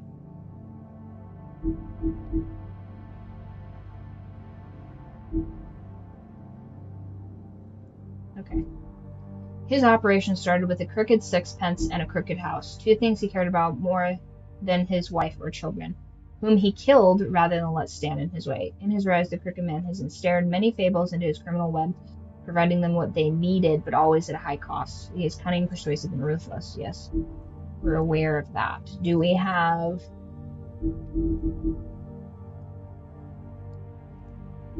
Here we go. Yeah, what's his story?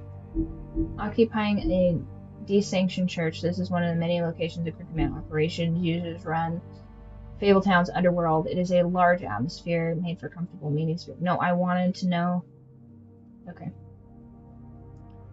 The Crooked Man's Catherine Wheel icon scattered through the city and elsewhere. Yeah, I know he's a crime lord. That's not lost on me. I want to know his story. What's the Crooked Man's story? Oh, is the Trip Trap... Oh my gosh, that's so funny. I didn't even think about that. It's a troll, right?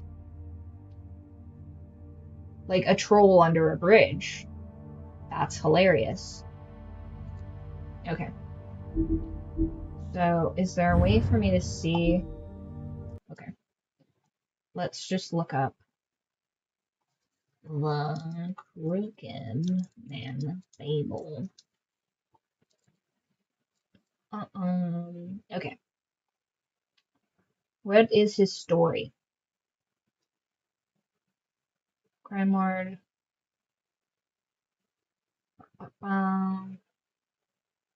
Okay, so it doesn't tell us anything in there, but it says here. Okay, this will play his Hello, story. friends. Our rhyme today is there was a crooked man. Okay. There was a crooked man, and he walked a crooked mile. Mhm. He found a crooked sixpence upon a crooked stile. Mhm. He bought a crooked cat, which caught a crooked mouse, and they all lived together in a crooked little house. Let's find our rhyming words. Is that it? I know that nursery rhyme, but like,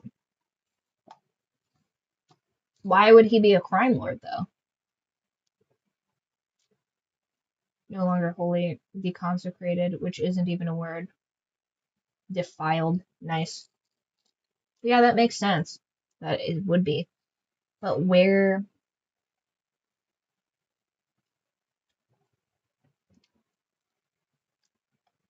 That's it?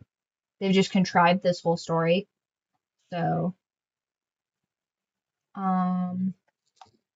let's see if we can maybe extrapolate this story from the things we have. Okay, why might the Crooked Man be evil from DC's fables?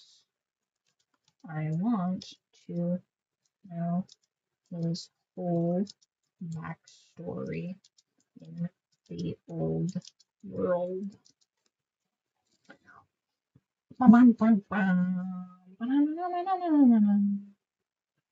So he has committed, I mean, it says on here that he murdered his family, so that's canon. Murdered his family. I mean, as all evil, evil men in stories do, I guess. Here's a breakdown of why he's evil. Okay. He was originally a more traditional fable and came from some earlier place and then moved to Fabletown. He killed them. Okay. Crooked sixpence, crooked house. Cared more about wealth and material things than his family. Okay, so he's just like generic fable scumbag, I guess. It's not telling me the old world.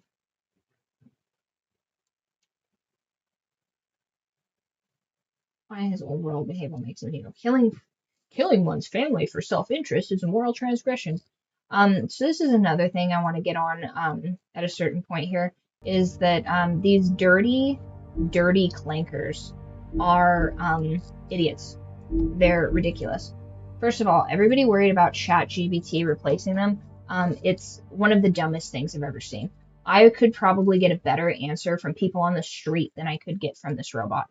And really, the only utility that I've seen so far is degrading this robot in a way that would be immoral for me to do to a human being. Because what are you talking about?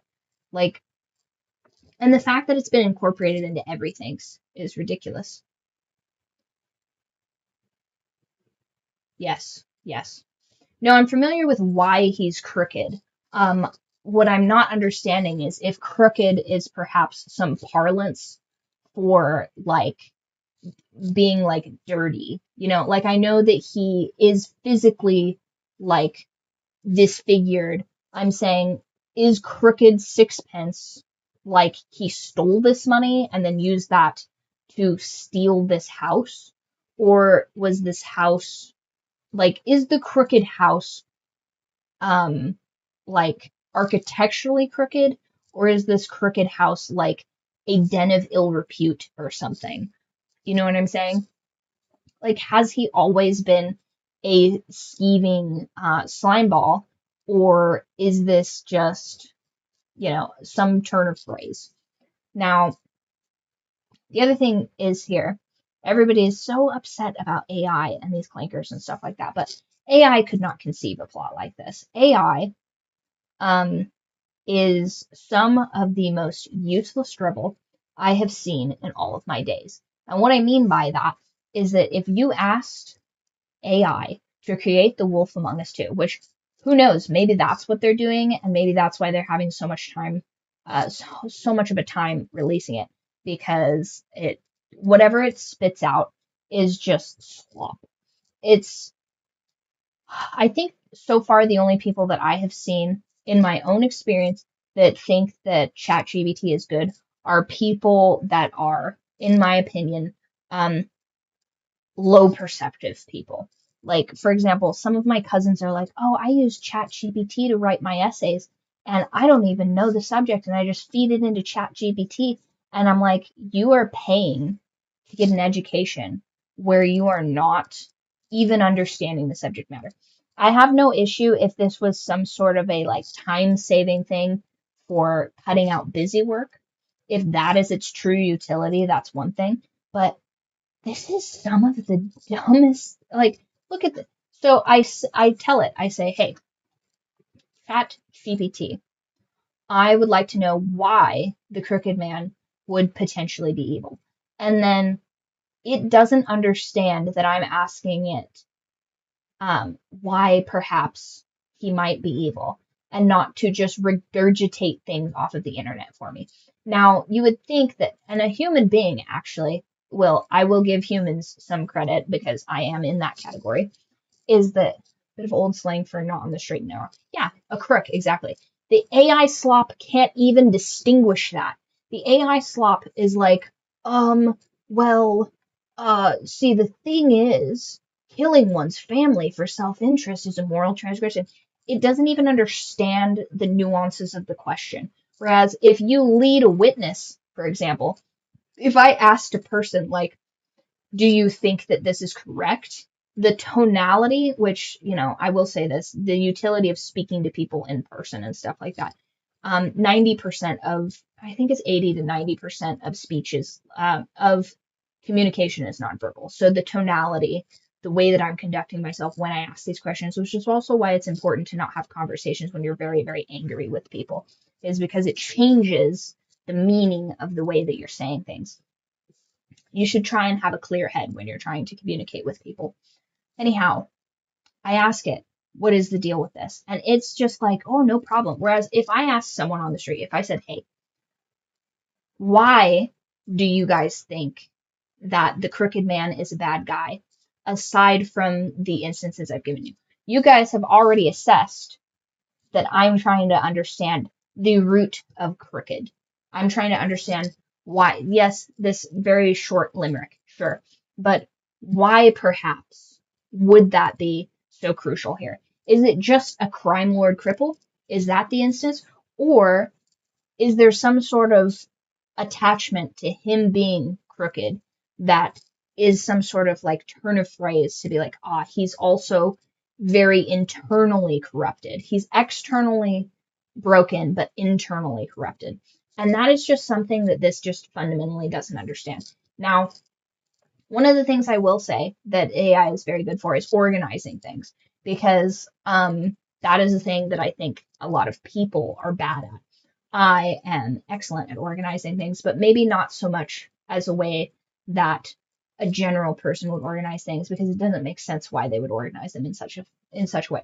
Now, we're all very familiar with the alphabetizing of things and quantifying things, but the connections made from things isn't necessarily an inherent trait that people have.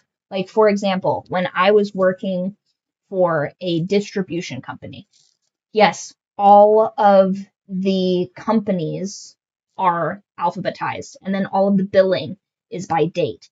And then if everything were happening at the same date, then you would go by time. And if it's at the same date and the same time, you would go greatest to least, right? Like, there's a level to how you would perform those categorizations. However, if you have two companies that are near identical to each other and they are off by a single letter, how would you then let someone that has completely no idea of anything know to not bill company A or company B at a glance? And well, that you would put it in like maybe a different file folder to be like, hey, you need to bill,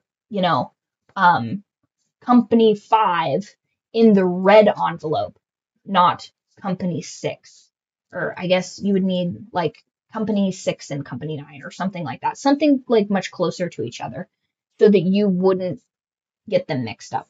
And I think that nuance is missing in a lot of things, and that's why everybody's so freaking disorganized. I've never the amount of times that I've met someone that is as organized as me is so much fewer. And by the way, I'm not the most organized people ever.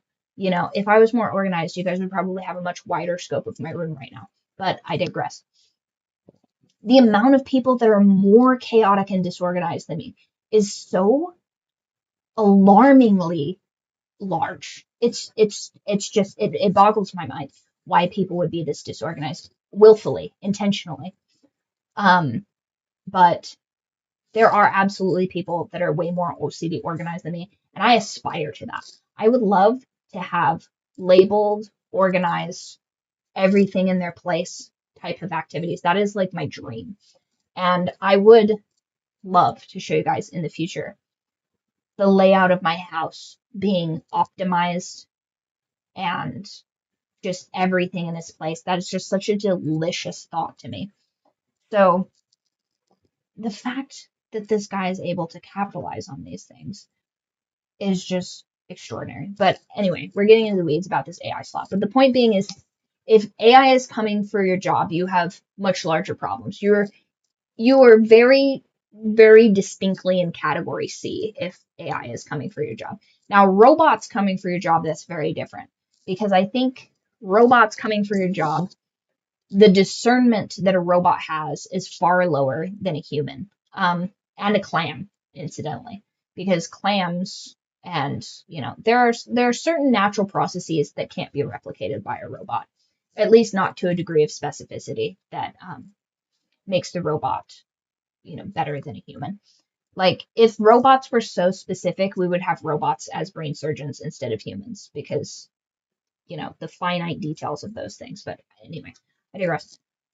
AI is really only coming for, in my opinion, furry porn artists because I feel like that is ultimately kind of like a slopped together like art style. So Studio Ghibli, its beauty is in its simplicity, and that is what they capitalize on. But they use things like that to be like, oh, AI is the future. AI is the future. And I'm like, you use 3 trillion gallons of water to not give me the answer I seek that I could have, if I was in the proper room with the proper parlance, have gotten from someone that is more knowledgeable on the subject than me. Like, essentially trying to weave it into every search engine ever, it's useless, and it's useless, it's corrupted, it has a bunch of answers in it that are not the objective truth. So, like, what are we doing here? It just kind of seems like a big, like, I guess, for lack of my understanding, a rug pull where they're just like, look, it's basically magic. And I'm like, this is a parlor trick. This is not magic. This is essentially someone pulling a coin out from behind your ear. There's no true magic to what this thing is contriving. And yet everybody just nom nom nom eats up this slop. And I'm like, if your whole life hinges on being like a YouTube thumbnail artist, like, that's not good. Okay. Now, I could understand that being like some real quick change for people. I could understand people being frustrated with that. But I really don't think that this has like the capability of replacing like a Botticelli or a Michelangelo. So I think mostly the uproar is from people that are like in between that B and C tier, mostly are the people that are upset because AI cannot, with any degree of certainty, replicate tier A or upper B to A material. And I guess that's where we'll leave it, because otherwise I'll just be Why don't you have a seat, yapping Sheriff? about this all We day. have a great deal to discuss. I feel like his tone is a little bit untoward. Give it a bit of a smoke.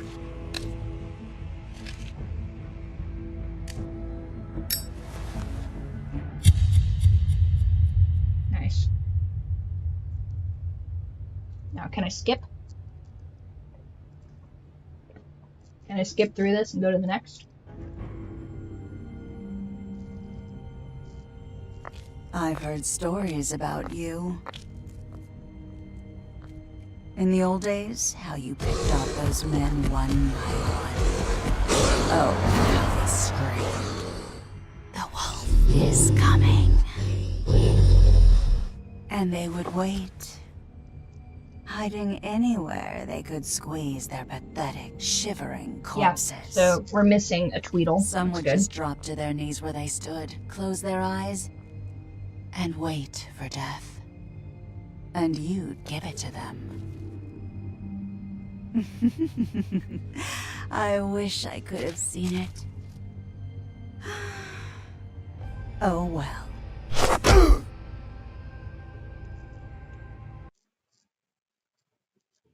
Okay.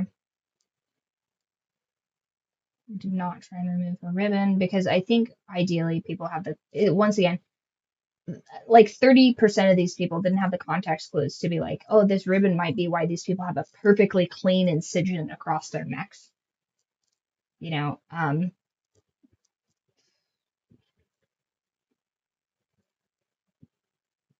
only 43% of us decided to light a cigarette in our farm. Crazy. Nice. So let's see if it'll let us just hop straight to the, oh, I probably have to fight him again. Oh, that's fine. It didn't take that long. What day is it again? It's Friday. We might not be able to finish this today, guys. We might need to save and finish this tomorrow.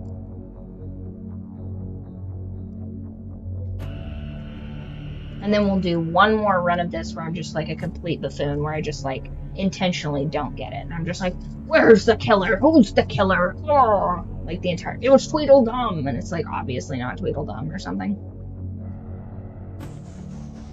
Like, just see how many fail-safes this game has for just being a complete buffoon. We're gonna play the real cop experience where you just like have no idea what's going on, but you're just like doing your best, but having a total authority trip power issue. You're just like, where is he? You know, like if Batman had his intelligence just cranked back down to a 5. You're just playing it like a real himbo.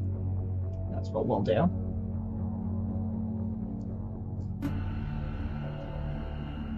Taking a sweet time getting through these credits.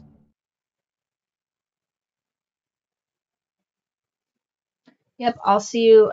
You know what? Let's save on this one, and then we'll do the exciting conclusion to this again tomorrow, because I don't think I have to work as long tomorrow. So I'll just do like a quick tie this up with a ribbon, and then we'll do the bumbling one next week. This is the Wolf Among Us. Good talking to you guys, and if you guys are new here, I recommend joining the Discord. I'm on there every single day. We add all of the book recommendations on there. We have my books that have come out. I actually wrote a vampire romantasy book that is a 3-part series. I'm working on book 2 as well as writing. I have a contemporary fiction book out as well. That one is on sale right now, as I am getting a few more things back on my final draft. So you guys can go ahead and check that out. Oh, I don't have your Discord. The link to that should be in both of my bios. Let me just check that out. I think it's there. But yeah, I'm on there every single day. No, I don't have that on there actually. So let me just drop that into there.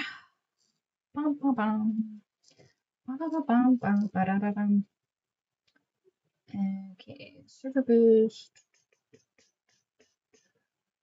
Invite to channel.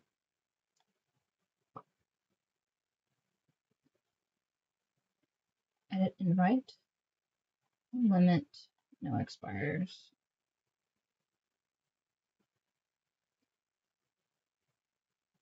Temporary members are automatically kicked when they disconnect. Unless a role has been decided. No.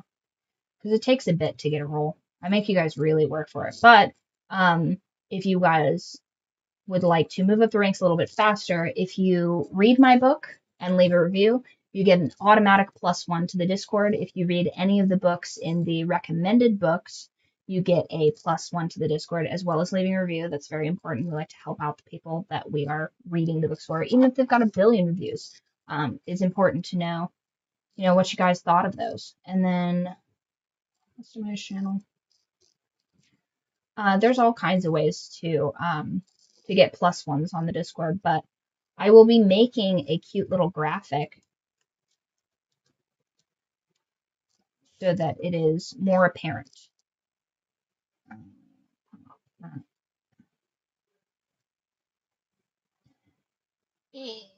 Up there. There we go. publish. So the first book is for sale. It's been for sale since, I want to say, the 10th is when it officially dropped. And then Where the Feedback Ends, my second novel, which is about drugs, sex, and entertainers, that one is also on sale right now. I have a link in all of my channels. Yeah, it's going to be the second link in this YouTube here. And that is probably the easiest link to find all of my stuff on. There's also a link in the Discord. So if I have new books coming out, that'll probably, I'm pretty sure that's the exact same link that'll take you everywhere. Yeah, I think I simplified it finally. And the third book that I'm working on is a completely different series. I know you guys are probably tired of me hopping around and doing different projects, but it did really well in the focus groups. So I am writing an Asian billionaire romance, which Shai, you got to get back to me on a couple of those questions. I don't need you to answer necessarily all of them, but I do kind of need some feedback on those before I move forward with a couple of those character analyses, as it were. So I'm writing a billionaire romance novel which has element of found family.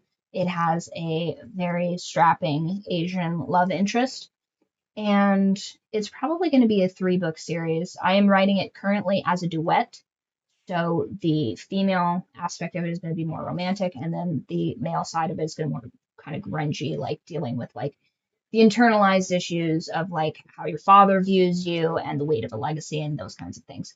And then the third, probably bonus book that'll come out way, way later from this is going to be later in time, and that is probably going to be from one of the sisters' perspectives, and it's going to be more of like a kind of like a musical arts sort of dalliance. It might not even be as long. It might just be her like, summer vacation or something like that. I haven't really thought about it, but the first 2 books, I do have a strong plot skeleton forming, and soon we will be doing the tissue and skin of that book, and it'll be great. It'll be excellent.